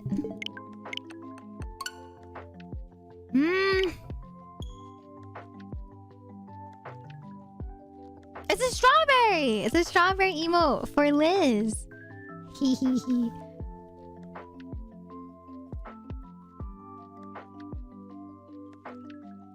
Okay, I think if I had to choose between Nuvolette or Risley, probably Nuvolette I'd go with. Because he's really good, right? With his, you know, his auto attack, right? You can just water gun, like, all the enemies in the Spiral Abyss. Easy peasy lemon squeezy. Didn't you want Nuvolette more before you knew Risley was an option? Risley? I mean, I like both of their designs, but in terms of the game, yeah, I wanted Nuvolette more than Risley. But I was thinking more like design-wise, right, outside of the game. But then I was like, yeah, I think at the end of the day, I still like Nuvolette a bit more than Risley. But I like them both a lot. So, yeah, Nuvolette.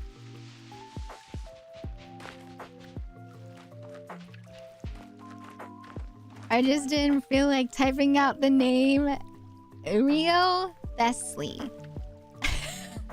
I believe is how you pronounce or how you type it out.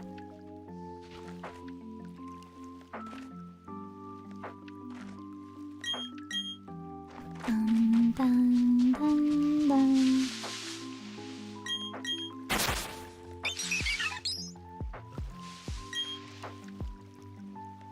Oh no. That made me think of the song from Hololive. Oh no, chat, it's coming back to me. Oh no, the brain rot. It's like the meme. Akira!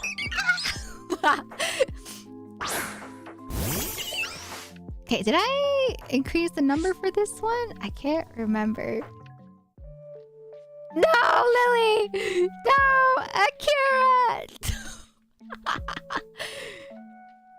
Yeah, that's exactly the meme that I thought of as soon as I read the word that Silva said with Rizzler. I was like, oh no, it's the song for Hololive.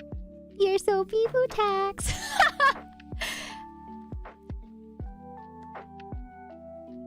You're so bow bow.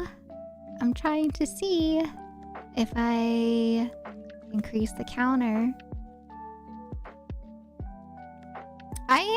I played last Thursday for the first time, and then I'm going to play the second time on Thursday. So Thursday will be the second time I ever play Wuthering Waves. I haven't unlocked co-op yet. I'm at the point where we just met up with the monk character for the first time. I forget her name.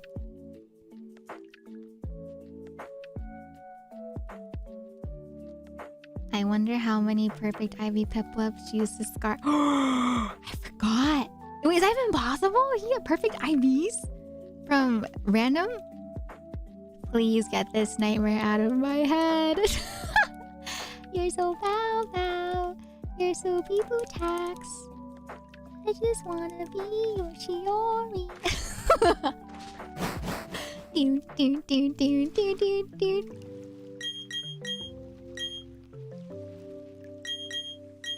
Alright, this will be 41.65. And then we have 10 more. 10 more resets. You want to hear it? I got you, Silva. I got you.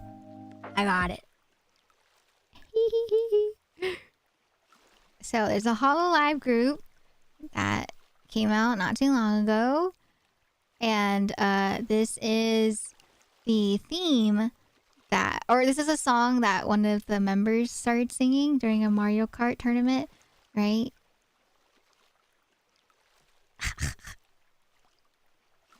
Okay. Alright. Ready? I'm just gonna play it. I'm not gonna show the video.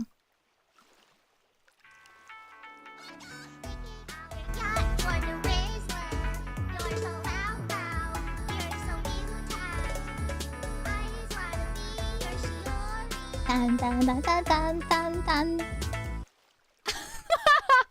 It's so short. It's so simple. Yeah, it's like a parody, right, of the original song.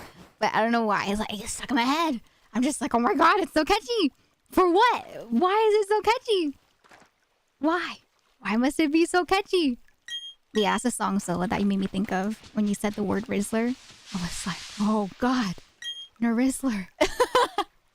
Oh God. Okay, let me close it. Close.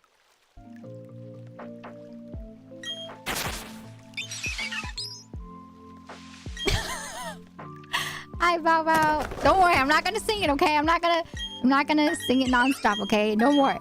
I'm gonna get the brain rot out of my head. Gone. It's gone. No more. Yeah, he watched it. Yeah, he watched after his volleyball tournament. He got to watch it with his volleyball friends. I was like, isn't that so cool? You get to, play volleyball together and then you get to watch it with your volleyball homies. I'm just like, wow, it sounds so fun. That's like if my tennis team went to go watch a Prince of Tennis movie together. But then I feel like we just make fun of it, be like, that doesn't work. You can't do that. You can't top spin the ball to go backwards. You can't do that in tennis. I remember the first time I saw that in Prince of Tennis, I was like, excuse me, what just happened? And then I stopped watching it. I stopped watching Prince of Tennis the moment that they pulled off that move. I was like, what?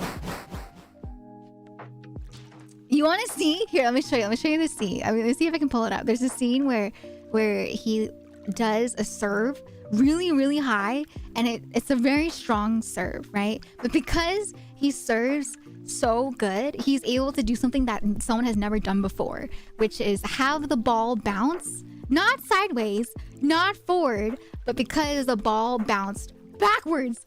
I was like, what? There's no possible way that would ever happen.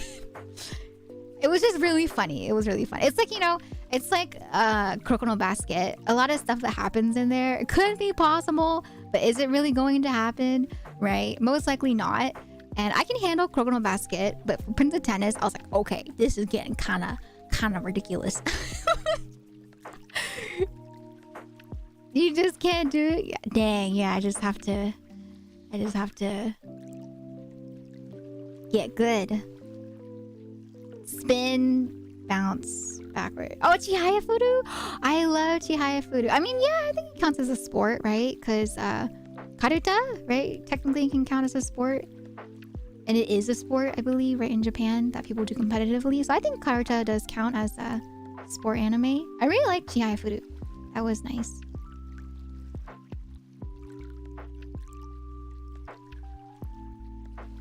Because karuta is a card game, right? But it can be a sport. Dang, I can't find it. I can't find the moment it happens. Yeah, there's a scene in there where it's really good. Like, I really enjoy Prince of Tennis, right? I haven't watched the remake, though. I want to see the remake. I want to see how it looks. But it was fun. It was a fun watch. But it was so funny because the characters were like, there's no way this is supposed to even be possible ever, even by the professionals.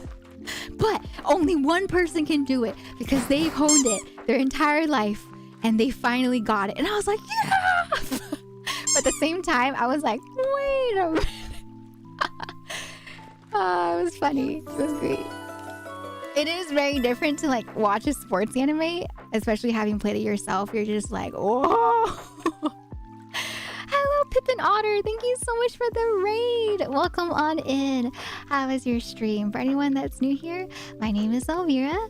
I am a variety streamer, and today we are playing Pokemon Diamond and Brilliant Pearl, but we're not really playing it. We're just resetting for Piplup for the 4,166 times. So if you want to hang around and see if I'm able to get a shiny Piplup today, please feel free to do so.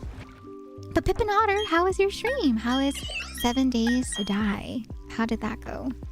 Welcome, welcome. But yeah, this is also a very lurk-friendly stream, so if you want to lurk here, please be my guest. I hope you enjoy your stay.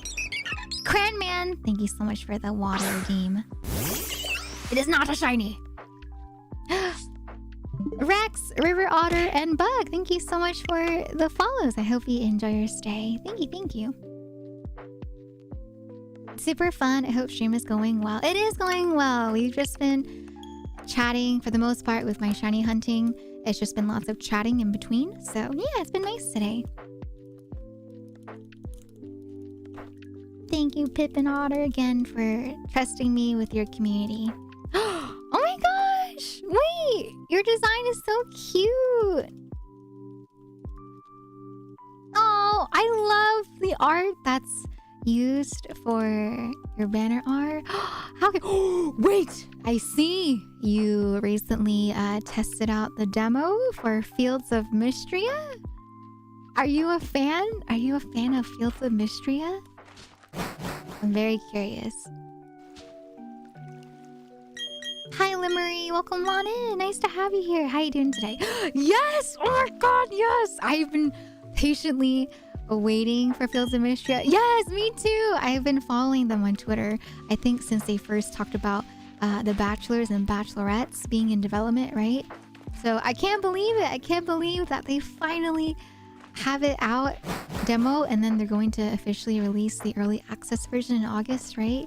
So I can't wait. I can't wait. Let me follow you as well so that I can stop by in the future to check out your streams. But thank you so much though. Thank you again for the raid. And don't, if you need to, you know, do some after stream care or get some food or anything like that, please feel free to do so. Don't let me keep you here. But yeah, of course, if you want to chat more, feel free to hang out and chat as well. But that's awesome! Oh my gosh! I'm so happy to meet someone else that also is into Fields of Mystria. And thank you for the follow, Pip and Otter. Thank you. Hi, Derpy! Welcome on in. Thank you so much for the resub at 51 months. I hope you enjoy your emotes as well as your sub badge. Thanks, Derpy. Can we get some let's goes in the chat, please, for Derpy's resub at 51 months? Holy moly. Have fun stream. It was nice rating. I shall enjoy my pizza. Oh, I hope you enjoy your pizza. Sounds good. You're, oh my gosh, Gothic. Wait, for those that tried out demo for Fields of Mystria, do you have like a bachelor or bachelorette that you want to marry yet? Any candidates that you saw from the demo that you guys are interested in courting? You think 4170 is the one, Hiragana? I hope so. Who's gonna be here when she hits 6K? Probably. Might happen. Hello, Caviar. Is it Caviar? Welcome in. Thank you for the follow. I hope you enjoy your stay. Thank you, thank you.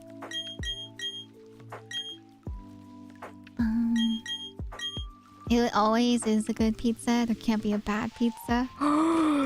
You know, River Otter, there are some people out there that are very passionate about their pizza. And there are some pizzas that they would say are not good pizzas.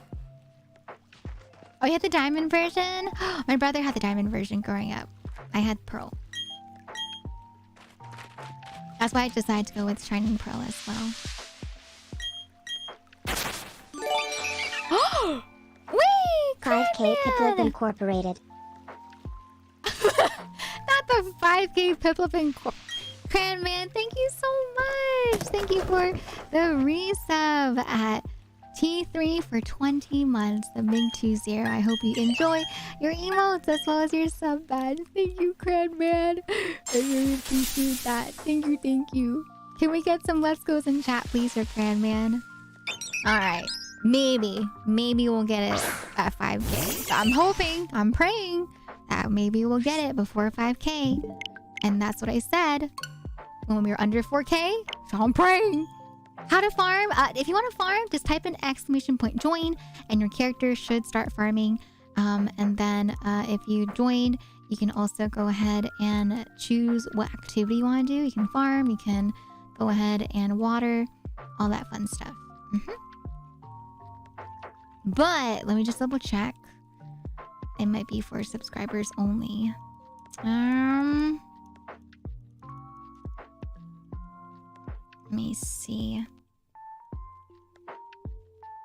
Ooh, we unlocked red bell pepper and and yellow bell pepper. Ooh.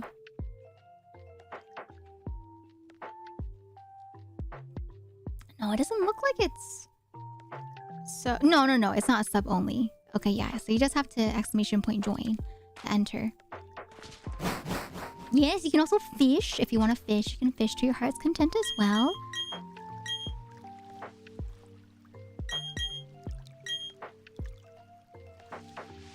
I really like the way you sing. What kind of music do you listen to? I kind of listen to whatever. Not every single category, but if I like a song, then I'll listen to it probably nonstop on repeat for a couple of days. But I like a lot of different songs. Songs that I like K-pop, I like pop, I like K-indie, I like indie, I like city pop, I like R&B. There's a lot of different songs that I like. For a while, K-indie was my favorite genre of music. But yeah, I think just at the point in my life, I just listen to whatever pops up. And then if I like it, I just listen to it nonstop. Like right now, currently, I've been listening to Fortnite by Taylor Swift and Post Malone on repeat. Just because it turned out to be a really nice song. I remember I first played it because I was like, what? Post Malone and Taylor Swift collabed on this song? And then after I heard it, I was like, wow, that's a really pretty song. So yeah, it's a song that I've been listening to. I'm just like, oh, so pretty.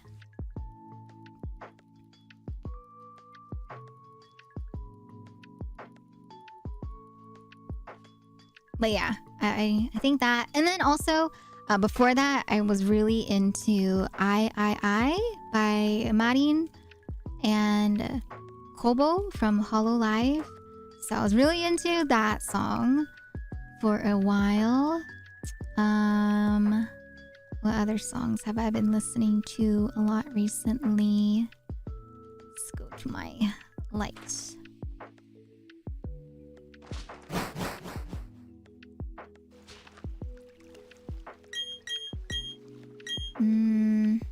Oh, the Butler song? The "Oh Josama, it's time to go to bed." So that song? Yeah, I think those are probably the most recent songs that have kind of been stuck in my head. Oh god, chat. I like this. But yeah, those are the songs that have been stuck in my head nowadays. Oh, and then Espresso too. Espresso. But at this point, I feel like a lot of people have had, Espresso stuck in their head. I'm kind of at the point where I'm kind of over it. I've heard it so many times now on social media that I'm like, okay, I'm good. I've heard Espresso way too much now. I'm kind of good without listening to Espresso by Sabrina Carpenter. I'm tired no more.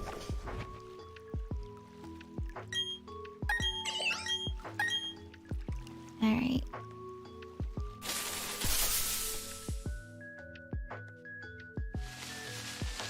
Gasolina? Stuck in your head? Oh. I heard that as I listened to Fortnite and I felt for a split second. No. Can you imagine? Yeah, I listen to Fortnite OC or OSTs on a daily basis. No. Yeah, it's Fortnite, the other Fortnite, right? Like the Fortnite meaning that means 2 weeks, I believe, right? Yeah, that's the song.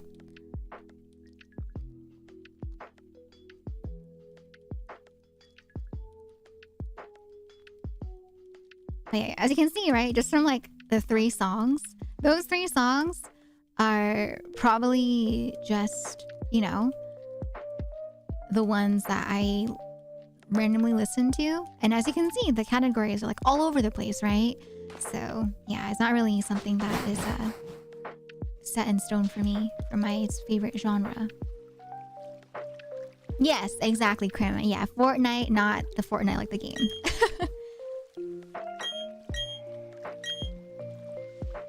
Hi, Wednesday. Yes, no Piplup yet.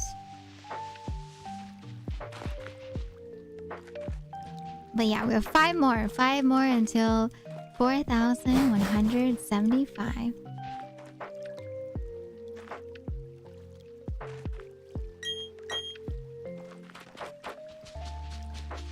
Da, da, da, da, da, da. How could she get Piplup before 5K? Impossible. Baka. Moody.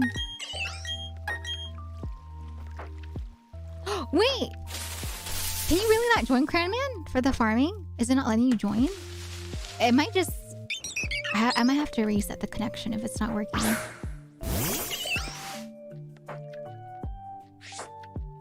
Okay, that was 4,171. Now we have four more resets. Let's see. Let me pull this up. Are you here, Cranman? That is so weird. Okay, let me try reconnecting again.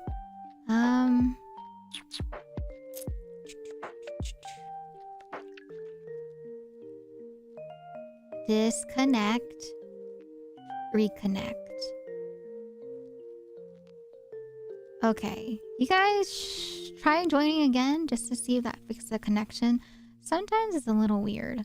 Oh, okay, there you are! I see you, Cranman! Okay, yeah, it was just buggy connection. Oh no, I'm sorry! For anyone that wasn't able to join today, it might have been because of the connection to Twitch. But there you go. You guys should be able to enter now if you want to help out on the farm. But thank you for letting me know. Oh, you want the gigantic pumpkin, Cranman? You trying to harvest the gigantic pumpkin? Only I can do that. Only me. Only I can destroy the big crops. Okay, I'll join it as well. Join. And I will... Yeah, I'll help water. I'll do what mostly needs to be done. Okay. Thanks, Cranman. I appreciate that. Thank you. Oh my gosh! Wait, I just realized you have the teapot sub badge with the tier 3 flare. It looks so good. Woo! Looks so nice. Fancy. I remember for the longest time, right? For my flare, for my sub badges, I thought about it, right? Because if you guys don't know, the flares for T2 and T3 subs can be changed, right? The little like sparkly effect. And for a while, I thought about it. I was like, is it worth to change? Because I found some on Etsy that I wanted, but I didn't know if I could justify the purchase because it's so small, right? The badges. But I thought, you know what? It's something that I thought about for like a good year, right? So when we had the badges remade by Yan, I was just like, do I do it? And then I was like, okay, you know what? I'll do it. Because I've thought about it for an entire year, right? I don't think it's an impulse purchase anymore. So I got it. And yeah, to this day, I don't regret it. I'm so happy. I feel like the flare that I got fits a lot better compared to the other flare. So yeah, if you guys are thinking about, changing your flare up for your sub badges for T2s and T3s, I say go for it. Because I really like how it looks for our channel. Yeah. And they're really cute. People come up with really, really cute flare ideas for the badges. Like I saw one that it's like a sprout and it adds a sprout to the top of a badge. And then it gradually turns into a flower depending on T2 and T3, right? But it didn't really work with the badges that I have. So I was like, oh man. But I know some people have animal peeking badges that I think they look really cute with that type of flare. Bless artists and putting them on Etsy for people to purchase. Hi, Bunzy! Welcome in. How you doing today? Oh my gosh, Bunzy! Thank you again for putting my stickers on your mic. I really appreciate it. I'm like, wow! I don't even have stickers on my mic. So I was like, that's so cool. Thank you, Bunzy. Alright, 4173. Gotta go gym. Have fun at the gym. I love the stickers. Yay! Adds to my mic. I'm glad. It's been so fun seeing where everyone puts the stickers. Some people have put it on their Tumblr. Some people have put it on their computer. Some people have put it on their mic. And I'm like, wow! And then some people, it look like they just have it in the package, which I usually do. I usually do that too whenever it comes to stickers. I'll collect them and then I'll use them for my journal because I feel like, I don't know. There was a part of me when I was younger where I would never use stickers because I felt like the moment that I use them, what if I don't want it anymore in that spot? Or what if I don't remember to, you know, keep a book that has a sticker in it? Or what if it's on furniture and then I have to swap out the furniture? So yeah, I feel like journals are a really good space for me to keep them for a long time. I said it and I forget it. Yeah. I'm like you knew. I don't want to waste it on something. I'm just like, oh God, it's like a one-time sticker. It's so, you know, special, right? That I want to put it somewhere that I can always see it again. I never use stickers. That's okay too. I know some people that buy sticker books, right? And their whole purpose is just to collect stickers and put them in the sticker book, or they just collect it. You don't have to use them. But yeah, I just feel like, no. I feel like now that I'm a bit older and I journal a lot more, it's been nice to have a spot to use my stickers on. Because, you know, sometimes if I collect stuff, I forget about it. So I'm glad I get to put them to use. I'm always like that too, but I never regret using my stickers. Me too! I think, yeah, after I started using them in my journals, I have gotten more bold about using my stickers. So I have some stickers on my PC tower. I have, you know, sticker on my journal, but that's probably like the extent. Shen has like stickers he's put in a bunch of places, and I'm just like, wow, they're so cool. Whoa! So yeah, I think Shen definitely opened me up to the idea of using stickers more on stuff. Dun, dun, dun, dun, dun, dun, dun. I put the sticker up on my corkboard. Wait, that's such a good idea! To put them on a corkboard to display them. Kind of like with people that display the keychains that way, right? I never thought about that. I have sticker books, but you haven't put your stickers in them yet? Why not? I feel like that would be such a good idea, because then you can just put all the stickers in one spot and not just have like piles and piles of stickers hanging around, right? And then whenever you want to use them, you just look through it, right? You just look through it real quick.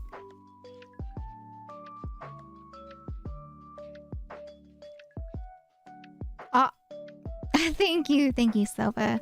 Yeah. I told them that if they were gonna not follow the rules the other day, they would get timed out, and they did follow the rules, but yeah, I guess they decided to do it again. So thank you, Silva. Thank you.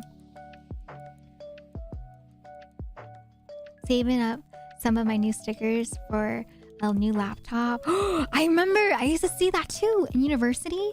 I would see people just have a bunch of stickers on their laptop, and I was like, whoa, that's so cool. But I didn't have a laptop.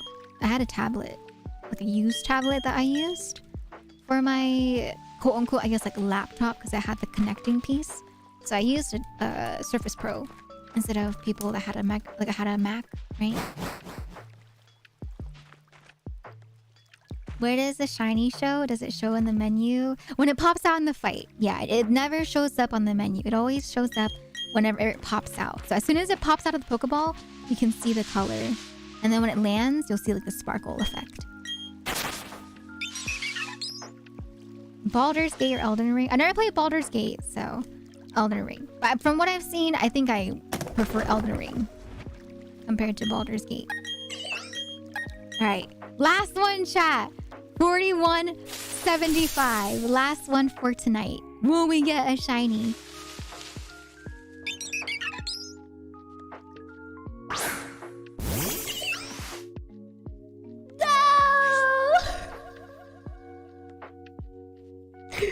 Pain. It's fine. It's okay. Lechana.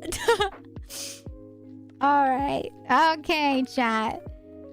Let me go ahead and give you your predictions. Alright. Holy moly, we went through a lot today. We went over 100 resets today. That's a lot of resets. Alright, so there you go, doubters. You get your points. Alright, so unfortunately, this week was not our week of getting a shiny Piplup, but hopefully, maybe next week we'll get it. I'll do one more as always, right? Just because, right, with chat, we always like to do one more for funsies. And then, yeah, we'll come back to this next Tuesday. Next Tuesday, we go back into the resetting. You believe? You believe? Gotta end on a win? Yeah, yeah. Alright. And then if I... Let's see. I'm hungry. This one, right here, right now. Alright, let's see. Will we get a Piplup? A shiny Piplup? That is the question.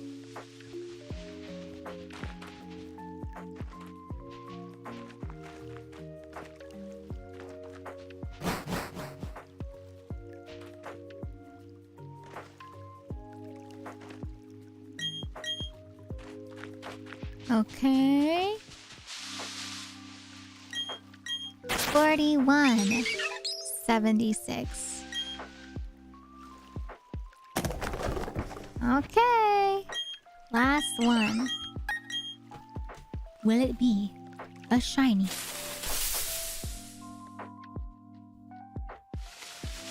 No shiny Starly.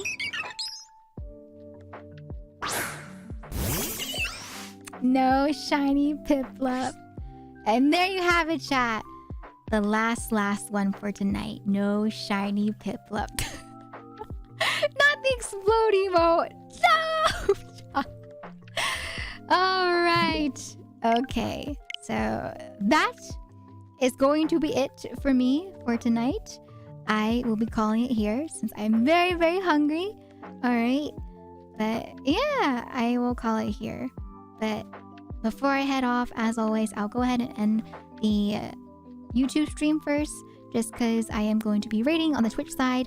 So, everyone, can we get some goodbyes for YouTube, please? Before I head out.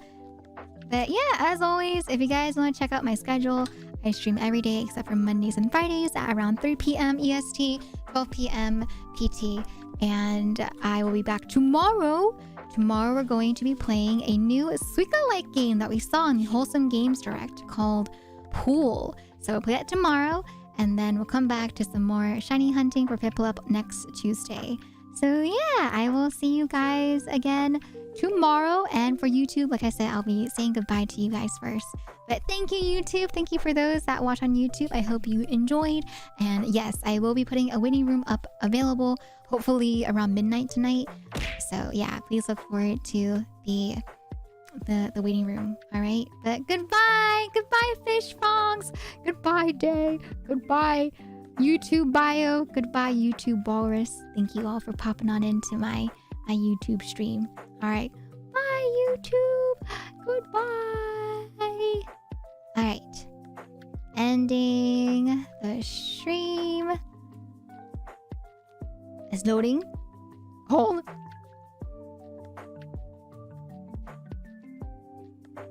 Okay.